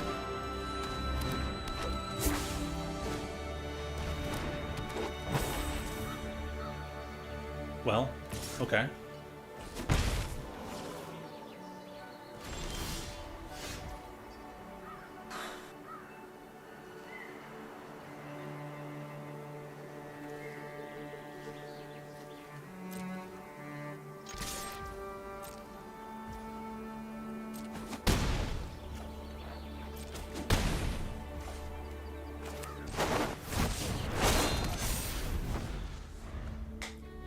I don't know how this is working, but I'm glad it is.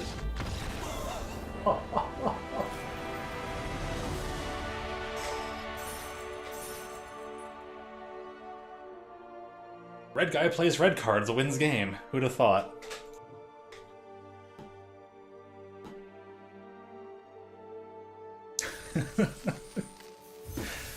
Well, alrighty then. Axe shouldn't exist. Maybe not. Maybe not.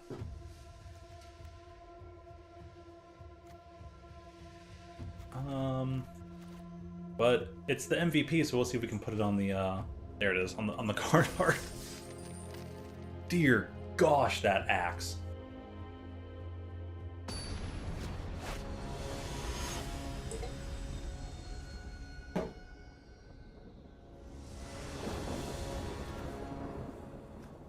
What are these mountains? What are these mountains?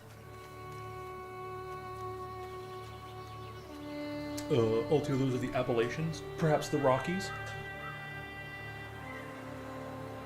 Why I oughta.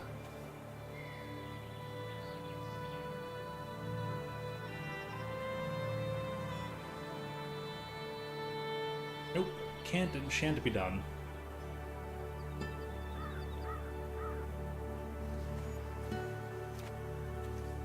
Be aggressive. Much better. Oh my god.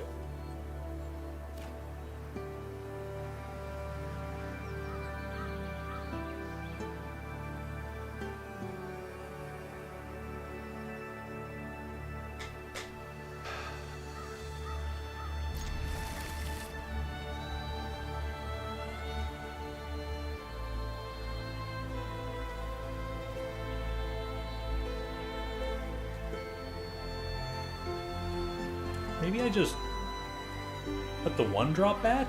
They mulligan down to 6.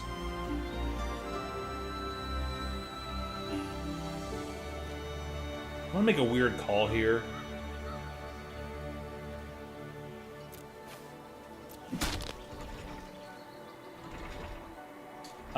I've actually known Dr. Red a good majority of my life. We live in the same area. We are IRL friends. So once he said he was going to start streaming and doing this or that, that's where helped him out, get a few things set up so he could actually get his streaming done, and he just took off from there and did everything on his own.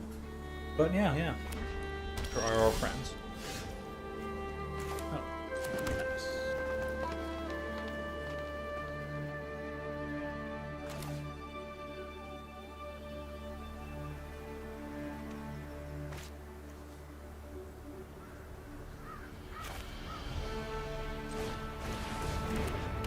Put them in the dinky little belt.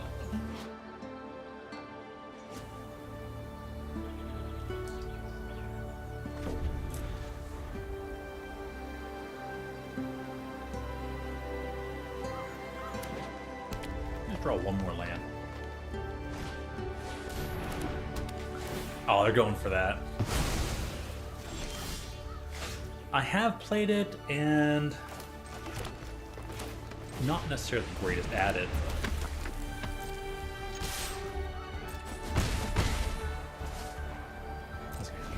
Axe, but I spent it on the axe. That's good.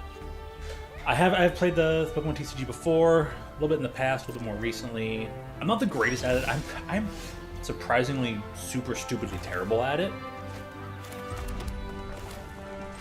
But you know.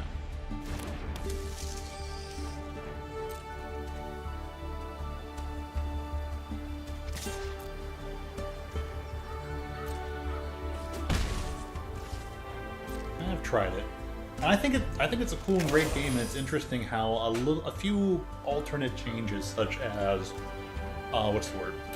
Like just the not having instant speed stuff changes so much.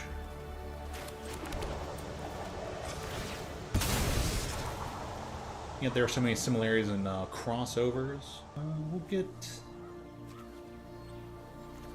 all the red that I need. It couldn't hurt to have some extra red.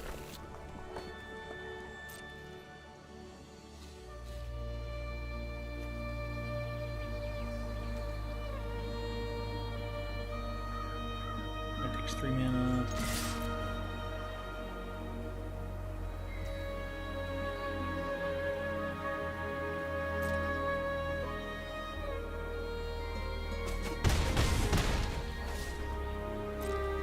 Turn. Now we'll see what they do.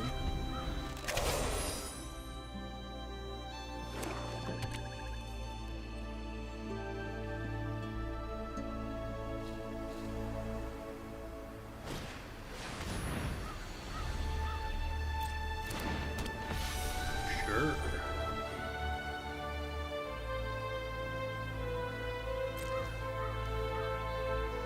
Oh, actually, I only use the sorcery. My bad.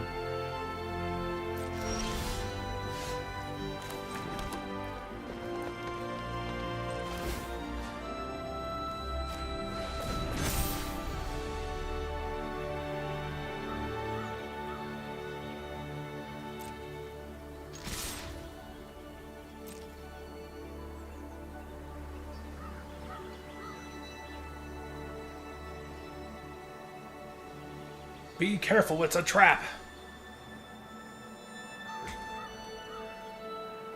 Very smart.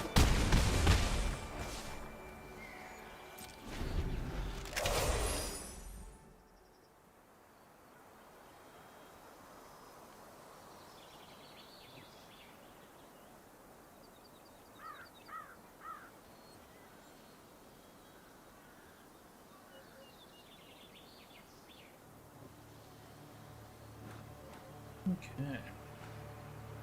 I was thinking long and hard. Then someone called for Day of Judgment. I'm like, crying. Okay.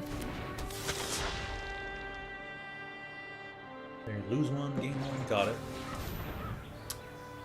Destroy and target a creature.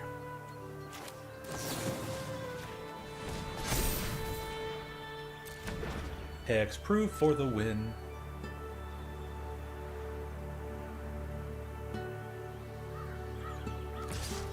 Can't blame you though.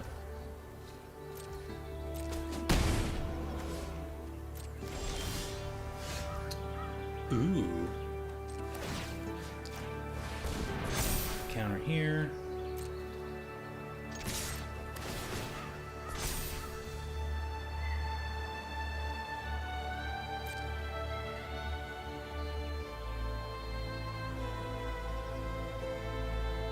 They're out of mana, so yep. That's the win. Put up pretty well. Also pretty lucky they skipped the whole turn of theirs by accident. Oh, the misclicks are so real. Boy, haven't we all been there.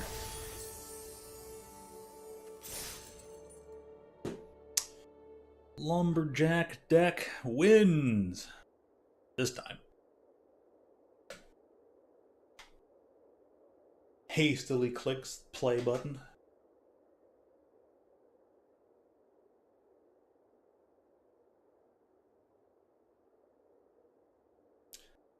So I'm looking forward to two things in Pokemon right now. I want to revisit Arbok EX and see what I can do with that deck and see what people have done with it and all that.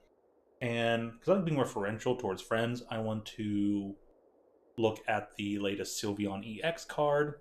Although, I hear from Dr. Red that has been a very high on the radar. Everybody's looking at that card and trying to tinker with it.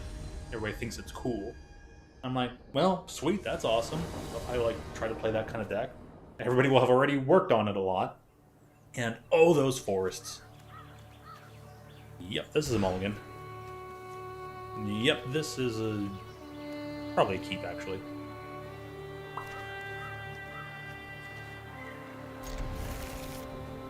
The best thing, but Raider Man? I mean, you're only 4 mana. Maybe I can put that to the side. No, I'll put Raider Man in.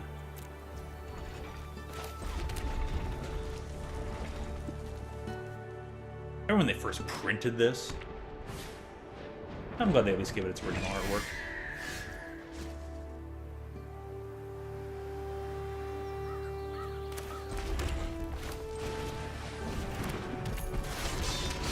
I probably should get rid of, like, Thrill.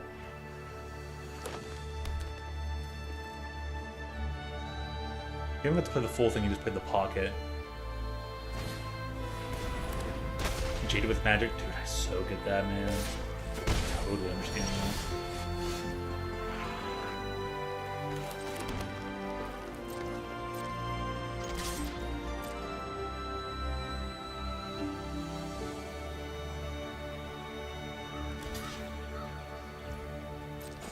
Yes, block.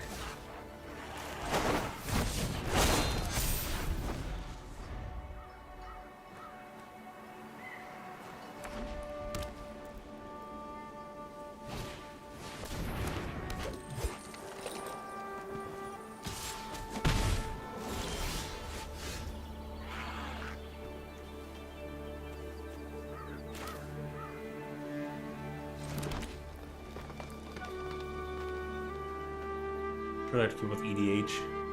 Yeah, it can almost change a little bit every set, especially now with them always focusing on printing cards basically straight for EDH and Commander every set. Yeah, that'd be very easy to lose track of nowadays, and I hear the power creeps have really happened a lot to Commander format, so what do I do about this here? 3/3 Ranger Beastiekin Boy. Getting there for the menace, but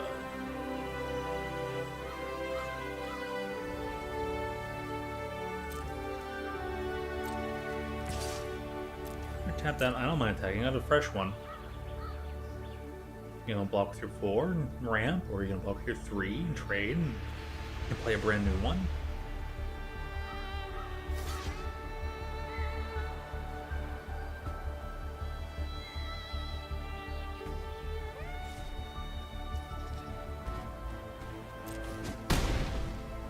For me, that your damage is like the best thing ever.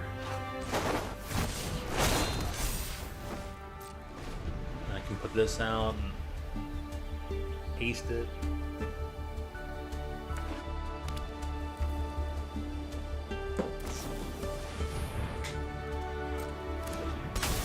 That 3-1's pretty solid. You're gonna attack me for 5? Sure. I don't mind.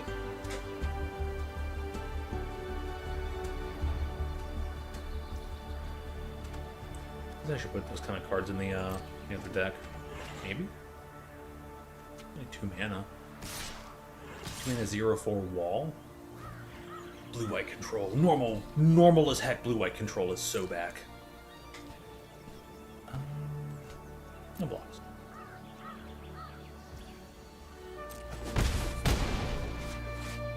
Let's find 13-19.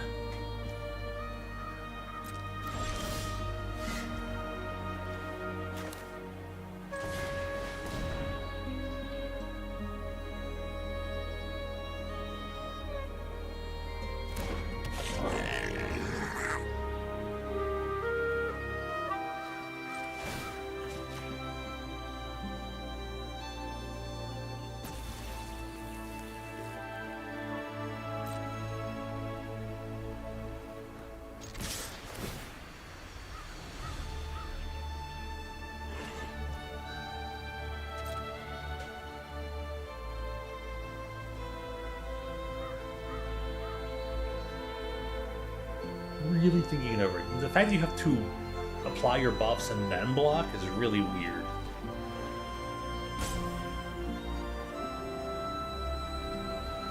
Yeah, totally fun chatting. Thanks for the auto round. Great deck there and all that. You're a really smart person. You know what you're doing. You seem like such a magic player. But good luck to you in the Pokemon trading card game. Have a good sleep, and hey, maybe we'll see you one day real soon. Wheel. That game's indestructible. Ooh. Nifty. Kick any number of targets you contain. Oh, wow. Interesting. Okay, a 1-for-1 card. Solid.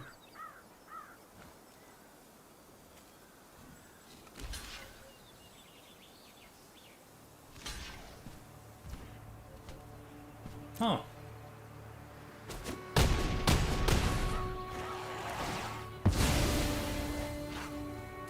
What's a trader token?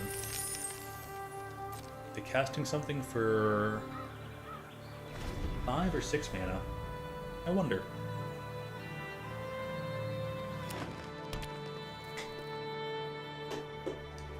That was an interesting, very interesting flavor.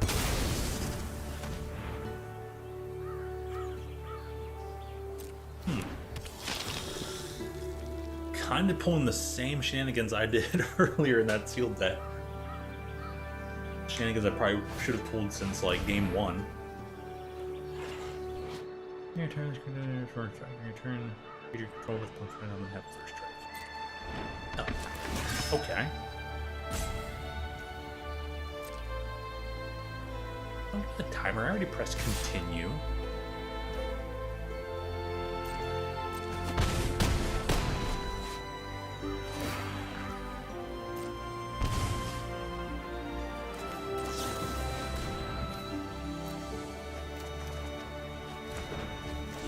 Cards out of the way.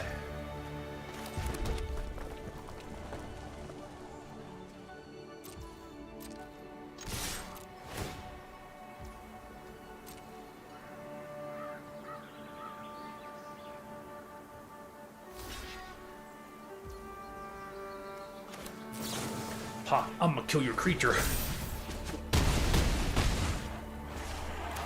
I had nothing though. I think being a 3/2 for 3 is pretty darn good. Solid deck now. Armasaur.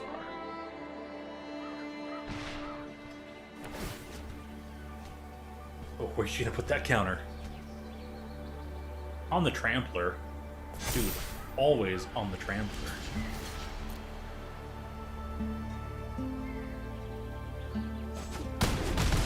It has Vigilance? That's pretty nice. Was it a 5 mana? Good stuff. UPS, man. Probably because they're delivering L's. Is that it? That's their username? I can respect that.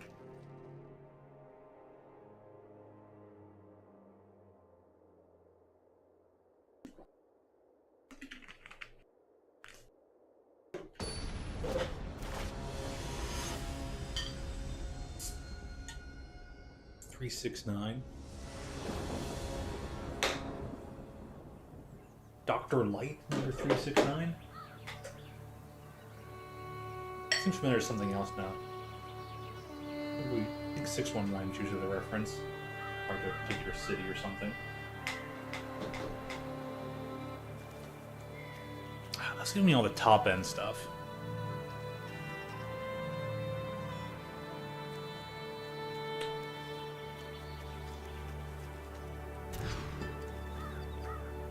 Oh yay.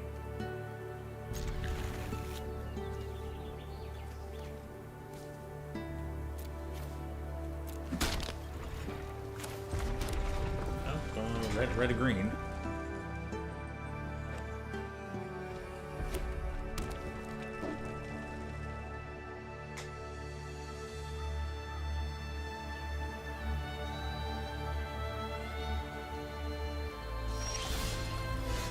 Nice ghost.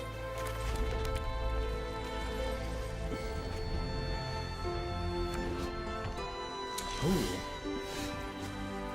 Now I'm granted the things.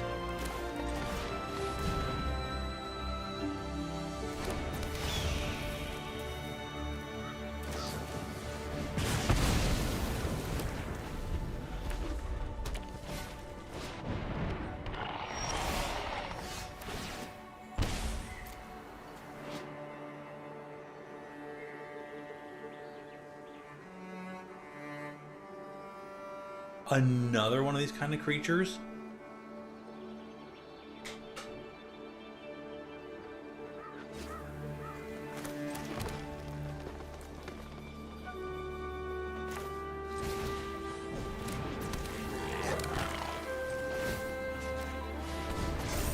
What are you gonna do? Block me?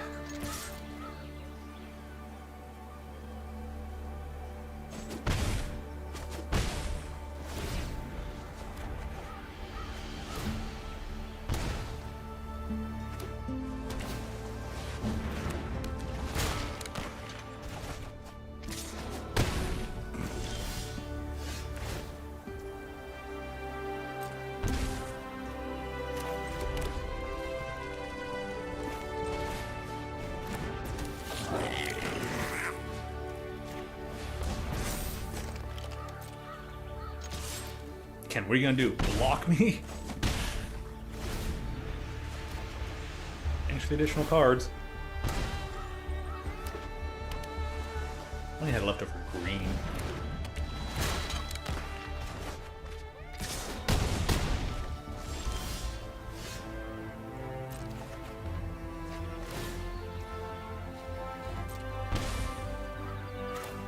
Extra lane would have been awesome.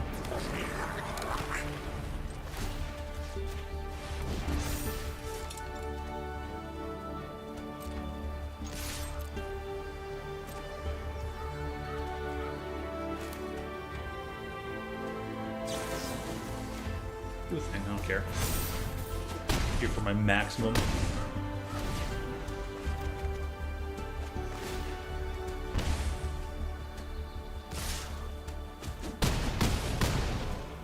I should have checked last turn how thing was going to tap, and I probably would have been able to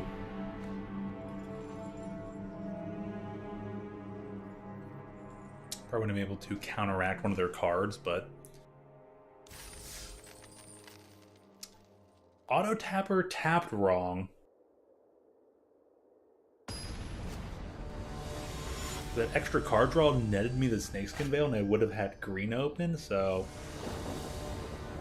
not a possibility of perceiving into the future that I thought of.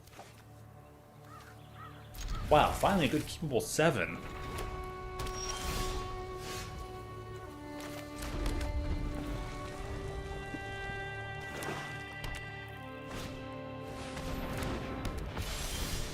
CGB as in like convert go blue?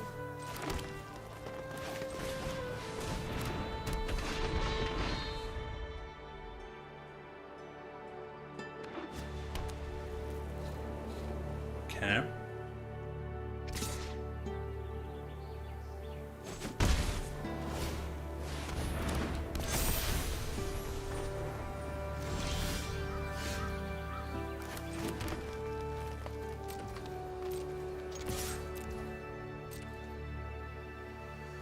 You're not going to block. We both know that.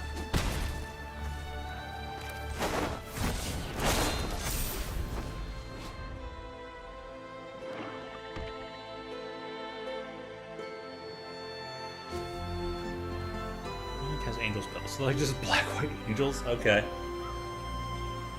What an interesting thing.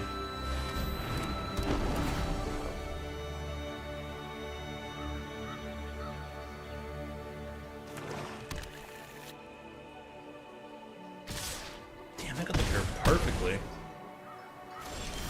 I'm lucky if the game allows me to curve.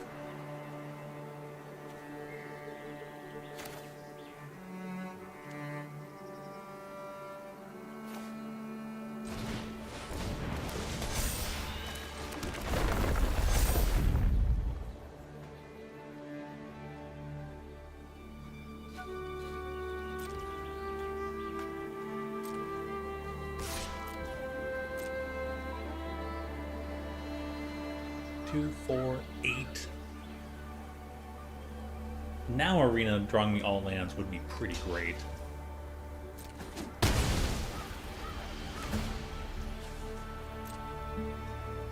me that card. Let's go down to 6, but you know, that's fine.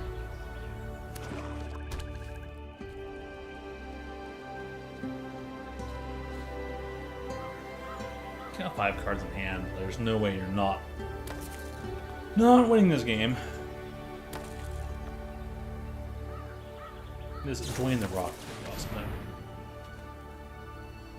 Wow, you jerk. Bake into a pie.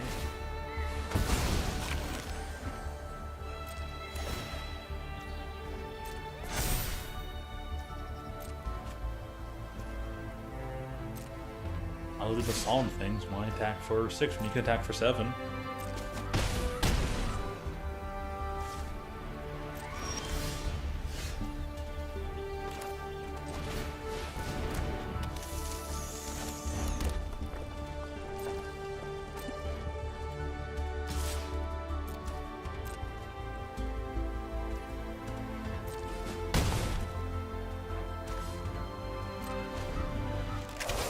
I should put the land first, cast it, and then leave it leftover green so I can kind of like fake Snakeskin Veil.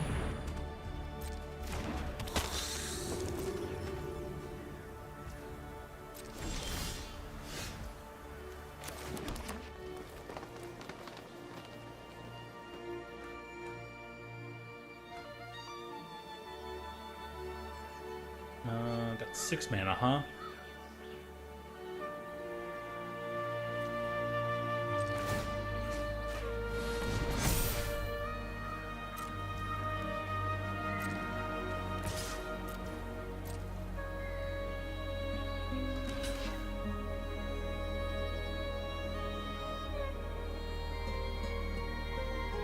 Nope. Yeah, they're finding out you have to...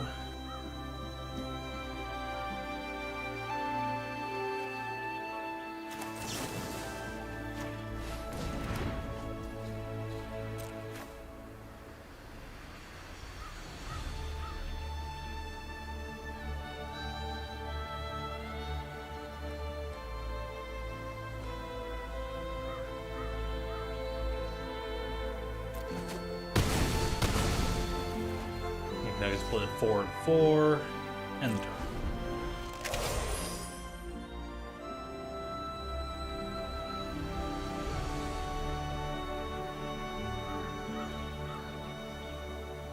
It's got plenty of options. I had to give up 1 for 2. I mean, it's not the greatest.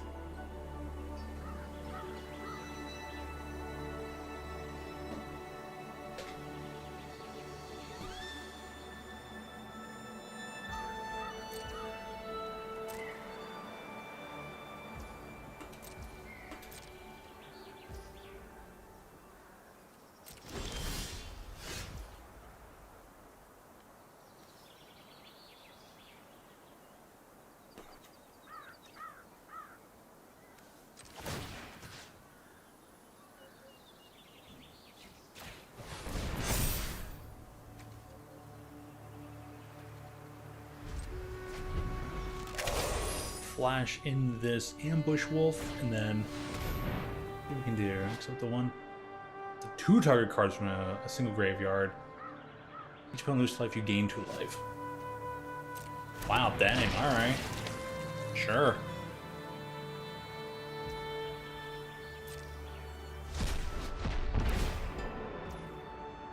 If you hit at least 1 creature card, dude, that means you have to hit both creature cards.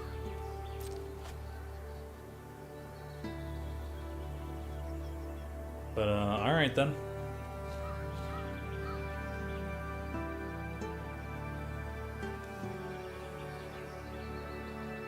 Dude, if I could give this thing Death Touch and then just clink that flyer, that'd be so good.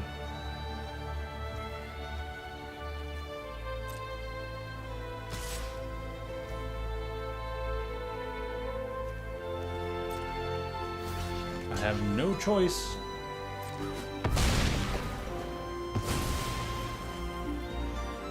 But the block.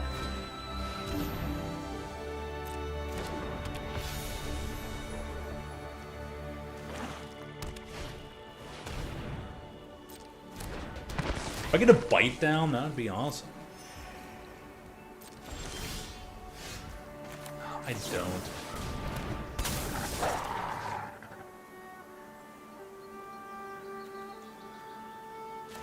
Dude, I never want to say that thing ever again. Exile it. Get it out of here. Dude, why this thing tap 2 green and a... I should have tapped 3 green.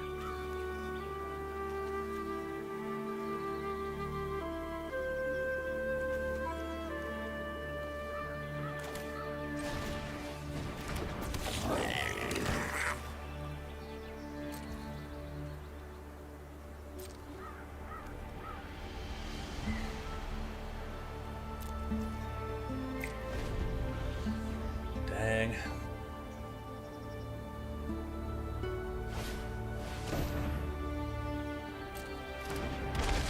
You have hexproof.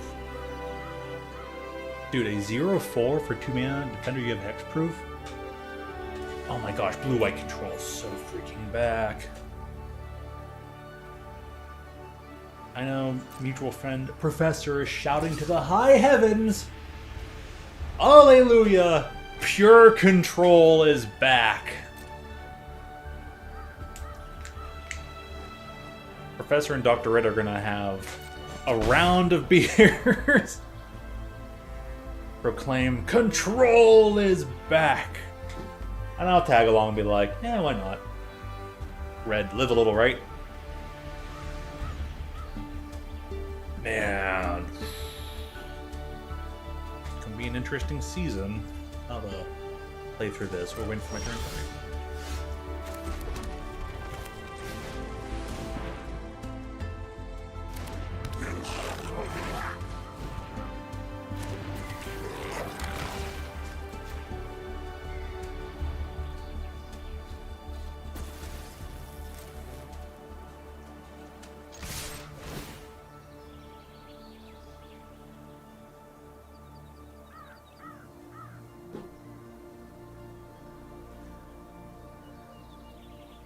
It's 6, 10, 11, 12, 15. You're really gonna block, man?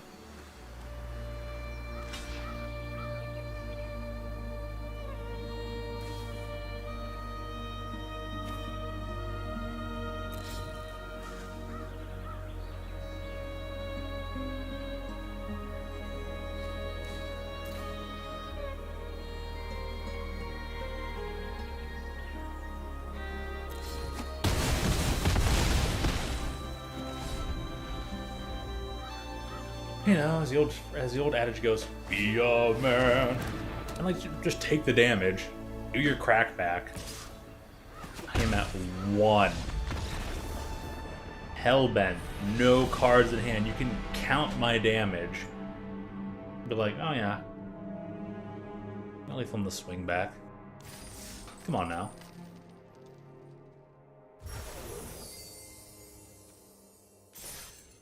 No, this was also a lot. At least that was off a draft token.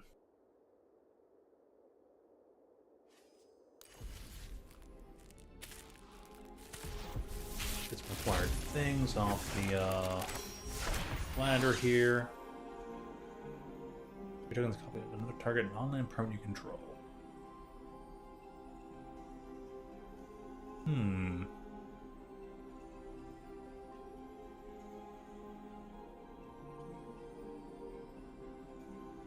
Maybe I could use that.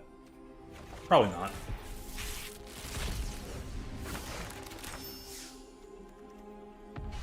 Go ahead and run. Good old I Vivian. can keep up.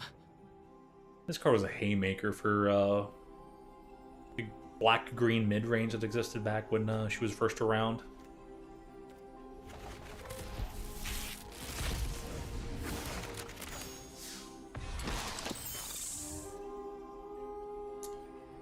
She's a very solid red aggressive card. This card coming back though. 1 for 1 with 2. All creatures get +1/+0 in haste till end of turn. 2 mana. Here's your 2/1 with haste, and all of the other creatures get +1/+0 in haste. Really good card. Honestly, could fit into my Jund aggro deck.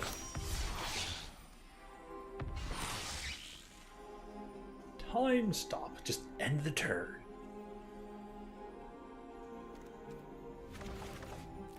During your upkeep, time stop.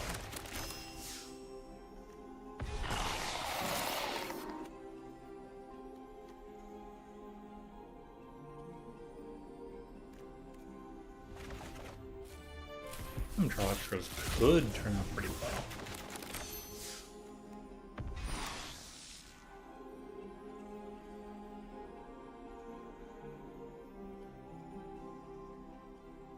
Well, I wonder when this Genesis wave was first printed. I have to double check. Like, this is a reprint, but I don't remember from where. I like the new artwork, though.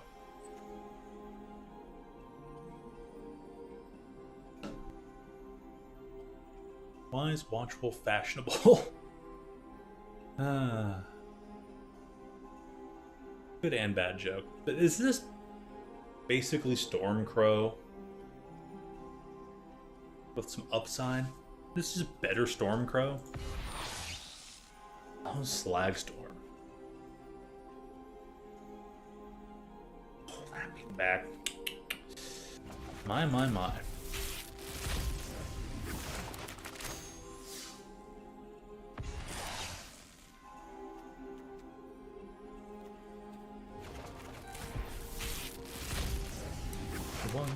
a 2, a 3. Strong Angel card. I think Cut Down just super decreased in value, but I mean, it'll be rotating out by summer anyways. Cast spells as though they had flash. Any spell. Dear gosh. Blue black flash is so bad.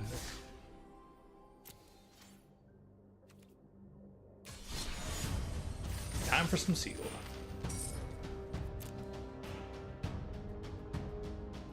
Turn around and put a few gems into it.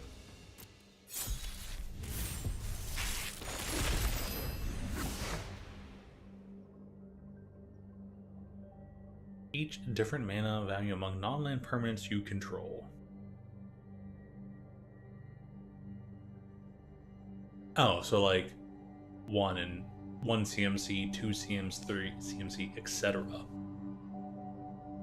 So like turn 4, you could use this to draw 3 cards or something. Okay.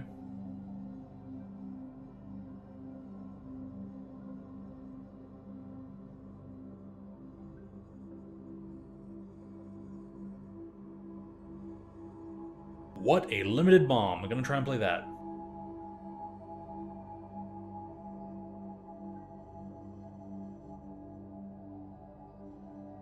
I didn't realize they reprinted the Kranko version.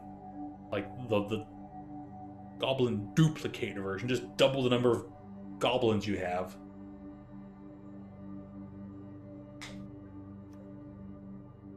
Wow.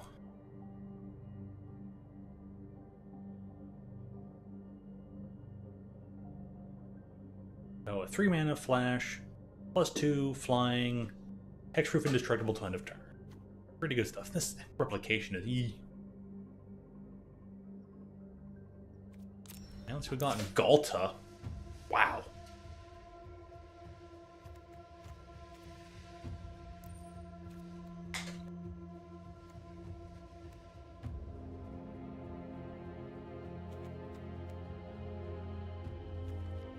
Okay, white cards, but not too many cards in white.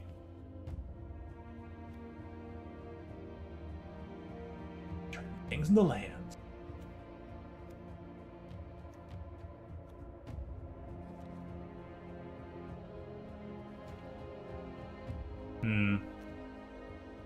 Any room for flash, though?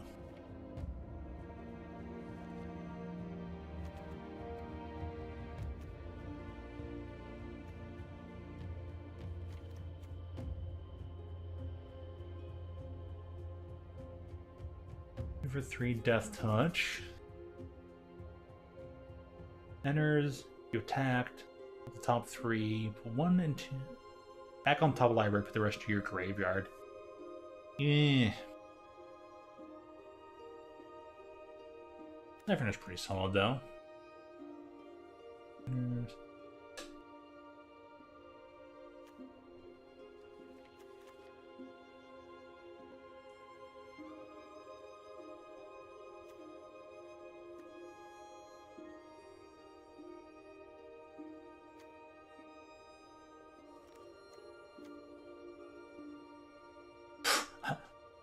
Annihilation much?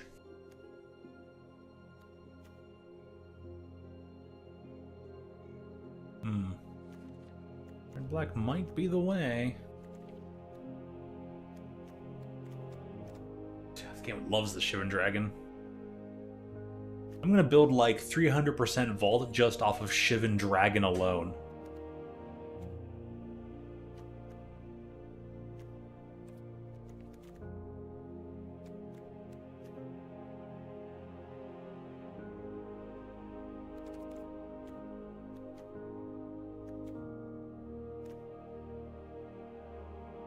Fiendish Panda, what?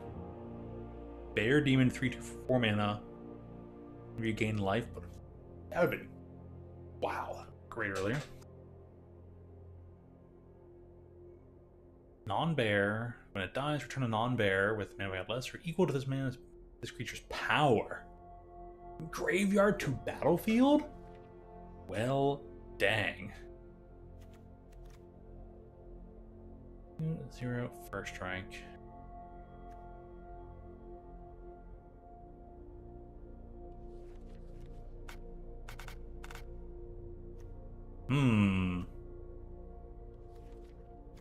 There are some decent options here.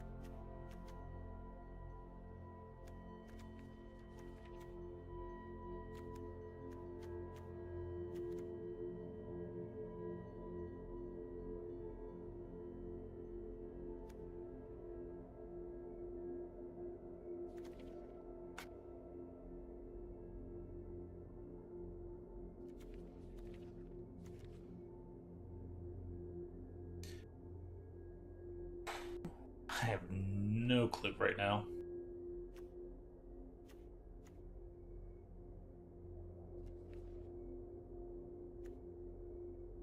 It's the only other goblin I have besides Kranko.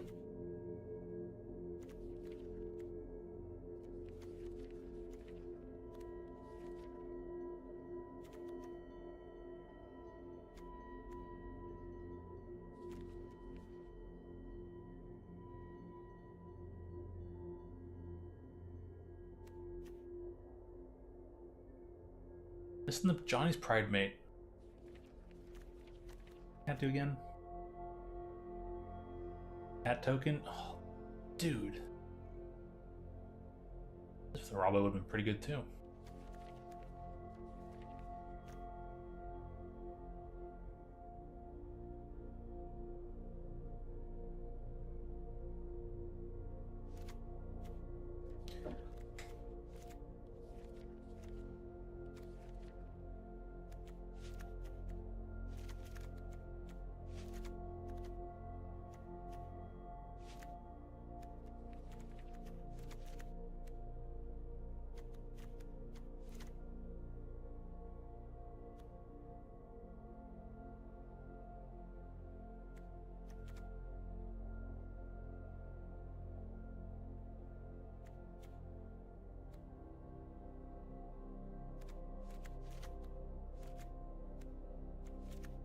You got enough token production in here?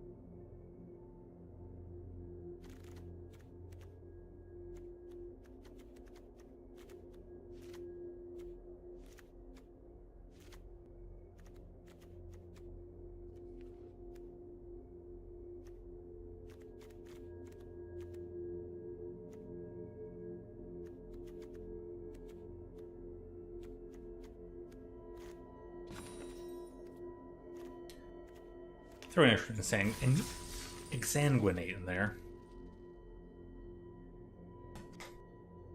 Let it be.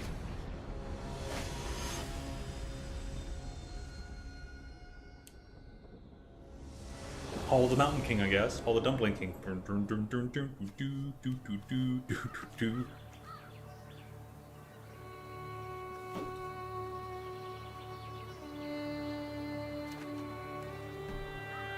Gosh dang. Much better.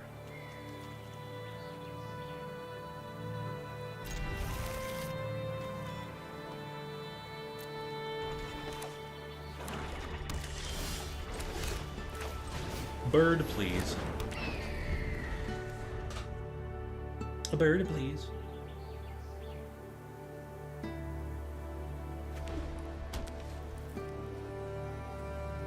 Oh, it's a white black.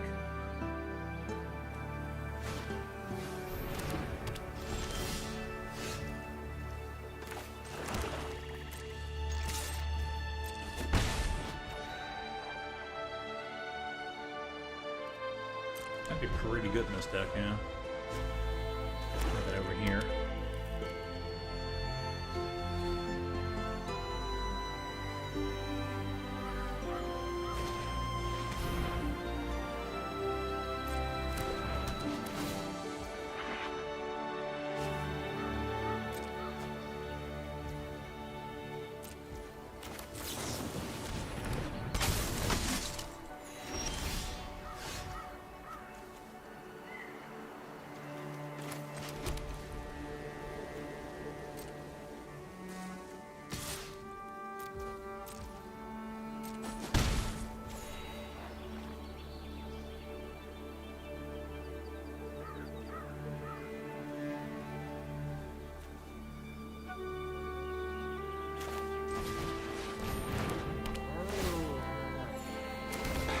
Yeah, you can have your extra 2 health, I don't really care. I'm just trying to keep you whittled away. So by 1 health point.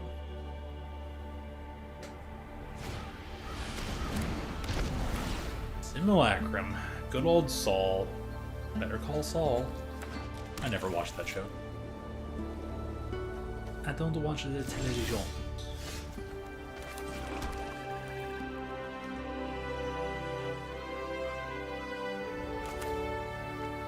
It's gonna mill on like good stuff.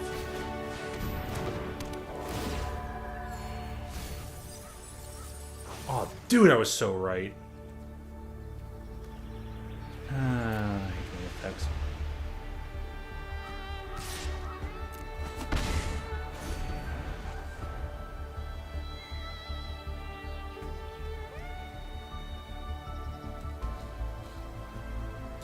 I'm getting more life now. I'm winning.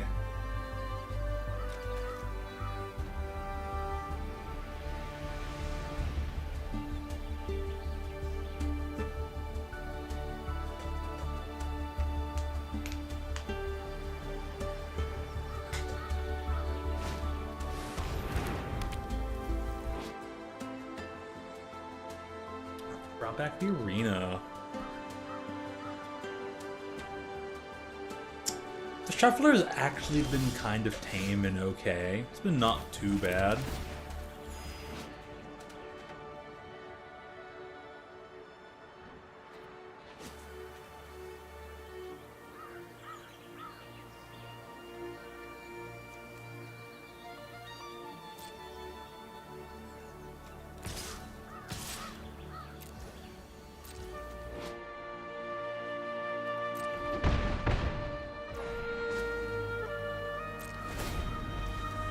Cool, I get to draw an extra card, but I have the kill spell. And I create a food token. Yeah, MTG's been pretty alright. Good stuff. I'm happy about all the conversations that happened.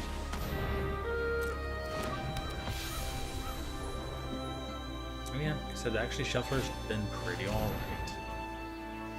If you do draw a card and this creature can't be blocked this turn. I'm getting rid of this, you are not gaining health.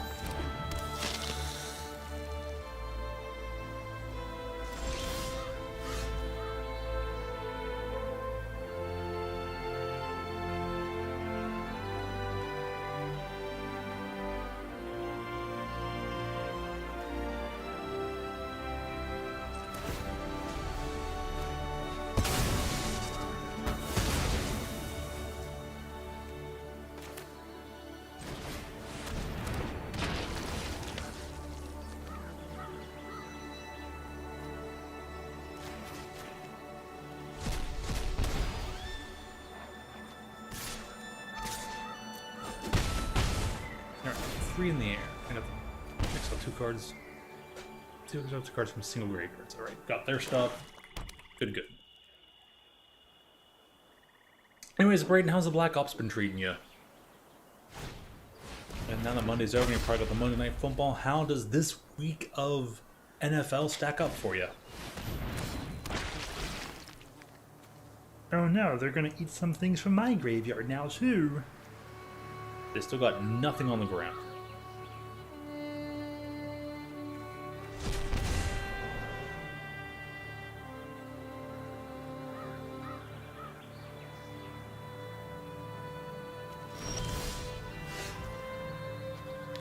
Prevent the non-combat. Okay, sure.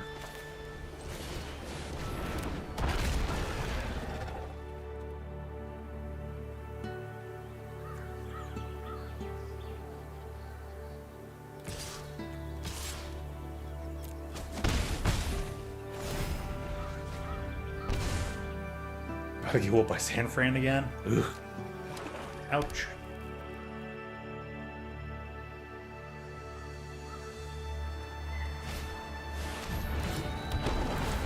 Taking down my bigger flyer, and not surprised.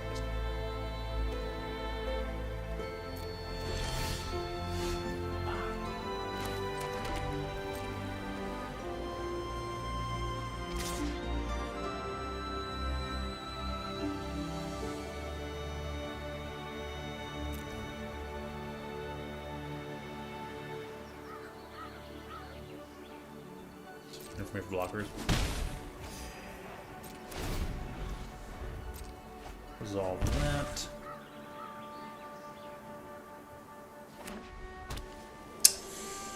Okay.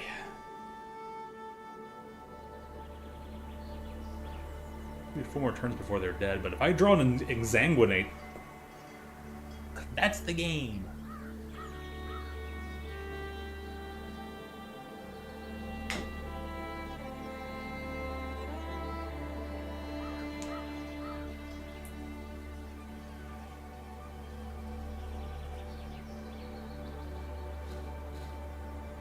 We're just doing it in a ranked solos match before. Oh, jeez. Of course.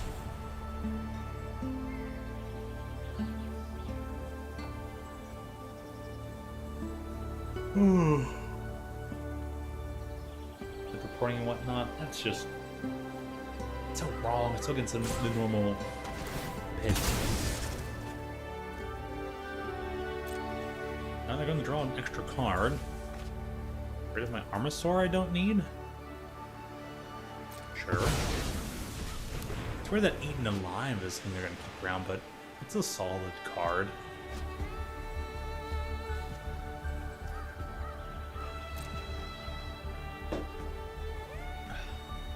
Sure. What you got? What are they going to do? You got attack?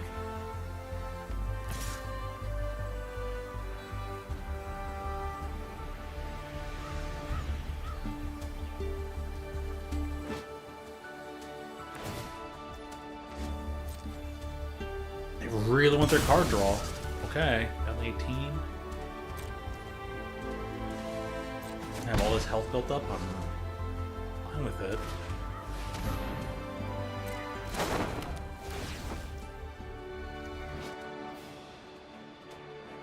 You're gonna mill 2 cards?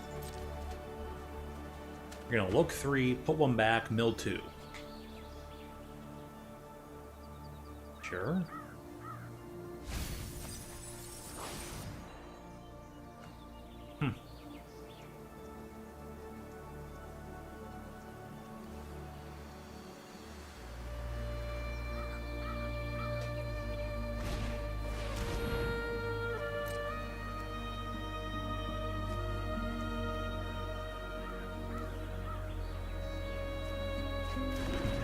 Absolutely nothing. No surprise, really, right?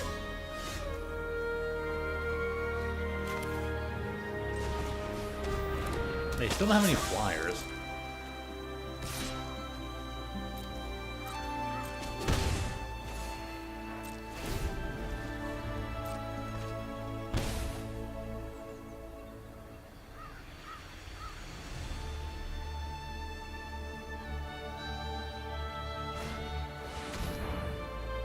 Kind of banishing light, my dumb little bird.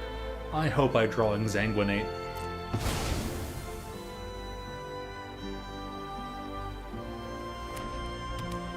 Seven. That means there's 10 lands. There's 13 non-lands.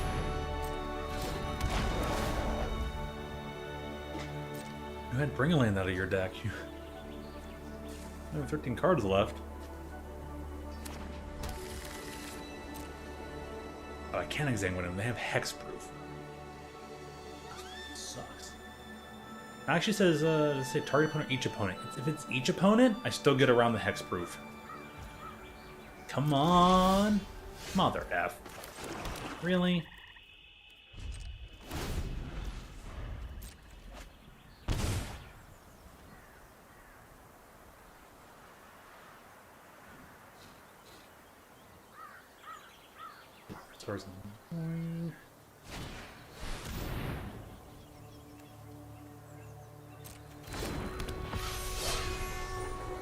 Yeah, whenever you gain life, cool, but you haven't gained any life yet. Then where's your life gain?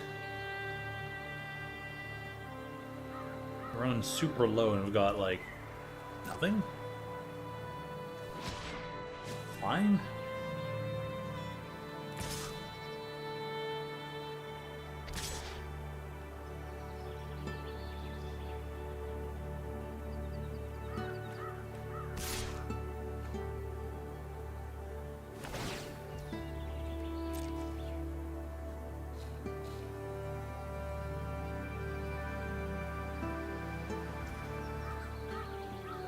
Two, 6, 9, 11?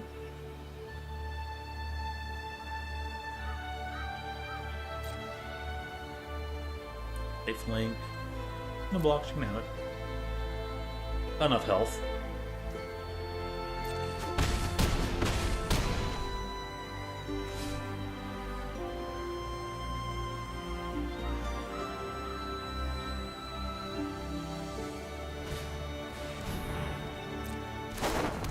Gonna mill themselves for 2 more down the 9 cards.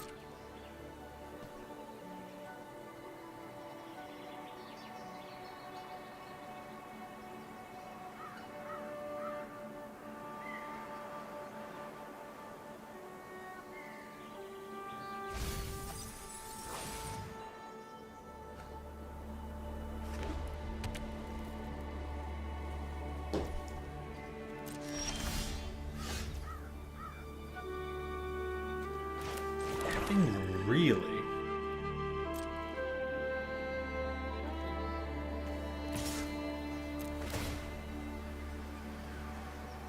Drew 2 lands. 4, 8, I have 9.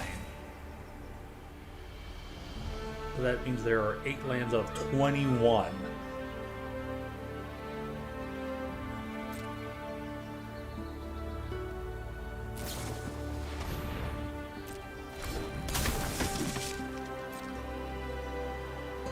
They're trying to put as much damage on the board as possible.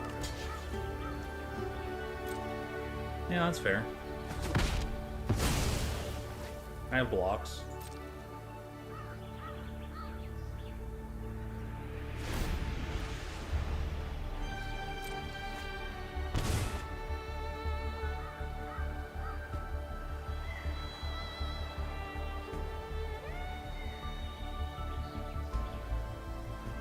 Oh, man.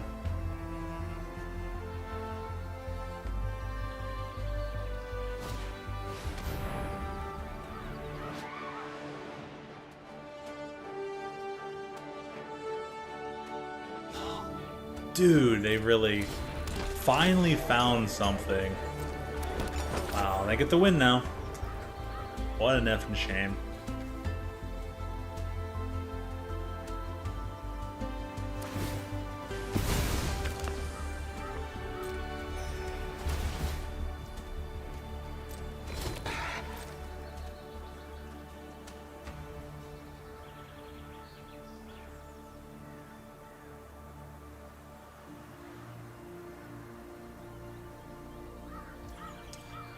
Alright, let's see what we got here. Come on, attack with everything.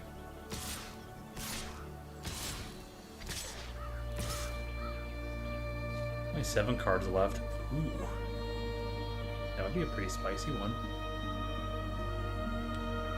17, right? Trying to figure out their math.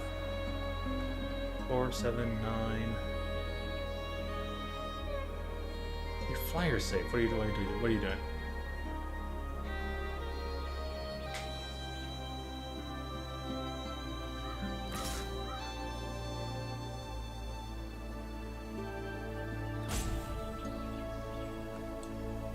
Two, 6, 9, 13.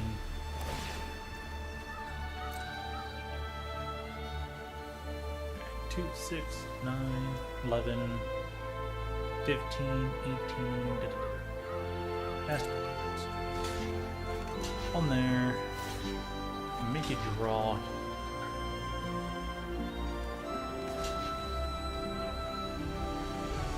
Big for big, right? 2, 5, 9. 12? Yeah, sounds good to me.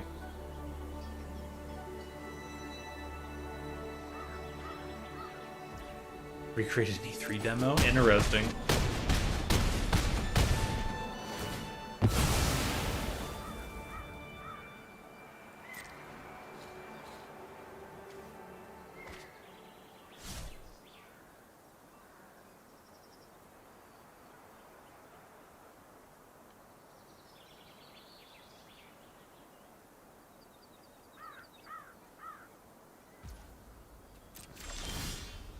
Fucking really? 4 lands in a row. Arena, you suck.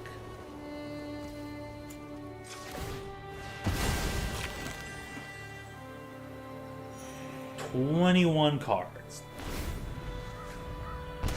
1/3 of the land. Well, hey Braden, we can say that the Arena Shuffler was good until this game. Oh, you don't want to sack your cat token? Come on now. Put on the 3 cards, why don't you? I actually have an outlet in the deck. This game's just like, people winning? Nah, don't want you doing that. Yeah, it's just each opponent, no targeting. Come on. Nope, can't have people winning games. That wouldn't be right.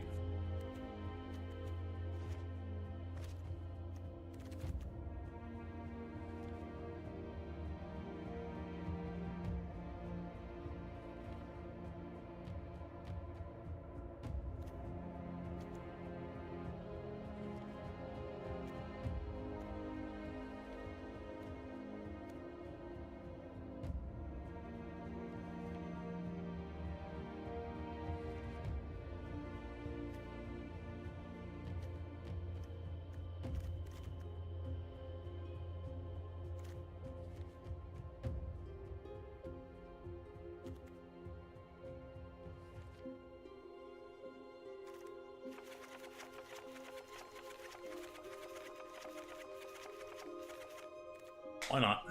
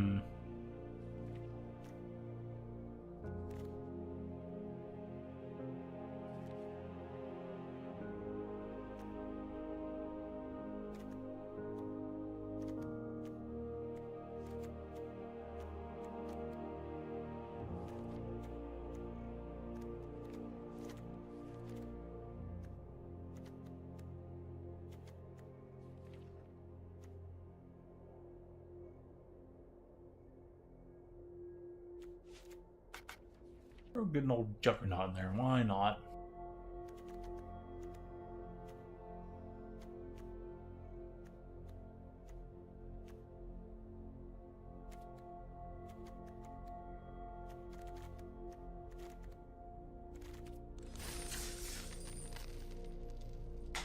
Okay.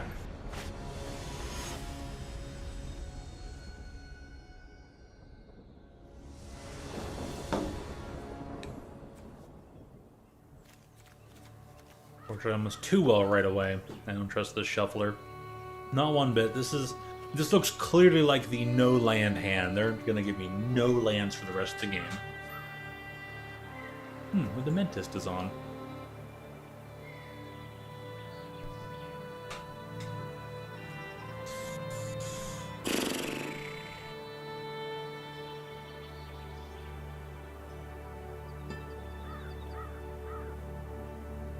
Okay, I get to attack him for 2 on turn 2. That's 3 damage total.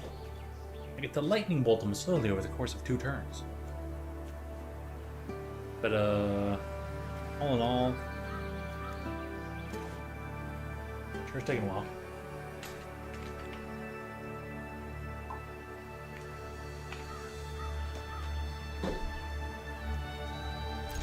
Keep 7, yes, please and thank you. What are they keeping with?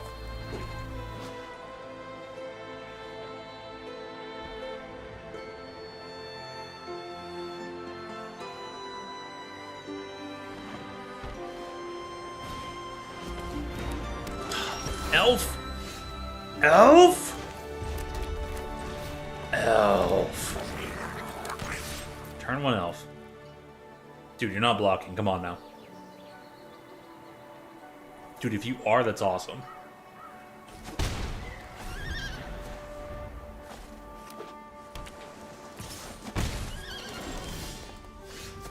See how bad it runs?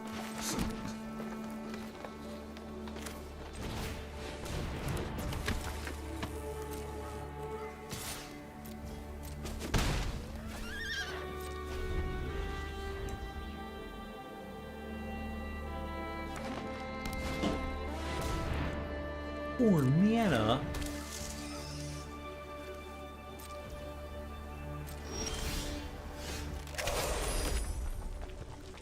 3 or 5. Oh, yeah.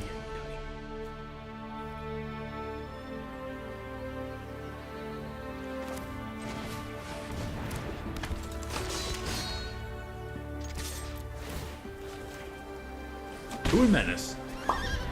Wonderful. My dude had max settings and ray tracing development. He got like 25 frames. Dear gosh, wow.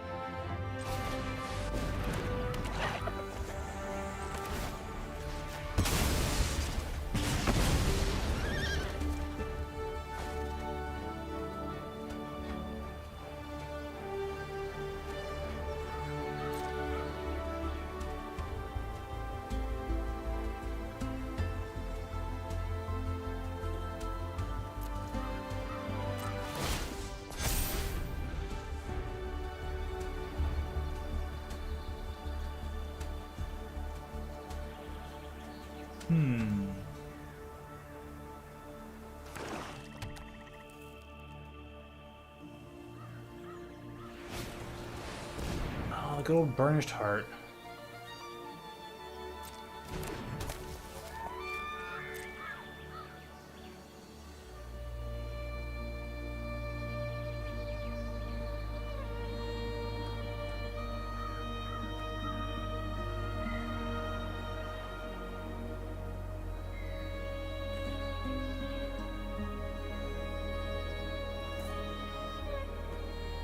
Alright, they're in Salt Eye Killer Scheme, so what's going on?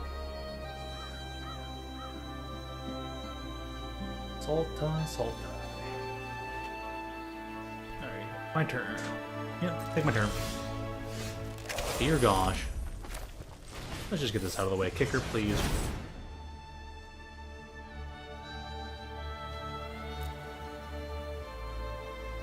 I'll take 2 green.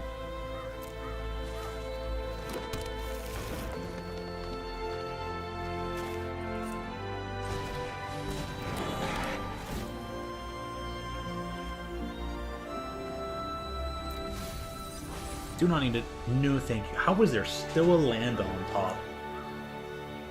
4, 5, 6, 7, 8. I think there's 9 out of 25. Better not draw into a thing above. That is 6 and Menace.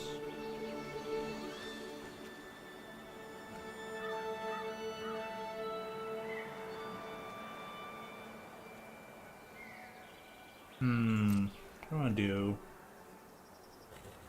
Over inst.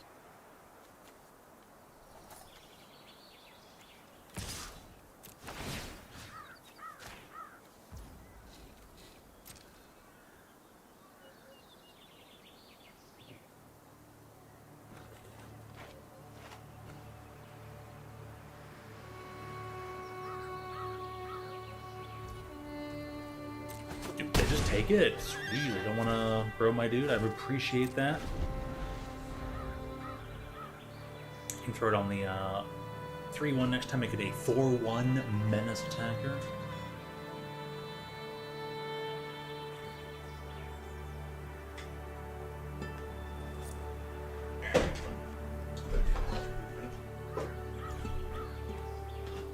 Alright, Lily.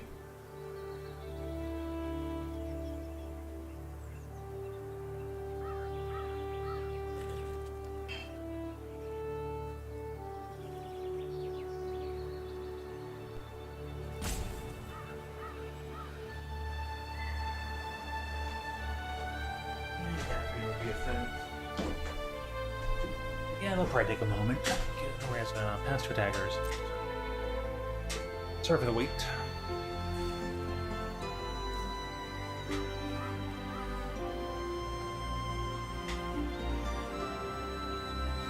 Oh, like BRB would be good. But yeah, sorry, BRB. Optimize new game respawn.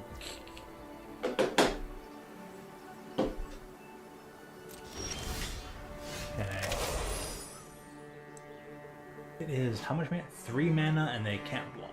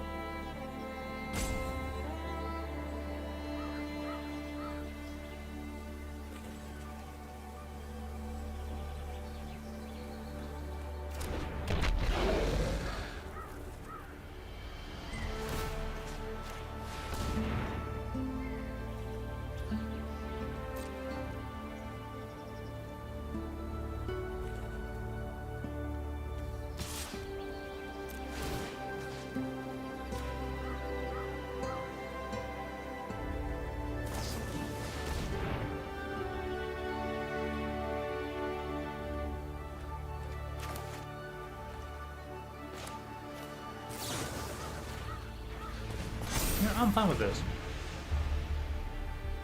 Force you to have to block and give up both creatures. What a blowout! They're like, yep, I cannot make do with that. So awesome. Awesome.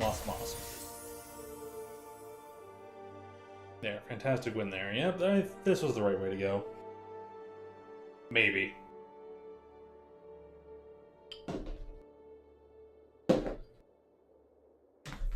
Red guy plays red cards to win his game. Somehow fights Arena Shuffler in the meantime. But dude, yeah, how does a game from a modest while ago, it's not like we're running like Jedi Outcast here, but I mean, max settings with everything on it on a 49, like you can only get 25 frames on something that has been made after the fact.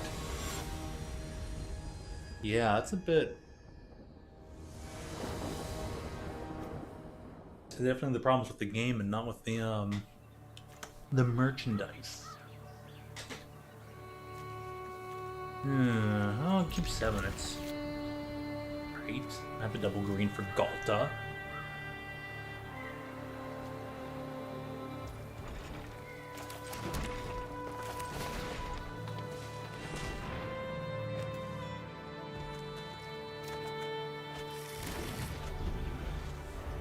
Give me that red, you know?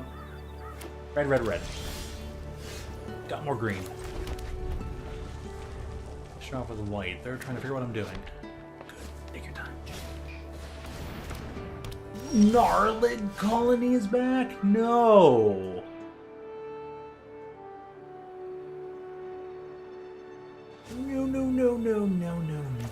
No. Well, it's an instant, so I'll just I'll pass the turn. Let's see what you want to play this turn and just let it go. Let it go. Yeah, technically 2. It's just 2 damage. I don't mind. My turn. Sure, why not?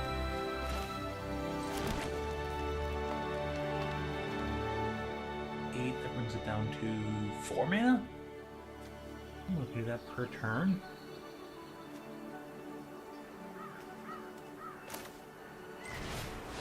Oh, what's that, my block? You're probably banishing light it, whatever. But I'm the low power guy.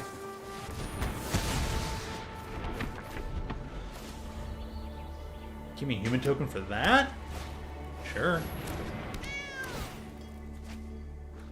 12-12 trample, baby, here we come. Attacking for 2, it's all good.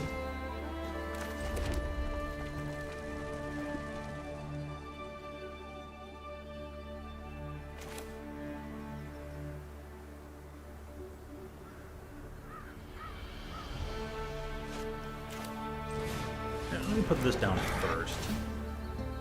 Surveil. Actually, we'll keep that. It's down to 7 mana. I'm at 1, 2, 3, 4, 5, 6. So this thing's coming down next turn, no doubt.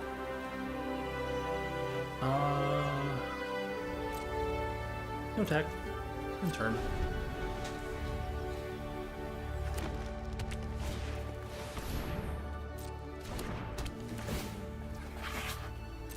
Cute little kitty cat.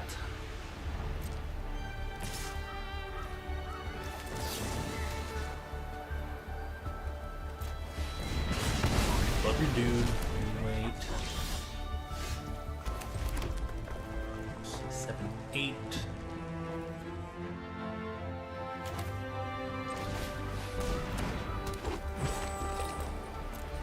Five mana. No, on the banished table. We'll see what we get. Fine, have your dude, have your dude.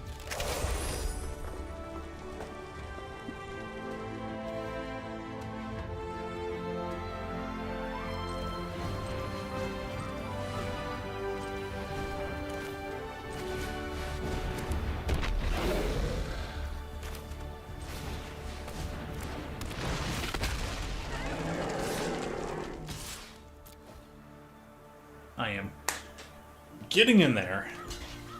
Yeah, block one guy. Give me a surveil. Yes, please. If I can get rid of a land, I'm all for it. Dude, get rid of a land. Don't need it anymore. Play your Banishing Light. I know you got one.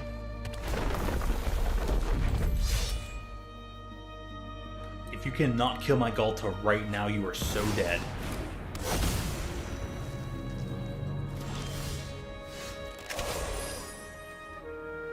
2, 3, 4, 5, 6. I am 1 mana short of this.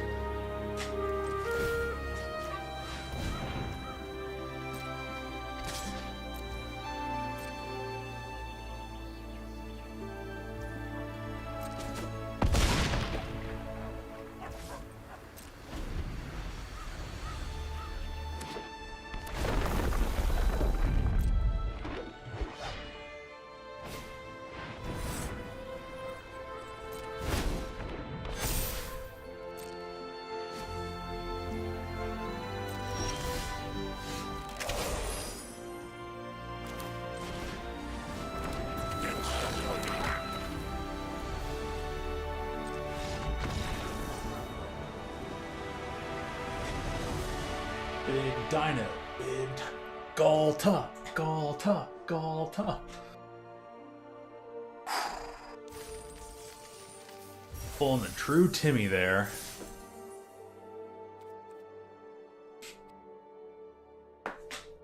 Gosh.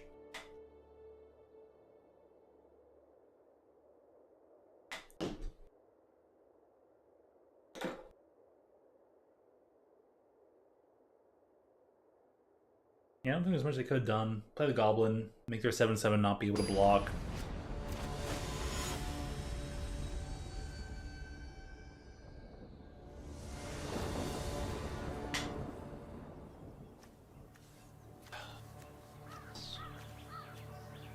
The shuffler hates me.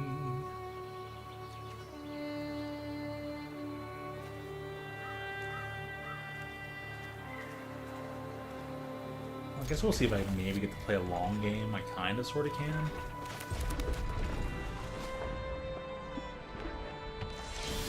Another white-green deck? Or like what?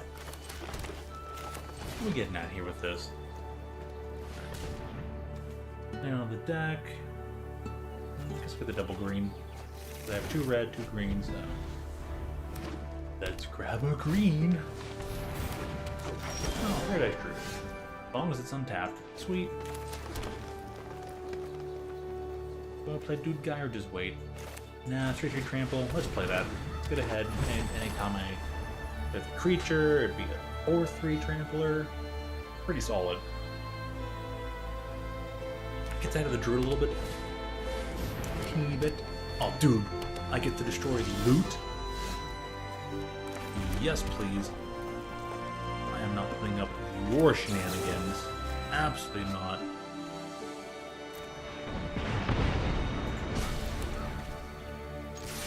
I know you're supposed to be pretty decent.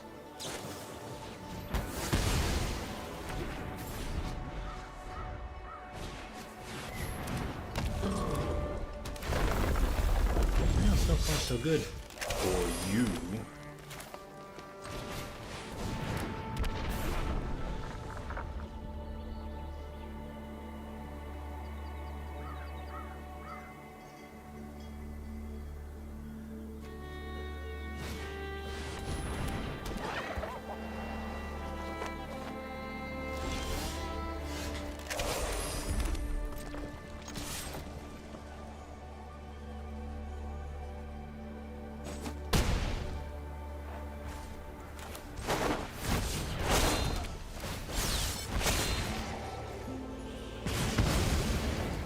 Get rid of your chump blocker, I don't mind.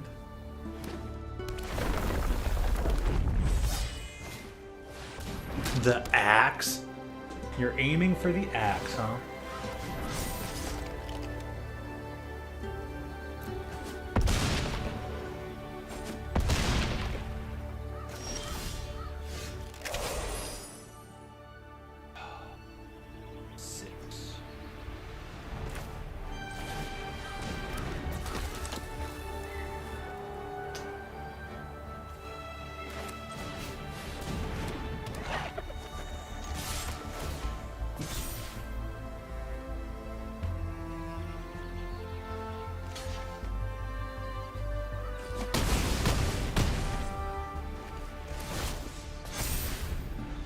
Does kind of work.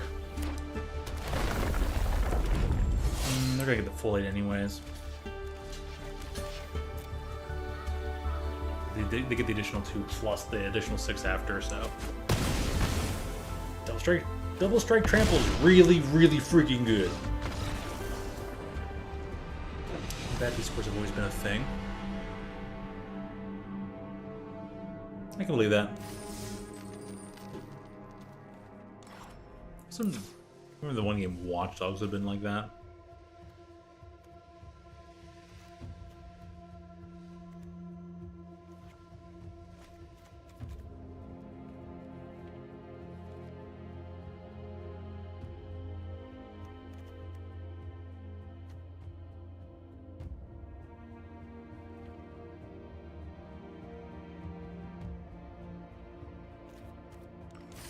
It's nothing to worry about. I'm gonna play the game. This thing doesn't like allowing me like it. Client does not like to allow me to get past 2 wins.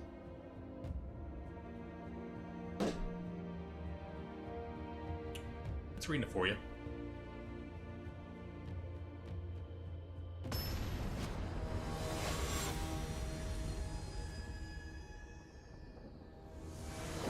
Nice username, Sertria. Wow, first time I've seen the Cranko all day. Dear gosh. I'm gonna keep it just because I know I'm not gonna get it. And the red-green? Oh, okay.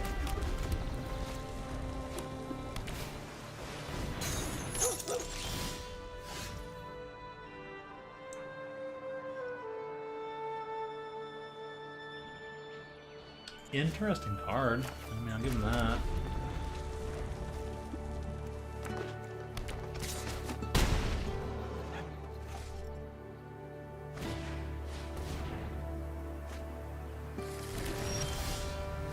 They're grabbing a blue, huh?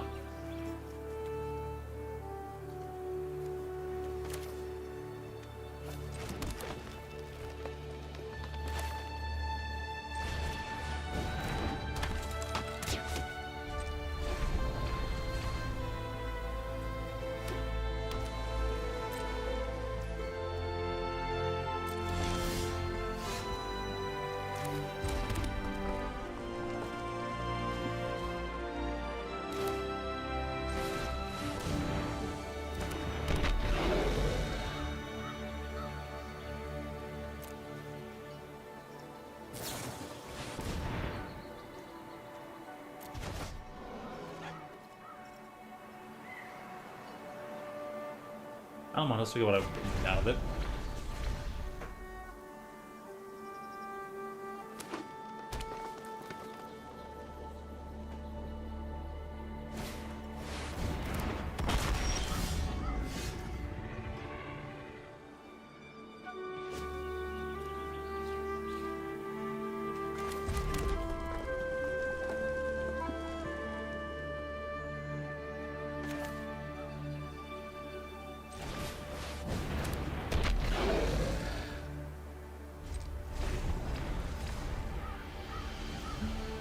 get to untap, so let's see what we get.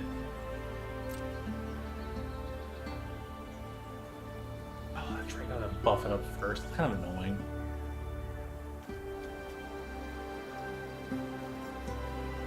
Dude, they should have never made this change to combat. This change to combat is so bad.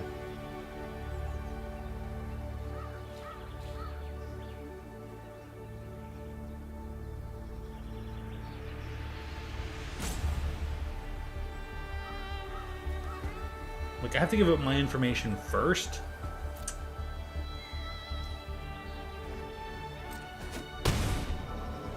And then they're allowed to, like, react to it? Yeah, they should have... The change to combat is just no good. No good at all.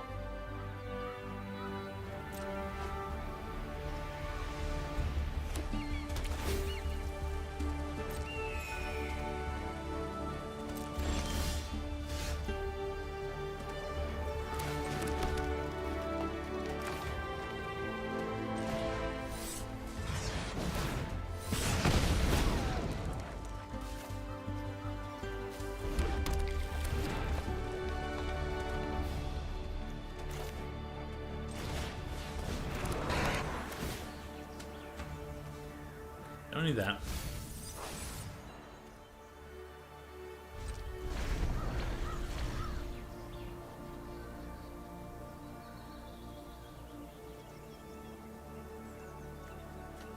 I think their teamer build is pretty interesting, though. Even though they got that off the sealed, man, total luck sacks.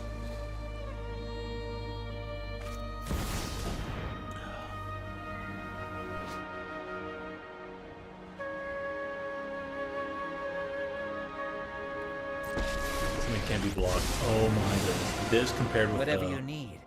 Cerberus thing? Like, really? You go low, I'll go high. All that just from Morbid?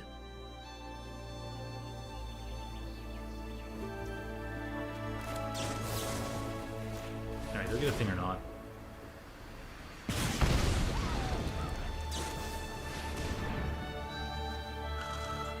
Yeah, they should have never, ever made the combat change. That is so bad. Splitting the damage is cool. Like, being able to split damage is the only change they should have made. Eyes open. Not that you can't cast things, you know, after you block. You need to be able to block and then cast things. This is so unacceptable.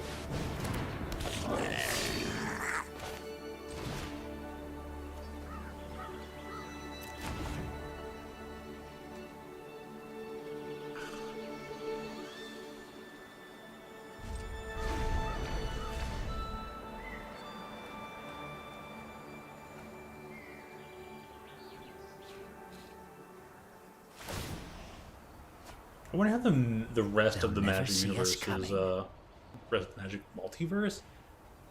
This feeling about the combat change. This combat change, though, I have to say, I'll change it back right away. Don't even, like, don't make us play with this for more than one set.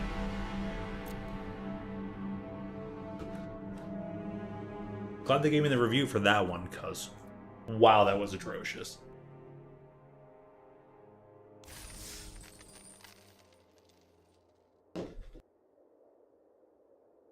How about they put the happy face on the right hand side? Just trying to cheese people into clicking the wrong emote. Man, that is aggravating. Like, I have to throw out a defensive spell and just hope they don't counteract my dude.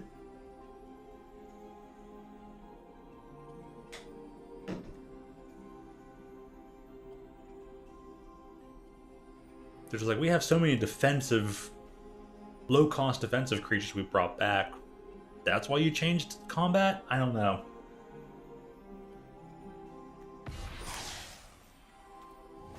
Don't trust it, don't like it. Played enough rounds where it mattered. It mattered so much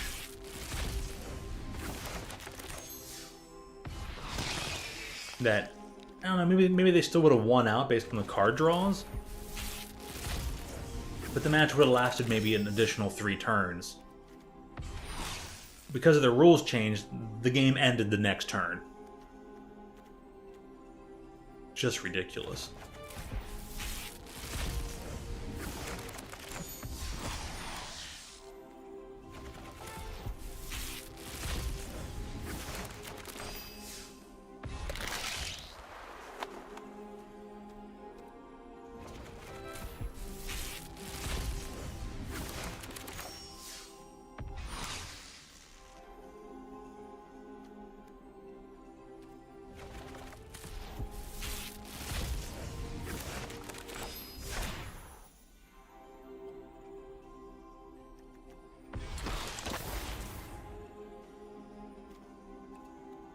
Oh, this card is supposed to be pretty decent.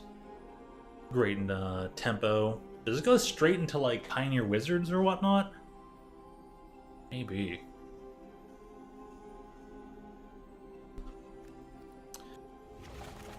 Alright, well, I'll stop there.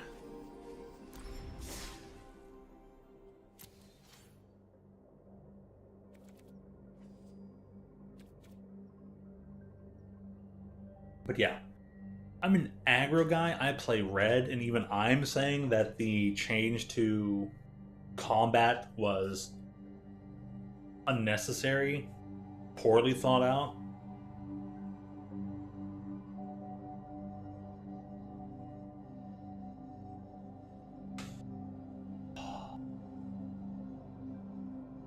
Yeah. Like, bring back the whole defensive spell, offense, you know, careful considerations, but the way you can split the damage, keep that. The way that, you know, the way you can't even defend yourself, go back. Go back right away. Terrible. So Wizards was half correct with the changes they made. Split damage, good.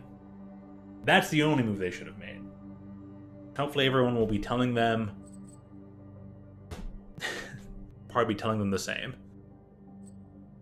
I mean, I'll give them credit for the least they tried something, but it only took one night to determine, nah, this ain't the way. So, I'll be playing this again very soon. Tomorrow? I don't know. Friday? Probably. We'll see. We'll see. I'll get that extra magic time in. More than I have got to do with Duskmourn, that's for certain. We'll see, we gotta fit in what? Banjo-Tooie, Majora's Mask by the end of the month, and finally finish up at least Kirby. I don't know if I'll play any more Shadow the Hedgehog, but it was a lot of fun. I don't see how much more I pursue 100% on Shadow the Hedgehog. Maybe give it one more run through. So, yep. See you pretty darn soon. Stay hydrated, sleep well, and I thank you as always for tuning in. I hope to see you again real soon. Julio.